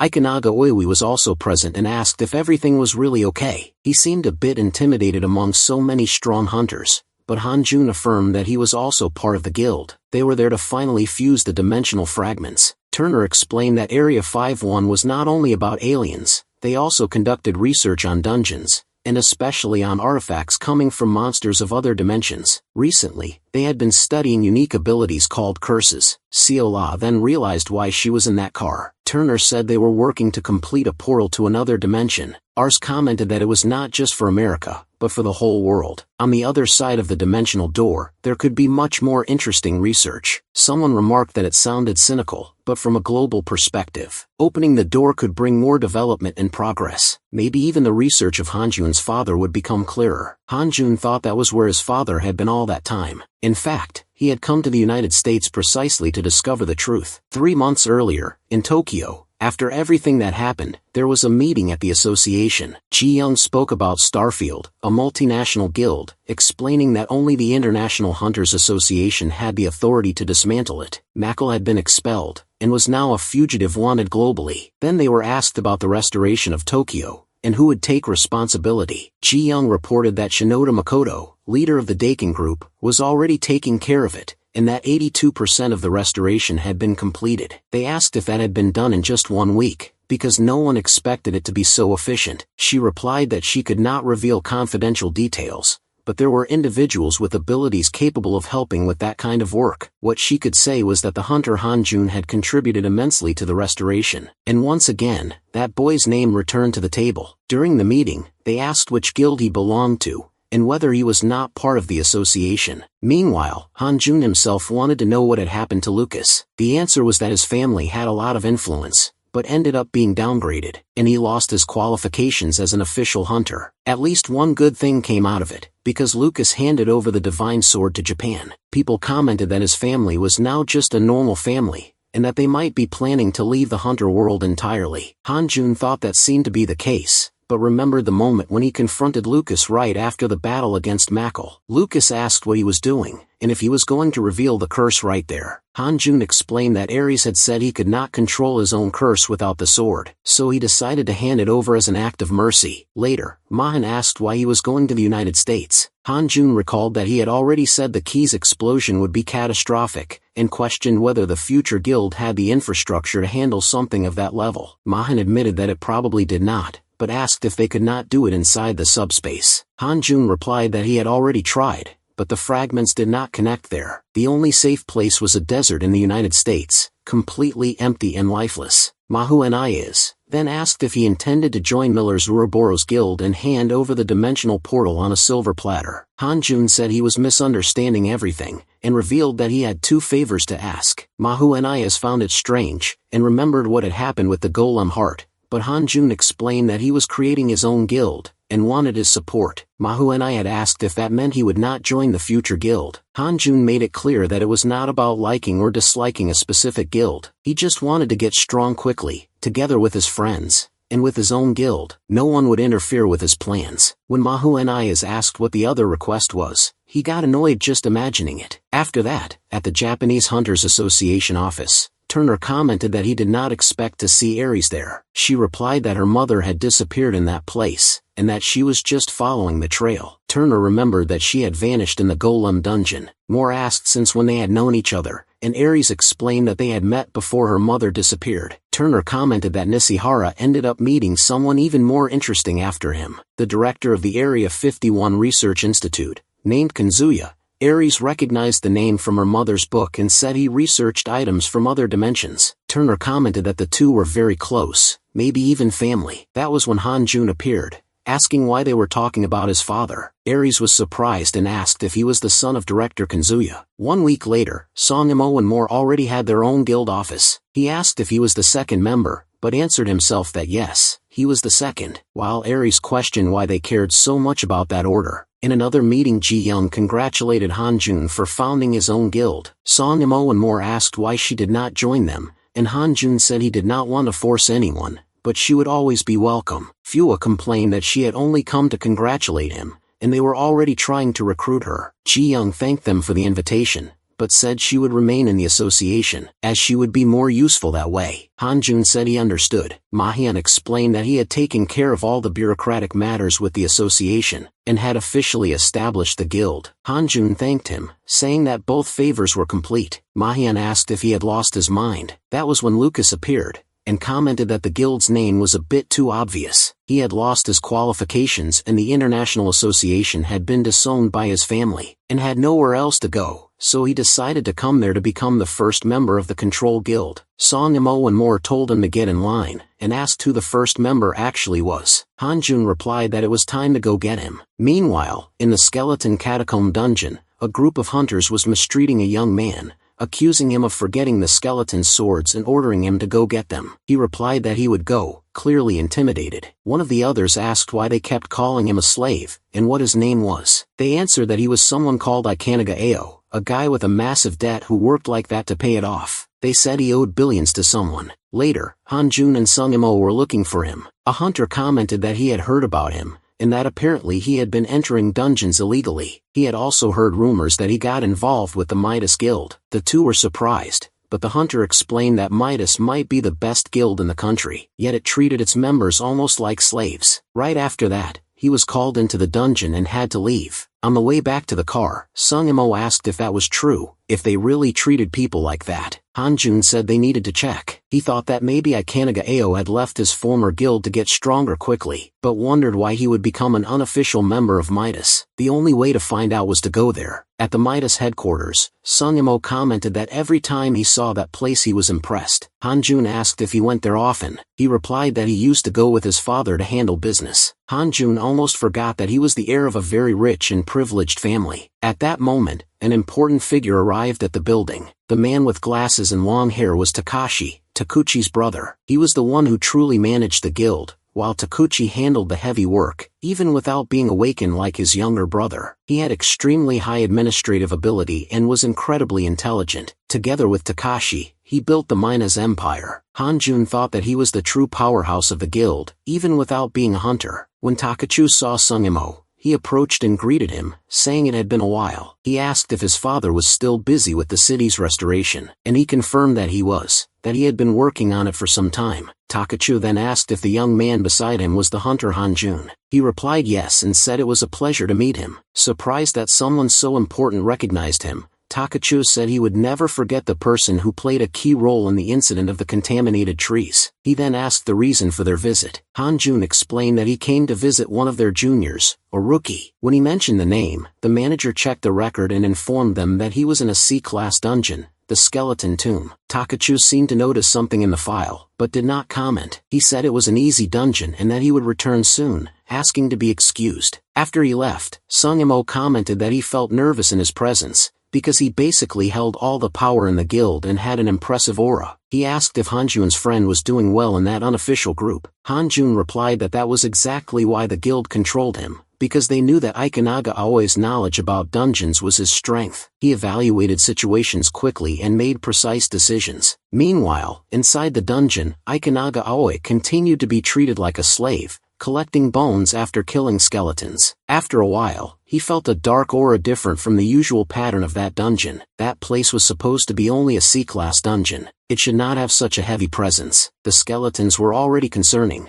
but he noticed something worse. If those skeletons stood up again, they would probably become rank A monsters. He needed to warn everyone there, otherwise they would die. The rest of the group kept fighting, saying everything was too easy. Then one of the defeated skeletons stood up again, much stronger. Someone hit it with holy water and managed to bring it down once more. Ikunaga Aoi asked if the big guy was okay, and he said yes, but questioned why he carried holy water. Ikunaga Aoi explained that you never know when a dungeon can change, and that it is better to be prepared than to regret it later. He then warned the team leader that they needed to retreat, because there was a very dense dark aura deeper inside. The leader asked if he was suggesting that there was a lich in there, reminding him that the dungeon was C-class and should only have skeletons and soldiers. He told him to stop being paranoid, but Ikunaga Aoi insisted that it was serious. They could never be sure whether a dungeon would change or not. That place was unpredictable. All dungeons were unpredictable, and they could not let their guard down. He was not going to bow his head again, not after everything that had happened. The leader warned that they could not use the return stone without completing the dungeon, but Ikunaga Aoi said he would take responsibility for using the stone anyway. The leader replied that his debt would only increase, but to Ikunaga Aoi that did not matter, because debts meant nothing, and no amount of money was worth more than his own life. The skeletons were rising again, and that could only mean one thing. There was a lich nearby. It was an S-class monster, and if they did not get out of there, they would be slaughtered without any chance to react. Suddenly, the entire army of skeletons began to gather, forming a single gigantic creature, an S-class bone beast. Ikunaga Aoi knew that not even 100 C-class hunters could defeat that thing. The situation had completely gotten out of control. Meanwhile, in the lobby of the Midas Guild, the atmosphere was calm. People were watching the performance of an idol group from SOA, and Sengmo recognized the singer and commented that she had recovered very well and was shining on stage again. Hanjun felt happy to see that, but Sengmo said he wanted her to join the Control Guild. However, the older sister had made sure she stayed with the association. Ji-young explained to Hanjun that her situation was much better now, but her ability had been exposed and several guilds could start keeping an eye on her. Because of that, they decided to keep her in the association and hide her ability as much as possible. Even so, Hanjun said he would still need her help from time to time, especially because of the dimensional door, and she agreed, saying that it was a worldwide level problem and they would do everything they could to help. Hanjun knew they still had some time, but suddenly there was urgent movement inside Midas. He asked what had happened, and one of the members confirmed that something strange had occurred in a C-class dungeon that was being explored. Out of nowhere, it had turned into an A-class dungeon. When they said it was the skeleton catacombs, Hanjun realized that was where Ikunaga Aoi was. At the dungeon entrance, the association was already handling the situation, and Ji-young was there as well. Sung Yimo excitedly said that the older sister had arrived, and asked if they had called for reinforcements. Ji-young asked if he had also been immobilized because of Hanjun,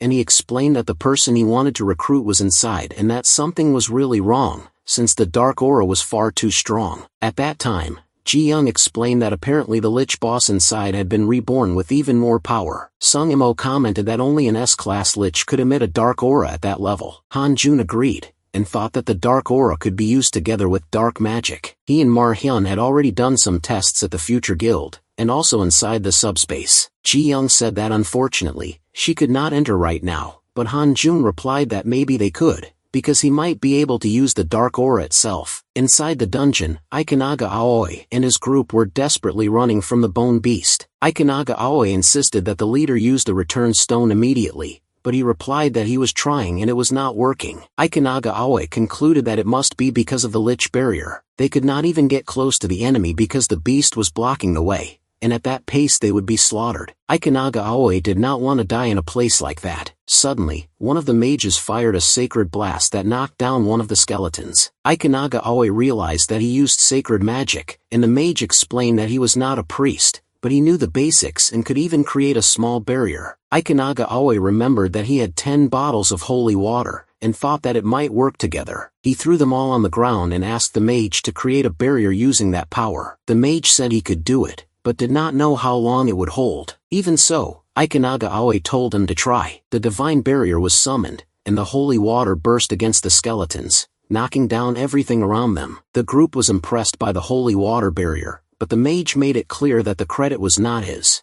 but belonged to the so-called number 1 slave, who had the holy water. But the last creature was still standing. The bone beast advanced and struck directly against the barrier. Its hand even melted a little from the sacred energy, but it was nothing serious. The barrier, on the other hand, was filled with huge cracks. The leader said it had withstood one blow, but he did not know if it would survive the next one. Ikenaga Aoi then explained that the plan was not to stay there forever. It was only to draw the creature's attention, and without hesitation, he stepped out of the barrier's protection, ready to put the plan into action. The others began to suspect that they had been used as bait for someone to escape from that cursed thing, but Ikenaga Aoi did not care and thought they could believe whatever they wanted because the bone beast was not the real problem. He imbued his blade with holy water, determined to take down the lich, since as long as the lich existed, all the monsters would keep coming back to life. With the sword temporarily charged with divine power, he advanced without hesitation. The lich reacted immediately and summoned a giant skeleton as a shield. The creature's arm was shattered by the impact, but the strike failed to reach the true target. Ikenaga Aoi felt despair rising because that had been his last bottle of holy water. Just before he was crushed by the giant skeleton,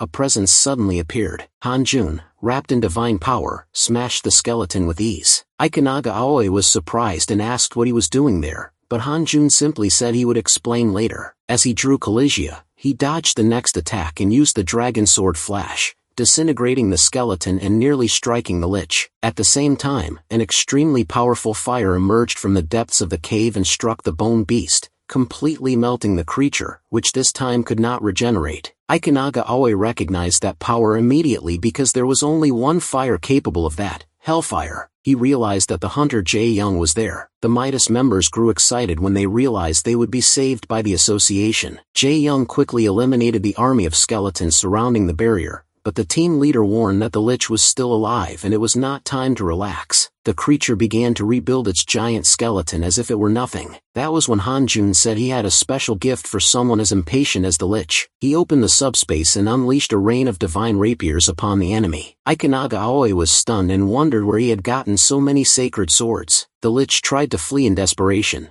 but the radiant energy of the blades reached it and completely disintegrated. After the battle, the association team began collecting the remains of the bone beast. Hanjun asked if his friend was alright, and Ikenaga Aoi confirmed that he was. Thanks to him, Jae Young reported that the other skeletons had already been eliminated and that the dungeon was complete. Hanjun thanked her for the help. Ikenaga Aoi was still confused, trying to understand when Hanjun had appeared there beside Jae Young, and when they had become so close, and also wondering when he had become so strong. Even so, Hanjun told him to get up, reminding him that now he could finally fulfill his promise to pay for those drinks. Ikenaga Aoi replied that he wanted some good sake. Later, Takashi thanked Jae Young and Hanjun for their help in the dungeon. Jae Young explained that the association was investigating the anomalies that had occurred. Takashi said that was great, as expected from her, and she replied that all hunters were important and that they could not ignore an accident in a dungeon. After that, she left to prepare the report. Takashi then turned his attention to Hanjun and Ikenaga Aoi, saying that they could finally address the main matter of the meeting.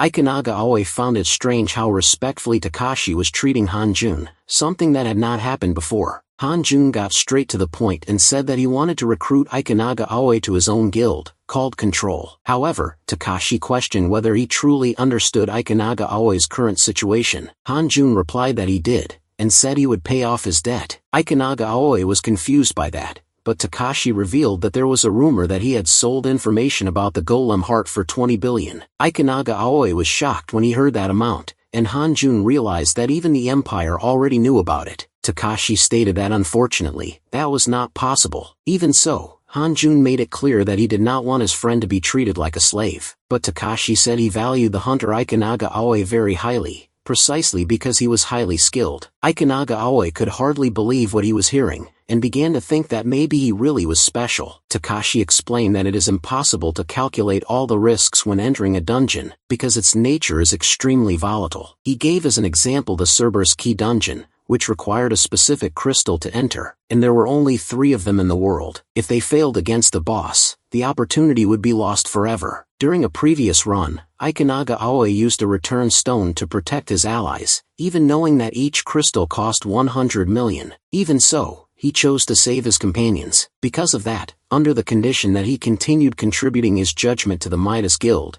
Takashi proposed a full exemption from the obligation to clear that dungeon. Hanjun asked about the rewards, and Takashi explained that the Cerberus Key could open a spiritual door. He also mentioned that Hanjun probably understood a lot about spiritual dimensional doors, since he had been working with Mahian on that kind of research. Hanjun asked directly if, in short, they also wanted a share of the deal. Takashi replied that it would be an easy conversation, since he was fully aware of the situation, and suggested they begin negotiations right away. Meanwhile, at the Ashley house in England, Michael was in action. He eliminated several guards without difficulty, and in some cases completely erased their existence using the power of Control Shift. After moving through the building, he finally reached the office and sarcastically commented that he had loved the welcoming ceremony. Ashley Cooper. He made it clear that he had only come for one reason, the Cerberus Dungeon Crystal. Cooper, knowing he could not defeat Michael's curse and not wanting to die, handed over the crystal. He even asked if Michael also wanted the dimensional key,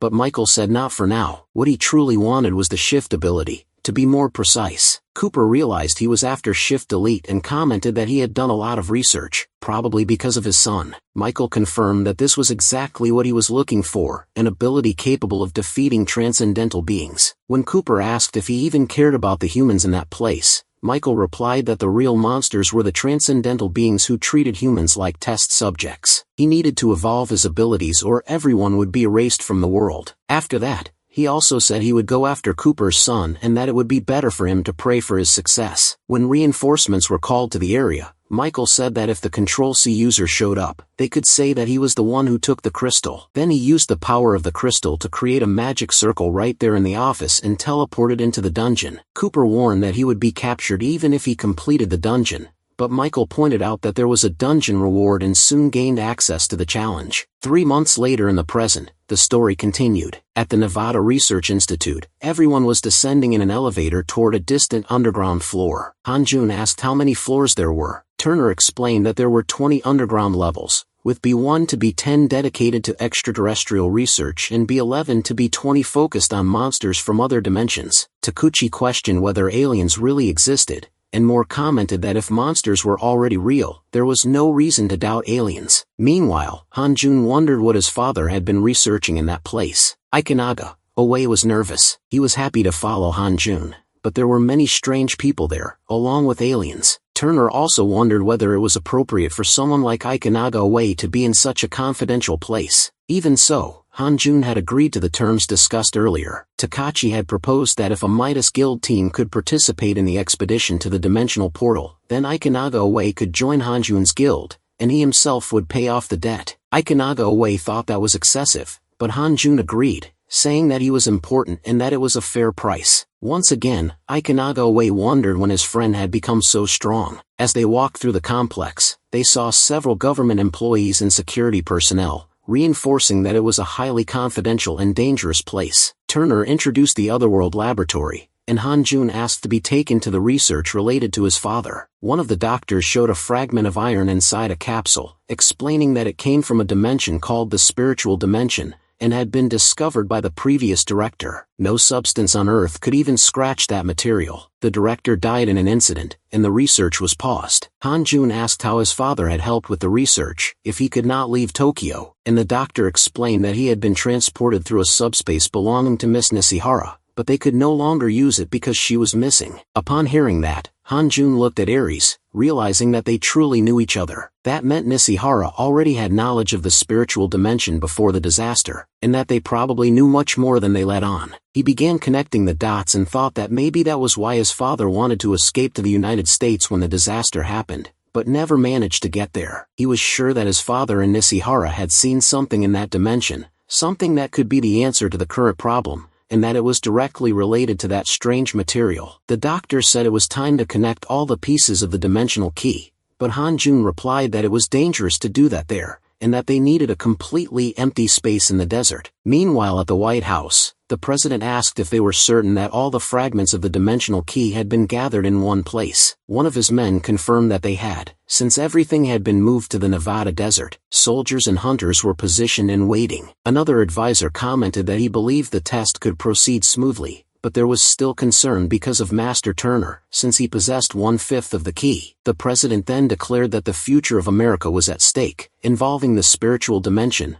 magic, resources, and the growing power of hunters, which was already affecting the global balance. Later, under the intense heat of the desert, Song Imo observed everything from inside a protected cabin with binoculars, commenting that the place was truly enormous. In the middle of the dunes, Hanjun realized that several people were approaching around him. His senses were much sharper now, and he could clearly feel the movement. Just as Ikunaga Ohi had warned, the United States would not leave them alone. Those men were from the government, and were certainly after the dimensional key as well. Even so, Hanjun simply ordered them to bring the drone with the last fragment. Song Imo asked if everything was alright. Hanjun activated shadow teleportation, remaining calm. Moore said he would stay at ease. Hanjun held 4/5 of the key in one hand when the drone released the final fragment. The moment all the parts came together, a catastrophic explosion engulfed the desert. Suddenly, everything disappeared, including Hanjun. He had opened a portal using his own subspace. Ma Hanjun commented that it seemed to have worked, and Hanjun confirmed that they had made it in time. Ma Hanjun said it was obvious it would work, since he himself had planned it, although it had been difficult to raise a barrier in that contaminated tree. Jara Young then realized that she now understood why Midsoul had planted those trees all over Tokyo, because it created a pathway through subspace. Ma Hyun asked if the key was complete, and Hanjun replied that it was. Now inside the subspace, finally they could open the dimensional door. When asked about what was happening outside, Hanjun explained that the United States had become directly involved. Jong asked if the others had become hostages of the American government, but he replied that he would try to maintain a good relationship with them, because now he held the power. Ma Hyun commented that it would take time, and that they might not be able to move because of the barrier. Hanjun explained that now they could leave since they had something better than a simple barrier. Meanwhile, in the desert, a large search operation was launched, but they found no vital signs of Hanjun within a vast search radius. Sung Imo asked if he had died, but Moon said he was probably fine. Taikichi also believed he was not dead. Suddenly, Lucas received a call from his father. Later in the laboratory, Turner asked the president if he had forgotten the promise that had been made. The president asked for calm, and said that the dimensional door was now a national issue. Turner replied that they had handed over a crystal to the brain Danja, precisely so they would not interfere in that operation. Taikichi and Lucas were surprised to learn that an item valued at 100 million had been handed over like that. The president said that circumstances had changed, and that there were no crystals left. Turner stated that there was still one in England, but Lucas revealed that there was no longer any, because Michael had stolen the last crystal. Marins asked why no one had said that before, and whether Michael could enter the spiritual dimension. Lucas replied that he had just found out. The president then declared that if Michael reached that dimension, the situation would become extremely problematic. Turner tried to reassure him, saying that even if he managed to enter, he would be wasting time because he would not be able to use his abilities inside, and that they would take the opportunity to eliminate him before that. Lucas thought that Michael's Control X did not work well together with Shift, but maybe Turner's Control S could balance the situation. The president commented that there must be some misunderstanding because that did not seem possible. That was when something unexpected happened. Nishihara's portal, which had been inactive for 15 years, began to react. One of the doctors said it made no sense, since the portal had been dormant for so long. Suddenly another phenomenon appeared there, confirming that the subspace had been connected again. Despite that confusion, Hanjin ordered everyone to hurry and stop with the dramatic lines. Sangmo said he was fine, calling out to his big brother with confidence. Soa also believed he would be fine, holding on to the hope that everything was still under control. Takuchi commented that he was late, and asked where the key was. Mahan told him to calm down, and explained that the key was complete. Takuchi then asked if he was going as well. Mahan replied that he had a share of responsibility there, since he had contributed to the plan. At that moment, Lucas informed Hanjin that Mikhail was already inside the Cerberus dungeon. He had stolen the last crystal from his father, and had gone there specifically to defeat the boss. Upon hearing that, Hanjin said they would not waste any time. Meanwhile, inside the Cerberus Key dungeon, Mikhail was facing the boss, the Infernal Cerberus, a level 670 creature that charged forward with its 3 heads engulfed in flames. Even in front of that colossal monster, Mikhail simply activated Control X, instantly destroying the creature and all 3 of its heads at once. After defeating the boss, he took the key, but the item warned that once he passed through the portal, he would not be able to return. Mikhail realized that this was exactly why Mitzel depended so much on the dimensional key. Even so, he opened the Cerberus gate, knowing it was a path with no return, but willing to take that risk.